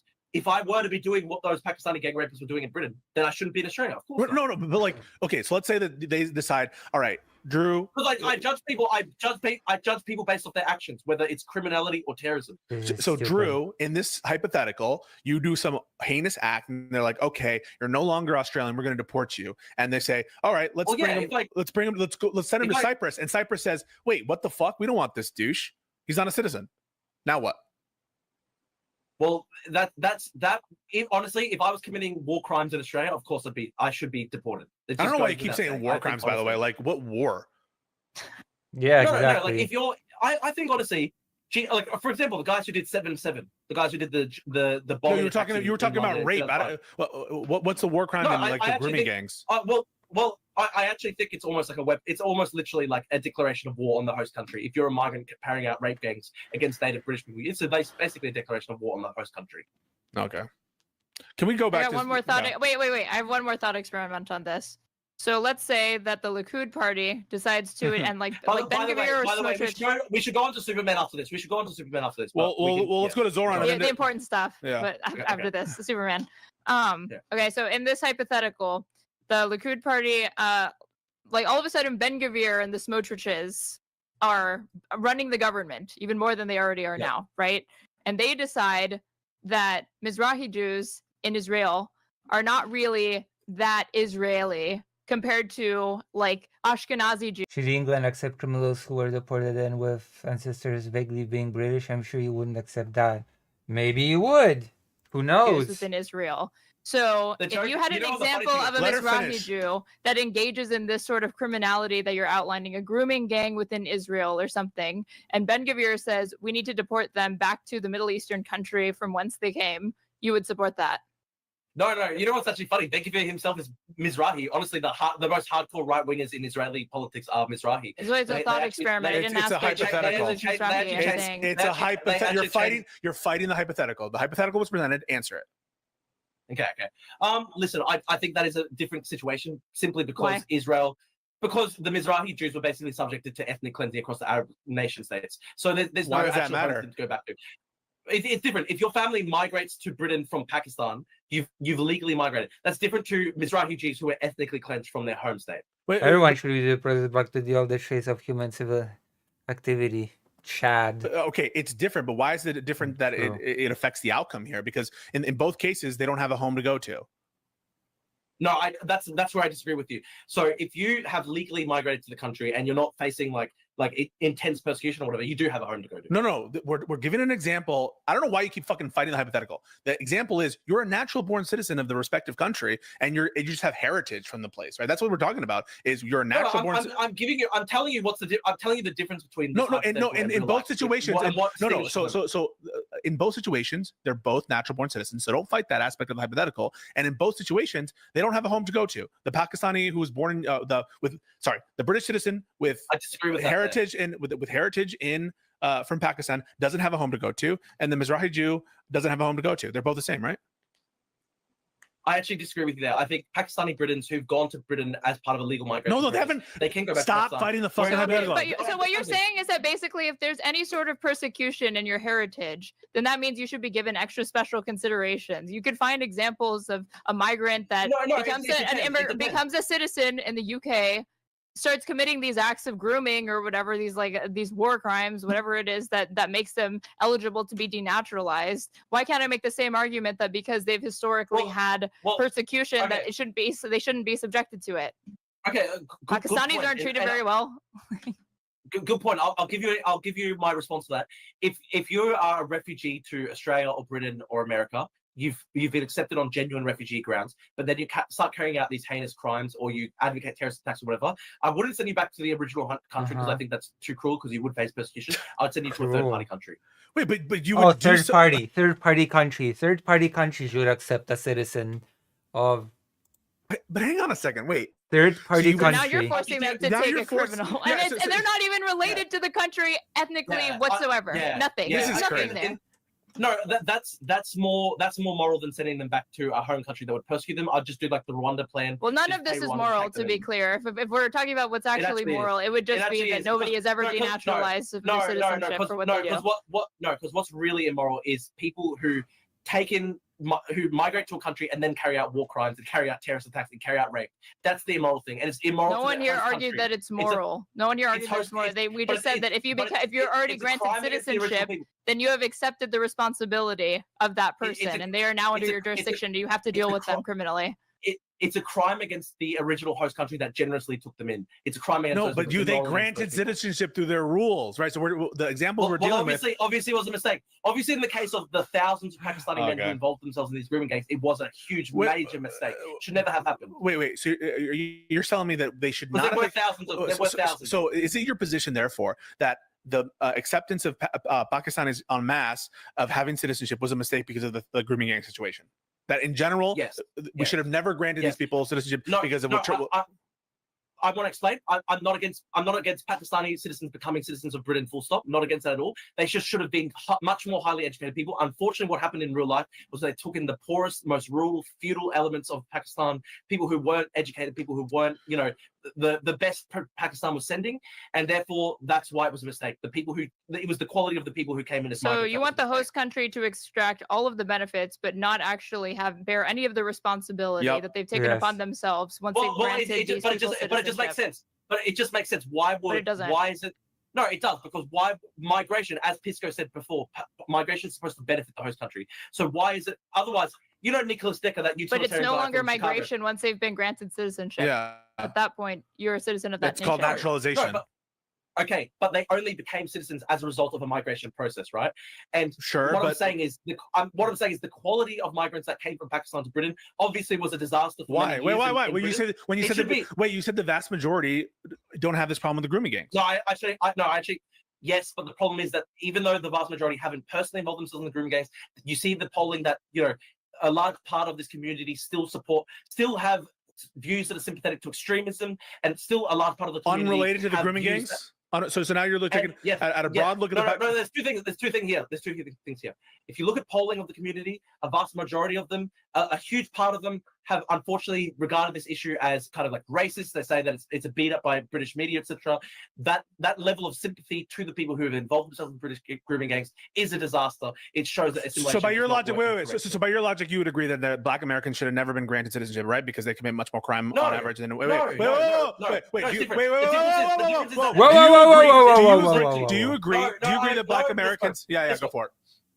The difference is that African Americans have always been a part of America for 400 plus years. That's the difference. Wait a second. They were imported. Always? They were imported as African Americans. Yeah, they were imported as in child slavery. They were stolen and brought then we here are all as slaves. That's my point. Exactly my point. They can trace their history back in America for 400 plus years. So Okay, But it was they a mistake, came from right? somewhere else before America. Wait, but Yes, wasn't it a mistake?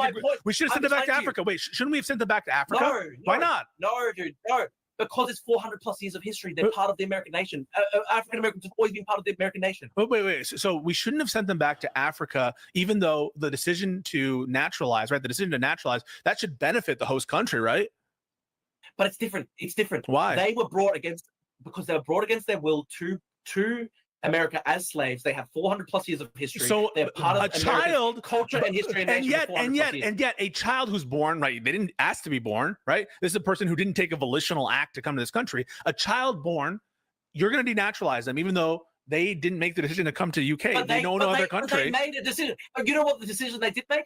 The decision they made in the context of Britain is that they decided to become part of migrant grooming gangs, rape gangs against children. Yeah, for which they should be punished. For which they should be punished in the criminal sense, just like any other white UK member. But why?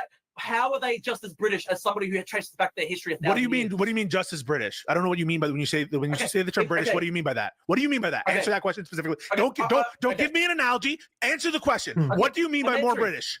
An analogy, assimilated into the culture. So British culture, and you define British culture how? White. Ancestry, some arbitrary amount of years of being in the country, and I don't know, biscuits. Like the 1,000, no, not just one, but it's 1,000 years of British culture history, of course. Okay, so yeah, there's Drew unironically believes that there's 1,000 years of unbroken linear history and culture because Drew is an illiterate. Drew is a historical illiterate. I'm sorry to say. The 1,000. Wait, can I? By that logic, the French should all have British citizenships. Ask Aaron this, but can I ask this? So if you think, okay, what is British culture if it's not the people who made up Britain for? Sounds like you're saying it's bloodline. It sounds like you're saying it's bloodline. A huge part of it is ancestry, of course. I'm not saying. So you're saying a huge part of it is huge part of it is genetics. You sound like Nick Fuentes. No, not genetics. I'm talking about ancestry. England was. Oh my god. Ancestry, if not genetics, just ancestry. Ancestry is genetics. Ancestry is. Can you explain, Aaron? Okay, you don't think that white English people are, I don't know, like the people who made up England for 1,000 plus years? I'm confused. I don't. You're the one here who has these like very, very fast and loose terms and conceptions of what constitutes a patriotic person or an American or a British. To me, it's as simple as: were you born? Are you a natural? Are you not? Are you a citizen there? Then you are. I had about 3 seconds of utter terror before I realized the lady at the bottom was Strider Aid, not Brianna Wu. Oh my gosh. Or that thing. You either are or you aren't. It's not about welcome to the stream. Whether or not they adhere to certain beliefs or the types of behaviors they engage in. That's always going to be like a philosophical question. I said they should assimilate into English culture. You said, and he said, what's English culture? And you derisively said white people. Of course it's white people. Of course white people are like the majority English culture. No, I said he was asking you what it means, and I was saying that I think you think it means that because you keep taking it back to genetics and ancestry and blood and soil shit. I wasn't saying that. I was saying you were saying that. It's not blood and soil. Of course, white English. It's not blood and soil. It's just based on ancestry and their genes and their history and like their connection to other lands that are not the country that they're currently to the soil. England has been a country for English people for 1,000 plus years. So I just don't understand this idea that today we've decided it's not longer. But you understand that? Why? You understand yeah, except when it wasn't, but that's neither here nor there. What are real British anyway? Britons, Normans, Saxons, Welsh, Scottish. That idea. You understand that the territory of Pakistan was part of the British Empire, correct? Yes, sure. So you have that history there. That's like at least 200 plus years of history connecting it to the British cares? Empire. Britain decolonized. Britain Well, decolonized. okay, so who? So Pakistan wanted that independence. wait. So wait. Pakistan wanted Wait. independence. So that breaks up the history. That breaks up the history. When they became their own country, all of a sudden it's a different. Even though you were willing to grant that there was more similarity with America, even though they broke up as well. So Okay, this is part can I ask you this question, right? Yeah. Okay. Yeah, but America is more. Why? Have you considered? I've got a mod, for example, who's Vietnamese. Like, do you think Vietnamese culture is predominantly Viet ethnic people? Of course.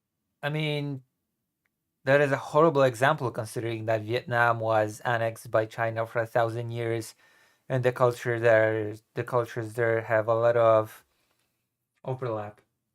Okay, Vietnam celebrates a lot of the same literature that China does, especially the Three Kingdoms period. Journey to the West is a very strange example to give Vietnam. Of course it is. Of course it is. It's like Vietnam has been Vietnam has existed for thousands of years. So you're biting the bullet. Also, Vietnam has existed for more than 1,000 years. Just saying. Defining what culture is, you started to appeal to their ancestry and ethnicity. Well, and there's no okay. Oh God. Again, we have to go to the whole nation state, projecting nation state into the past, but Jesus Christ. I'm tired of doing it over and over and over. Okay, again. so then what other part of it would it be? Then also culture. So I want to make clear. I think that, culture is culture. Okay, what other aspect of it? Hang on. Let me explain. I want to make clear. I think non-white people can, of course, migrate to Britain and assimilate into English culture. Rishi Sunak is a great example of that. I think Rishi Sunak is basically, by predilection, his culture, everything. But if he does a crime, he should be denaturalized, right? Wait. Yeah, by that logic, yeah, he should. Absolutely, he should be denaturalized. If Rishi Sunak does a financial crime, he should be denaturalized and sent back to India. Fair? He should say yes. Drew should say yes if he is consistent, smart, and if his alleged values are worth anything, then he should say yeah. Absolutely. I wasn't talking yes about or no. If Richard, yes or no. If Rishi Sunak did a violent crime, if he maybe. Wait. Maybe. If he beat his wife, if he beat his wife, you would say send him to India. Rishi Sunak. Maybe.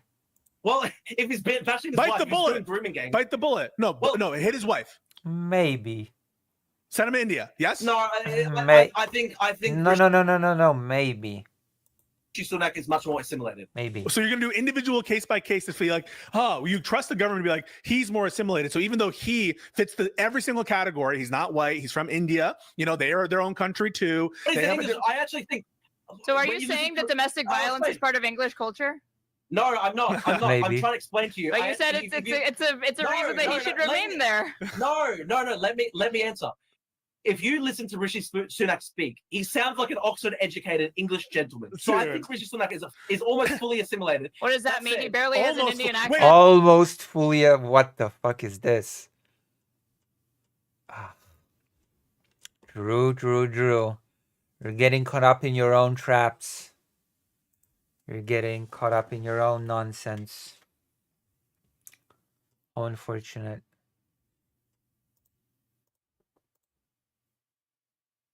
Back, many decades oftentimes. So I agree. So there's no like, so when you say they're more American because they've been here longer, it sounds like you're implying that there's something inherent to their ethnicity or their lineage. That's what makes them more American, but that's not at all true.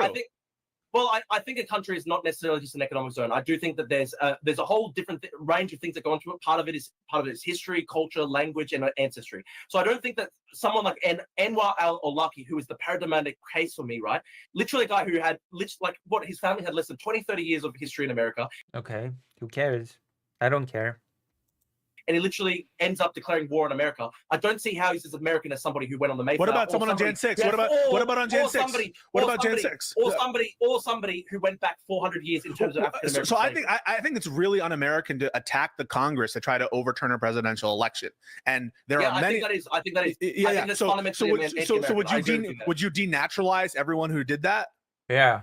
If they were a migrant, there were migrants there at that rally. Of course, wait. No, first of all, when you say if they're a migrant, you mean to say if they weren't born with citizenship? Is that what you mean? That they're citizens? So because denaturalization only applies to citizens. So as a default, they're citizens. You're saying you would only support denaturalization if they weren't natural born citizens. But like, why? Well, if you were a migrant who came to America 20 years ago and then you went participated in January 6th, why would you be? What if you were born here? Allowed to be a citizen? And by here, I mean in the United States. You literally tried to overthrow the because wait, but why isn't that true of someone who was a natural born citizen? Why shouldn't you be denaturalized? Well, I think. Look, I'm literally the descendant of migrants to Australia. I didn't ask that. My family's got about. Okay, whatever. We already listened to this. I think I've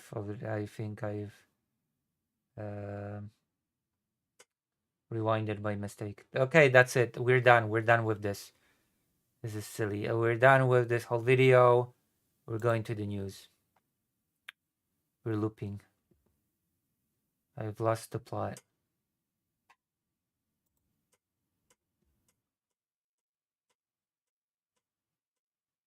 Europe and Ukraine drew up a 12-point plan to end Russia's war along current front lines. Oh, yeah. Also, interestingly enough,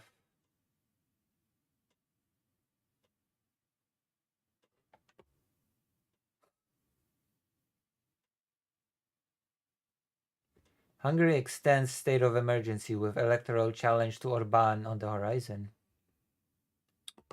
What was on the agenda for me today?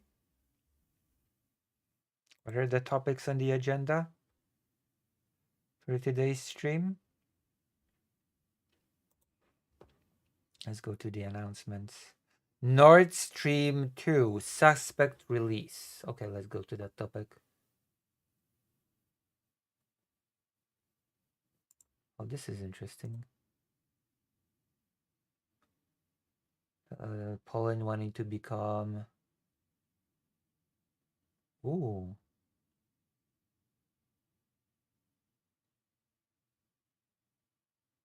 All right.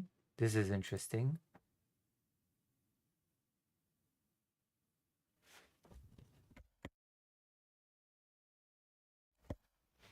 I guess we're gonna have a few extra topics that I did not foresee that we would be talking about. There you go. This is what I want to talk about, but let's talk about Nord Stream.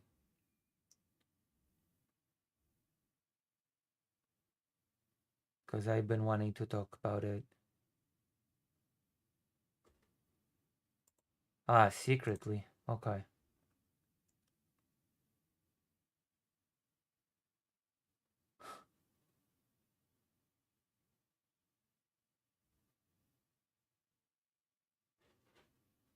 Let's talk about Nord Stream.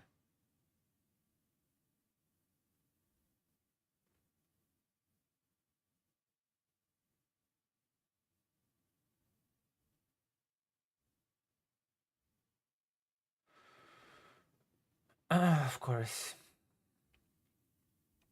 I want to talk about Nord Stream. Where is it?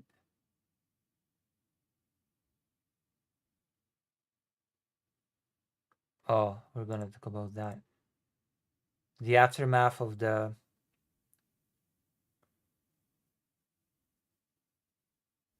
Where's the Nord Stream thing?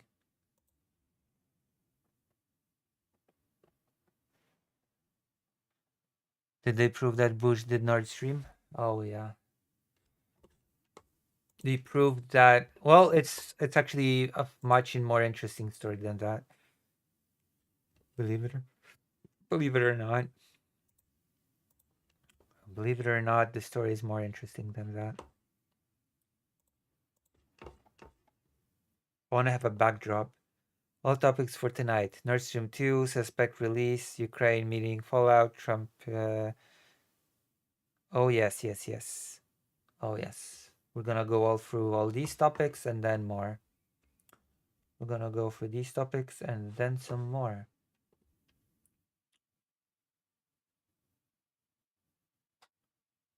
Pro-Russians, Romanian MEP threatens to break Zelensky's legs.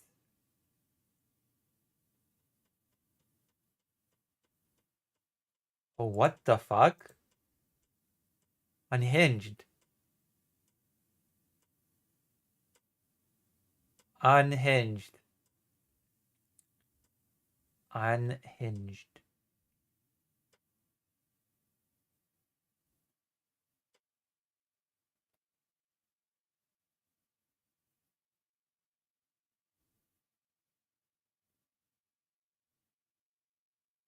Shared e-scooters to be banned in Prague. One of those scooters sent my mom to a hospital and she needed surgery. So I'm mixed on this.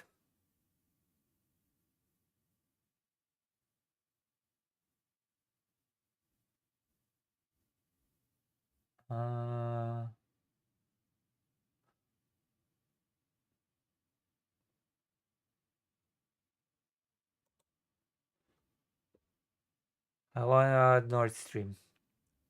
Okay. Where is the Nord Stream crap? Jesus Christ, so many news. I want Nord Stream.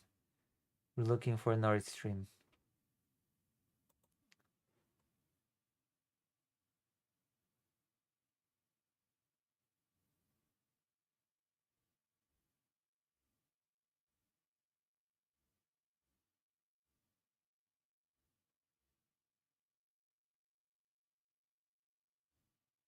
Clever dog.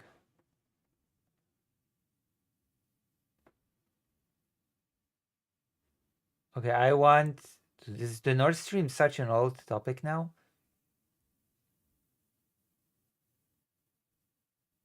Oh my gosh. There you go. We're gonna be talking about this. I'm gonna go to the toilet and then we're gonna be talking about Nord Stream. Alright? Fine. Perfect. In the meantime, remember to invite friends, colleagues, everybody. Okay? Remember to invite everybody that you can. Because we are fundraising for Ukraine. And we are trying to grow from micro streamer to small streamer. So far, we're keeping it at the micro level, but that's okay. You are all here. I'll be right back.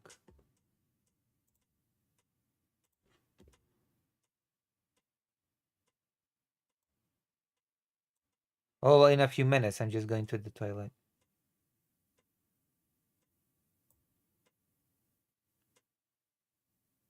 Oh, yeah. Oh, yeah, the safety rules. Although in this case, in my mom's case, safety rules would not have saved my mom, but that's a whole different story. I'll be right back.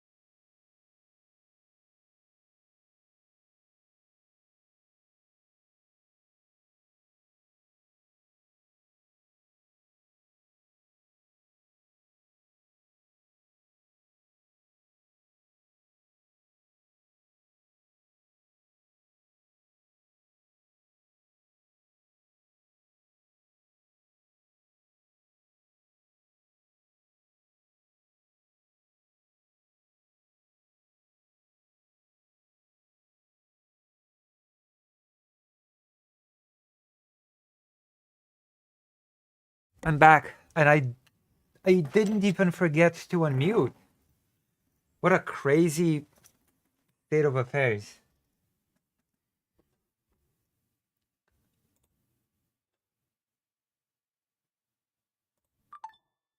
Whoa.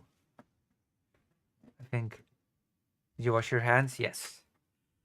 I always wash my hands, even when it's Christmas. Oh, drone alert in Kiev. Because of course. You better be. You should donate for accusing me of not washing my hands. Of course, also, okay. Nord Stream 2, a big contentious topic. There was a person arrested at Romania. I believe there was a person definitely arrested in Poland. And Germany, I'm giving you a TLDR of events. Germany has demanded that Poland extradite the suspect, the Ukrainian suspect, to Germany, hand him over. This has become a very contentious issue between Germany and Poland because the Polish court has ruled that there's no evidence of any wrongdoing of the Ukrainian suspect, and he has not been handed over to Germany, but instead the person was let go, released, which I consider to be a good call by the Polish court, by the way.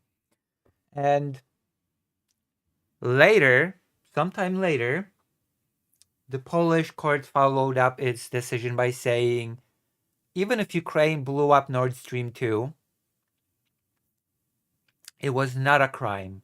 It was Ukraine exercising its self-defense against an invader, which I also happen to be in agreement with. And immediately Hungary said that Poland is pro-terrorism, that Poland abides by terrorism, and of course the Polish foreign minister said, no, it's not terrorism, it's called self-defense. There's a lot of different aspects to this story, there's a lot of different angles. Bottom line is, I find it very interesting and frankly nice that Poland has adopted the stance that there's this famous quote by the current Prime Minister of Poland, Donald Tusk, when he said that the mistake was not blowing up Nord Stream 2. The big mistake was building it in the first place because it, of course, increased German dependency on Russian energy. And let's be honest, let's be blunt, it basically financed Russia's invasion of Ukraine. So this is the TLDR. Poland was against the building of Nord Stream 2 from the very beginning, even if certain politicians wrote in their memoirs that no countries were against it.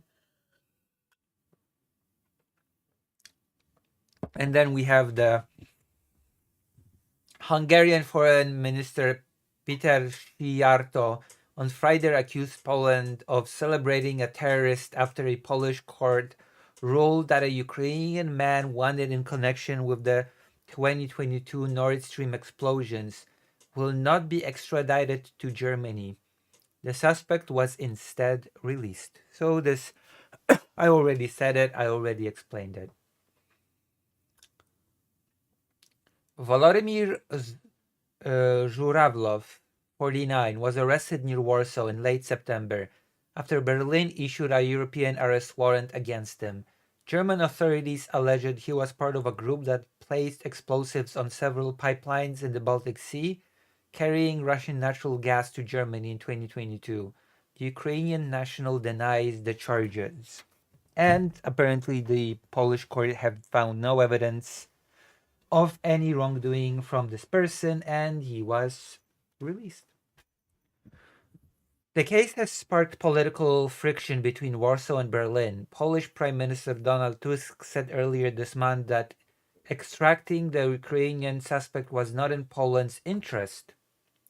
He added that the problem was not that the undersea Nord Stream pipelines were blown up, but that they were built at all, which is also something that I have said.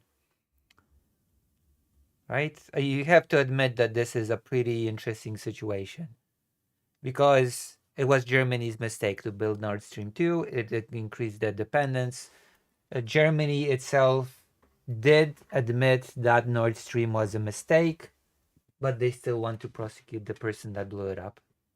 And Poland insists that actually, if Ukraine blew up Nord Stream 2, then was a legitimate military target, considering that it was invaded by Russia.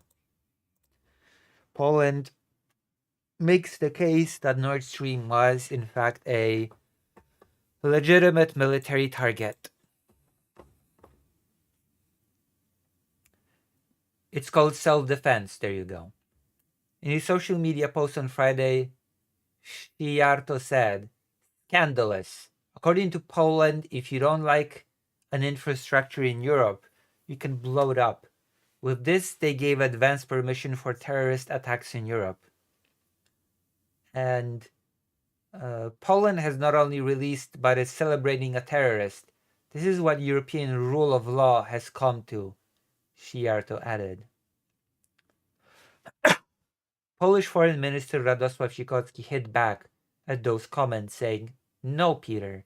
When a foreign aggressor is bombing your country, you may legitimately strike back by sabotaging the aggressor's ability to finance the war. It is called self-defense." So we have direct quotes. We have basically the whole shebang, how it went down. And of course, the German media are also blasting Poland for not extraditing the Ukrainian prisoner. But that's neither here nor there. Ukraine, of course, denies the role in the sabotage. And there's the topic of the overdependence of Germany on Russia. But it is interesting that even though Ukraine is denying having anything to do with Nord Stream being blown up, Poland straight up said, even if Ukraine would have done it, it would have been in the right to do so. I think this is a very interesting perspective, and that is why I wanted to talk about this topic at all. That is why I wanted to talk about the whole tension between Germany and Poland over handing over the suspect, because there are two vastly different philosophies around the topic of Nord Stream 2. One is Germany's, it was a crime and the person needs to be persecuted. And Poland's, actually, it was just self-defense. What do you think? What does the chat think? Write in the chat what you think about this matter. Do you think it's a legitimate target? Or do you think the suspect should have been handed over to Germany? Write your opinions in the chat.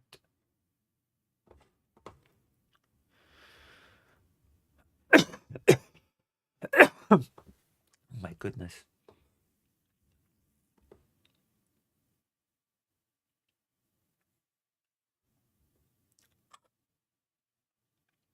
Opinions?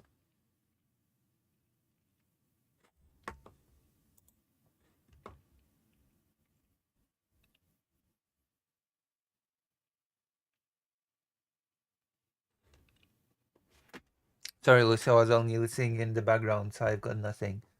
Oh my goodness. This is what I get. This is what I get from my loyal viewers.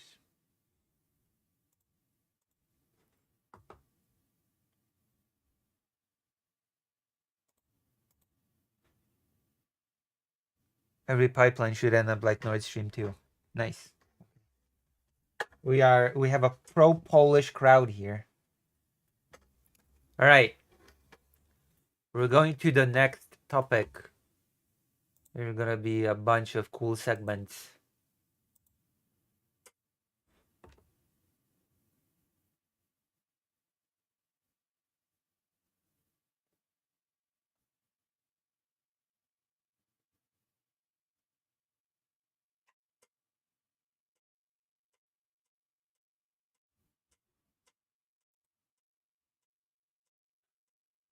True.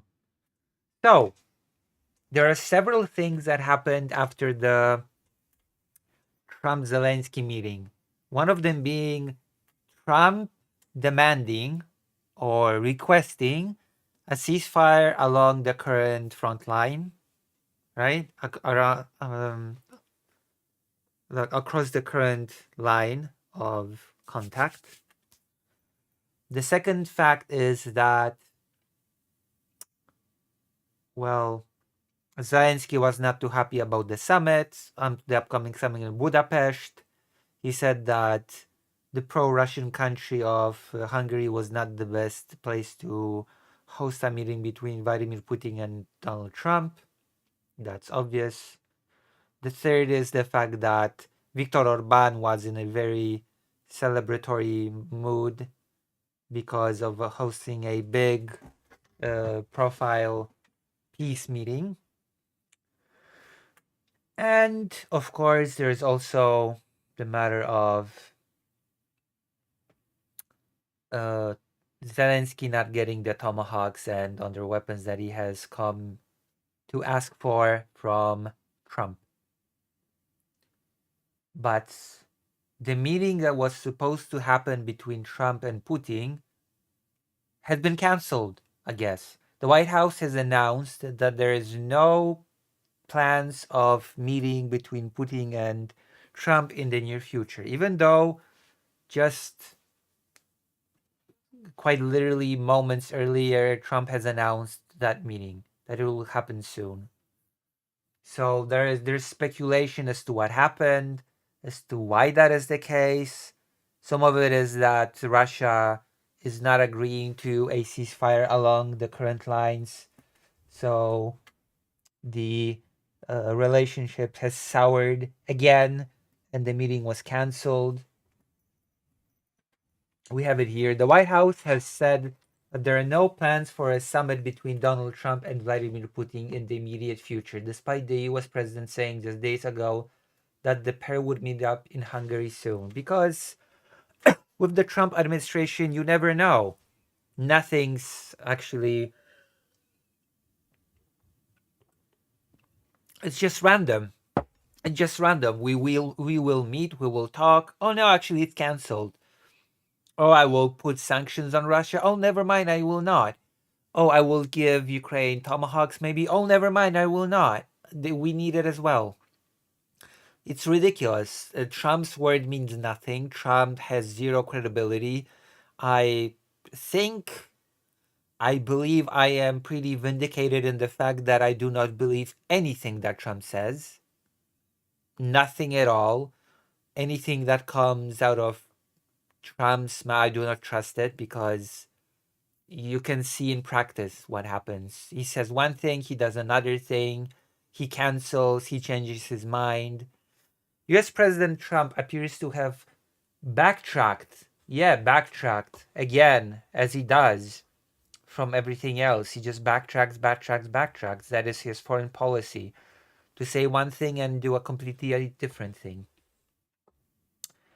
He has backtracked on his decision to convene a summit in Budapest to discuss ending the war in Ukraine with the Russian counterpart.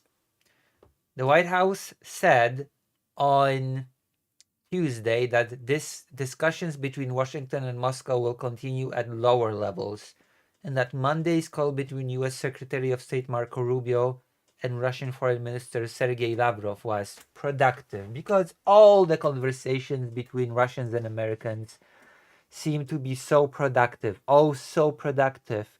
So many steps are being taken. So much progress is being made towards peace. It just... The only sad thing about all this is that it only translates to Russia bombing Ukraine more and more and getting more bold about its attacks on Ukraine. Because again, under Donald Trump, the situation in Ukraine is worse than it has ever been. The Ukrainian cities are being bombed more than they have been under Biden. More civilians have died than under Biden. So I guess that's the situation, isn't it? That's the bottom line. everything's productive, but it leads to nothing. It just leads to Russia being more emboldened to push forward. That is what those productive conversations between Trump and Putin or Marco Rubio and Sergei Lavrov lead to. The apparent shift follows growing signs of tension over a possible ceasefire, with US and European sources suggesting Moscow has refused to halt fighting along current front lines, which is a possibility. It is possible that Trump's ego has been hurt by the fact that Russia did not agree to his call for a ceasefire. But then again, Trump, not so long ago, said that he actually does not need a ceasefire. He said that he has ended several conflicts without a ceasefire, and that he does not see the need for a ceasefire in Ukraine. But now suddenly he does, and he is angry that Russia is not playing ball, even though he contradicts himself all the time. Again, his word is not worth anything at this point. He's a joke. He's being manipulated so easily by Vladimir Putin. It's ridiculous. Productive conversations. Moscow has long demanded that Ukraine agree to cede more territory before any ceasefire takes hold. Trump, who has last week met Ukrainian President Volodymyr Zelensky at the White House, has said he remains committed to ending the war, but wants any talks to begin with both sides holding their current positions. And everybody basically backed Trump's ceasefire proposal, including Ukraine, the European Union, everybody backed it.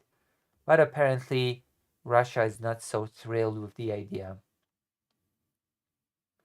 According to Bloomberg News, Europe and Ukraine are now working on a 12-point proposal to the war that could let Russia keep its battleground gains but without official recognition. So Budapest has been scrapped. No more meeting in Budapest. I guess Orban must be slightly annoyed.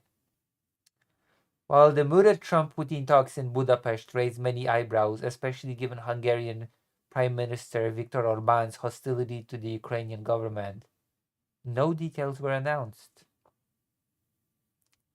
Neither side has officially called off the Budapest plan, but two senior European diplomats told Reuters that Russia's claim to large swaths of Ukrainian territory, including areas beyond its control, is the key stumbling block.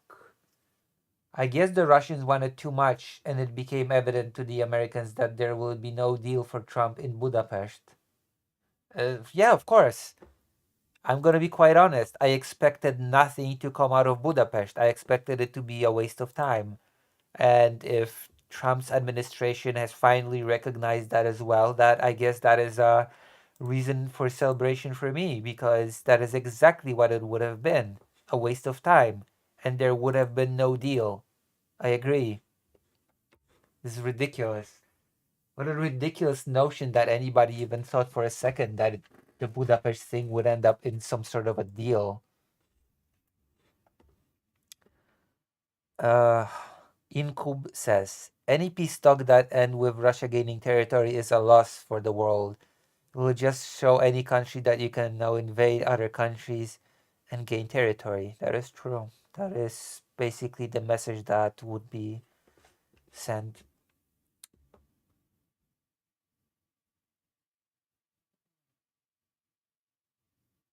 The Russians haven't at all changed their position, and they're not agreeing to stop where they are, said second diplomat. On the back of his productive call with Putin last week, Trump met Zelensky at the White House in a meeting that repeatedly ended in a shouting match. Shouting match. Also, productive is in quotation marks, because of course.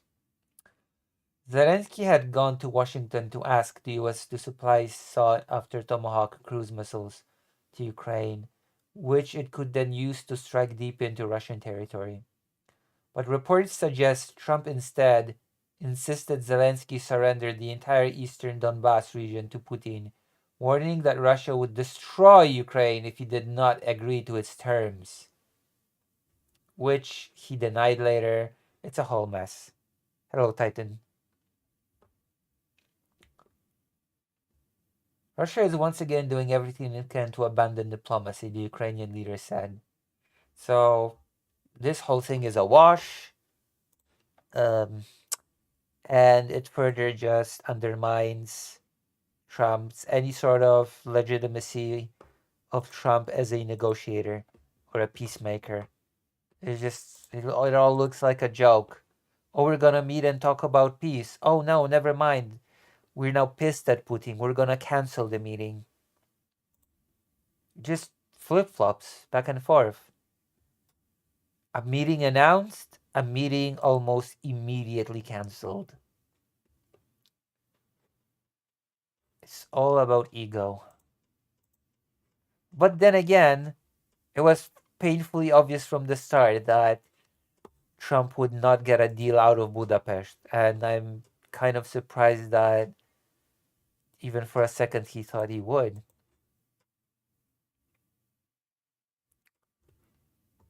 So yeah, this is where we are. This is the situation with Ukraine. This is the aftermath of the Zelensky Trump meeting in the White House. The Budapest thing being cancelled because shock of all shocks, but actually Russia does not want to stop at the current lines, believe it or not. Yeah, I know.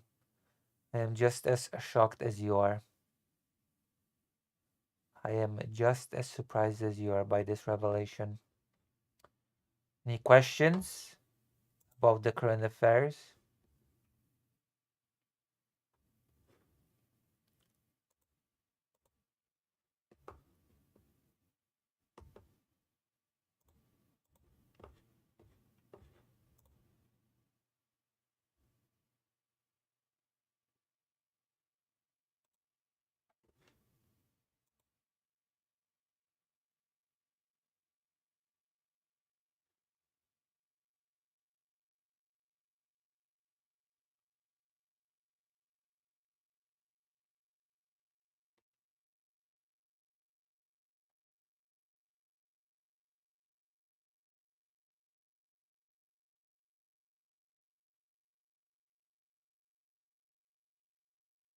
Huh.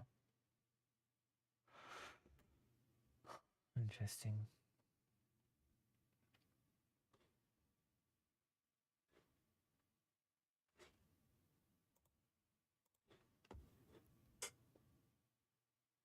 No, really. I said everything I had to say. True. Oh. The segment is not super long, but I feel like I've exhausted the topic. At least, I don't know. I feel like I've exhausted the topic satisfactorily. Alright, let's go. Oh. Trump pardoning. Trump pardoning.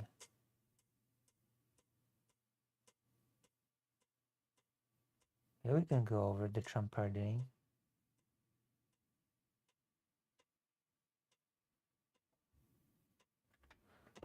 Do you think like I've stretched it? Alright.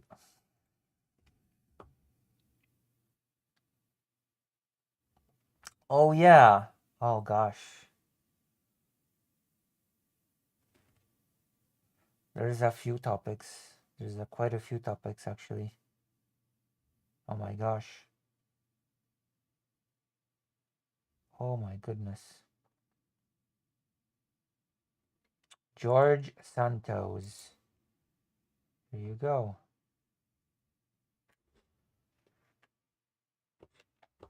George Santos.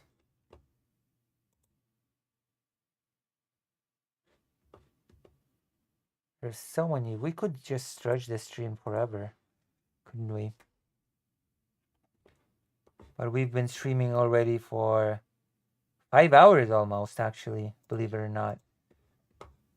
I think we've dedicated too much time to Drew, honestly speaking. I think Drew overstayed his welcome. Whatever. I think we've given too much to Drew.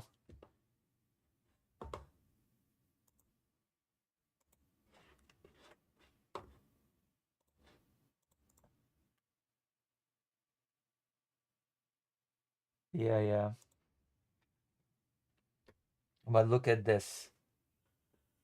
Donald Trump. President Trump commutes the prison sentence of George Santos.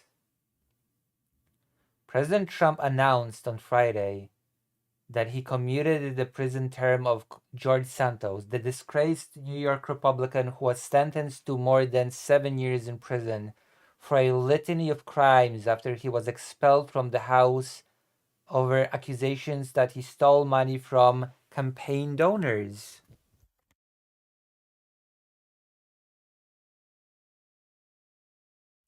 I mean, Trump pardoned violent January 6 criminals, so whatever, right? Trump made the announcement in a post on Truth Social on Friday, saying he had signed a commutation to release Santos from prison immediately because why not? Why criminals? I thought Trump was anti-crime. I thought Trump was like sending the military to various cities because he was so much anti-crime. He was the anti-crime president and the Democrats were pro-crime. What happened? And now he's just releasing all of the criminals from jail. Isn't I if I knew any better, if I didn't know any better, I might just think that there's a contradiction here. But Santos votes Republican, says Titan Ramos. I see how it is. Immediately, Joseph Murray, one of Santos' lawyers, told the Associated Press that the former lawmaker was released from the federal correctional institution in Fairton, NJ, around 11 p.m. Friday and was greeted by his family because you know what? Committing crimes means nothing under Donald Trump. You committed violent crime during January 6th, you get pardoned. You steal from campaign donors, you get released. Who cares about crime, really? As long as your buddies commit the crime, nobody cares.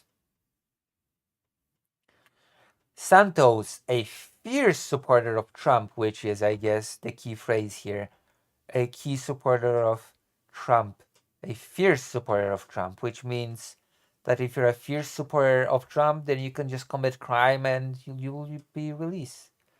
And he pleaded guilty in 2024 to wire fraud and aggravated identity theft.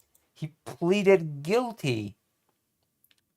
Yeah, Trump, the anti-crime president that feels that he needs to send the National Guard to stop all the crime when he is not busy releasing criminals. Prosecutors said Santos was responsible for a mountain of lies, theft, and fraud aimed at enriching himself and deceiving campaign donors. He began his sentence in July of this year. Soon after Santos was elected in 2020, reports that he had fabricated numerous aspects of his identity began to trickle out. He later admitted to lying about his education, employment, and his upbringing. Santos was still error alert in Kiev. Santos was still sworn into Congress in 2022, despite the inconsistencies raised about his background and campaign finances. Again, if you're a fierce Trump supporter, you can lie, steal, commit all sorts of crimes of fraud and identity theft, but you'll be released. It doesn't matter. Nobody cares. Nobody cares.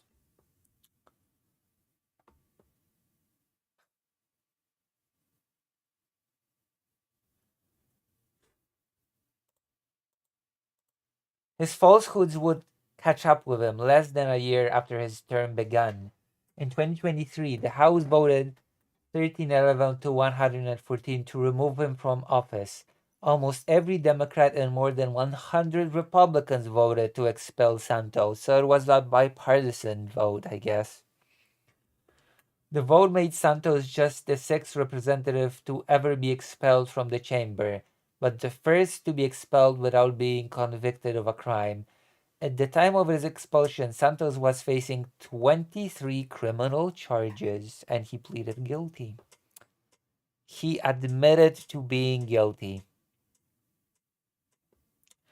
Trump compared Santos' crimes to claims made by Senator Richard Blumenthal, Decon, more than 15 years ago, about his military service. Blumenthal has previously admitted that he misspoke about serving in Vietnam. Misspoke?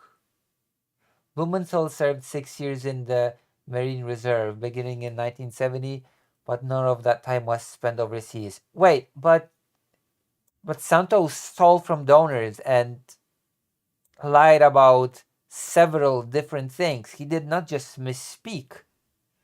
This is far worse than what George Santos did. And at least Santos had the courage, conviction, and intelligence to always vote Republican, Trump wrote. Wow. So shameless. Yeah, he committed crimes, but you know what? He always voted Republican. And that is all that this is just boils down to, doesn't it? It all just boils down to he always had the intelligence to vote Republican. That is all there is to it. You're a fierce Trump supporter. You vote Republican. Well, Trump will have your back. Trump is your man. Trump will bail you out. So far during his second term, Trump had issued a slew of high-profile pardons and commutations. A blank pardon of more than 1,500 people, January 6th. Yeah. Brilliant. The anti-crime president keeps pardoning criminals. Yeah, I see. This is all about party loyalty, isn't it? This is all about party loyalty. Well, and also about loyalty to Trump himself. Yeah, I see. Deeply disturbing, deeply troubling. But what can we do? The reality is that there's not much that we can actually do about this.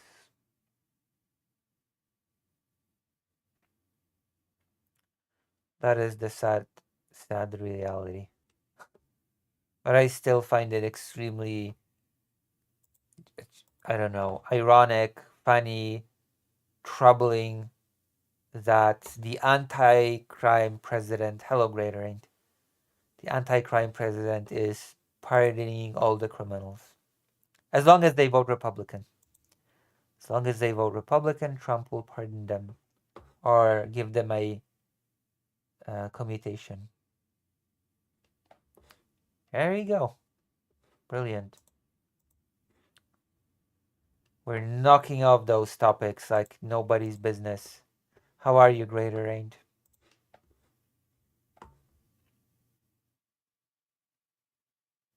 Five hours of stream. Aren't you proud of me? Aren't you proud of me on doing things on schedule?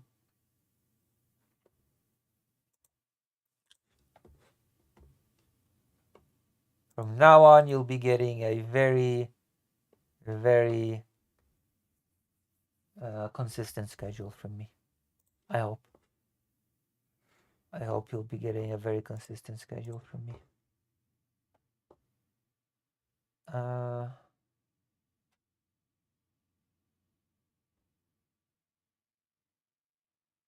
Gaza, Israel. I could talk about it for a minute or two.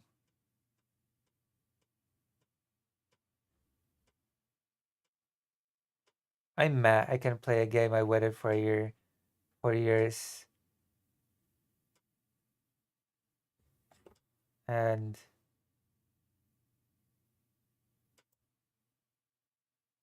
$80 was spent on it. Oh, so the update did not do anything, I assume. The NVIDIA update did not do the trick. Even on the lowest settings, you cannot play the game?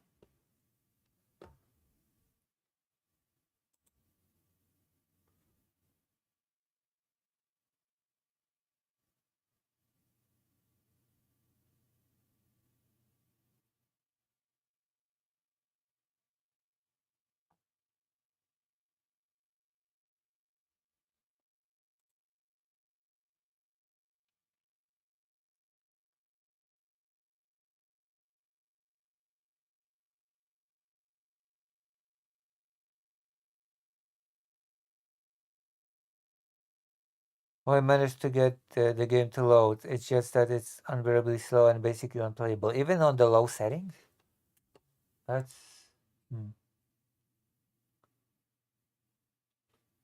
Damn. I guess you would need a new graphics card.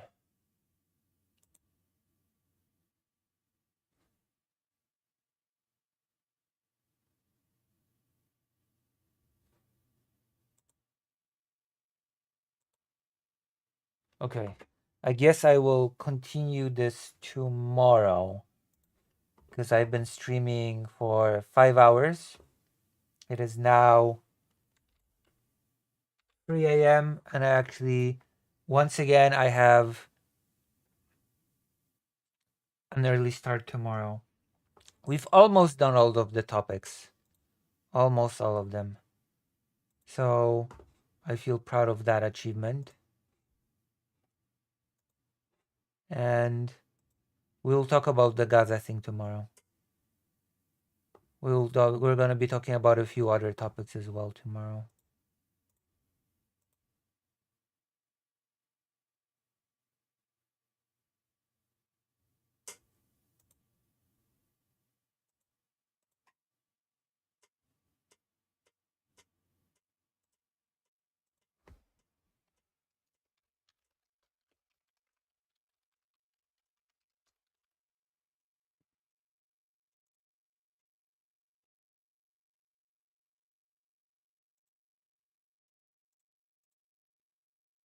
All right.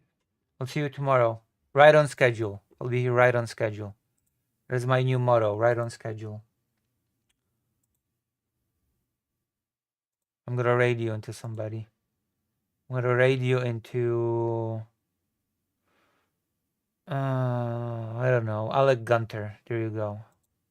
Maybe Alec Gunter will one day return the favor and raid me. All right. Bye-bye.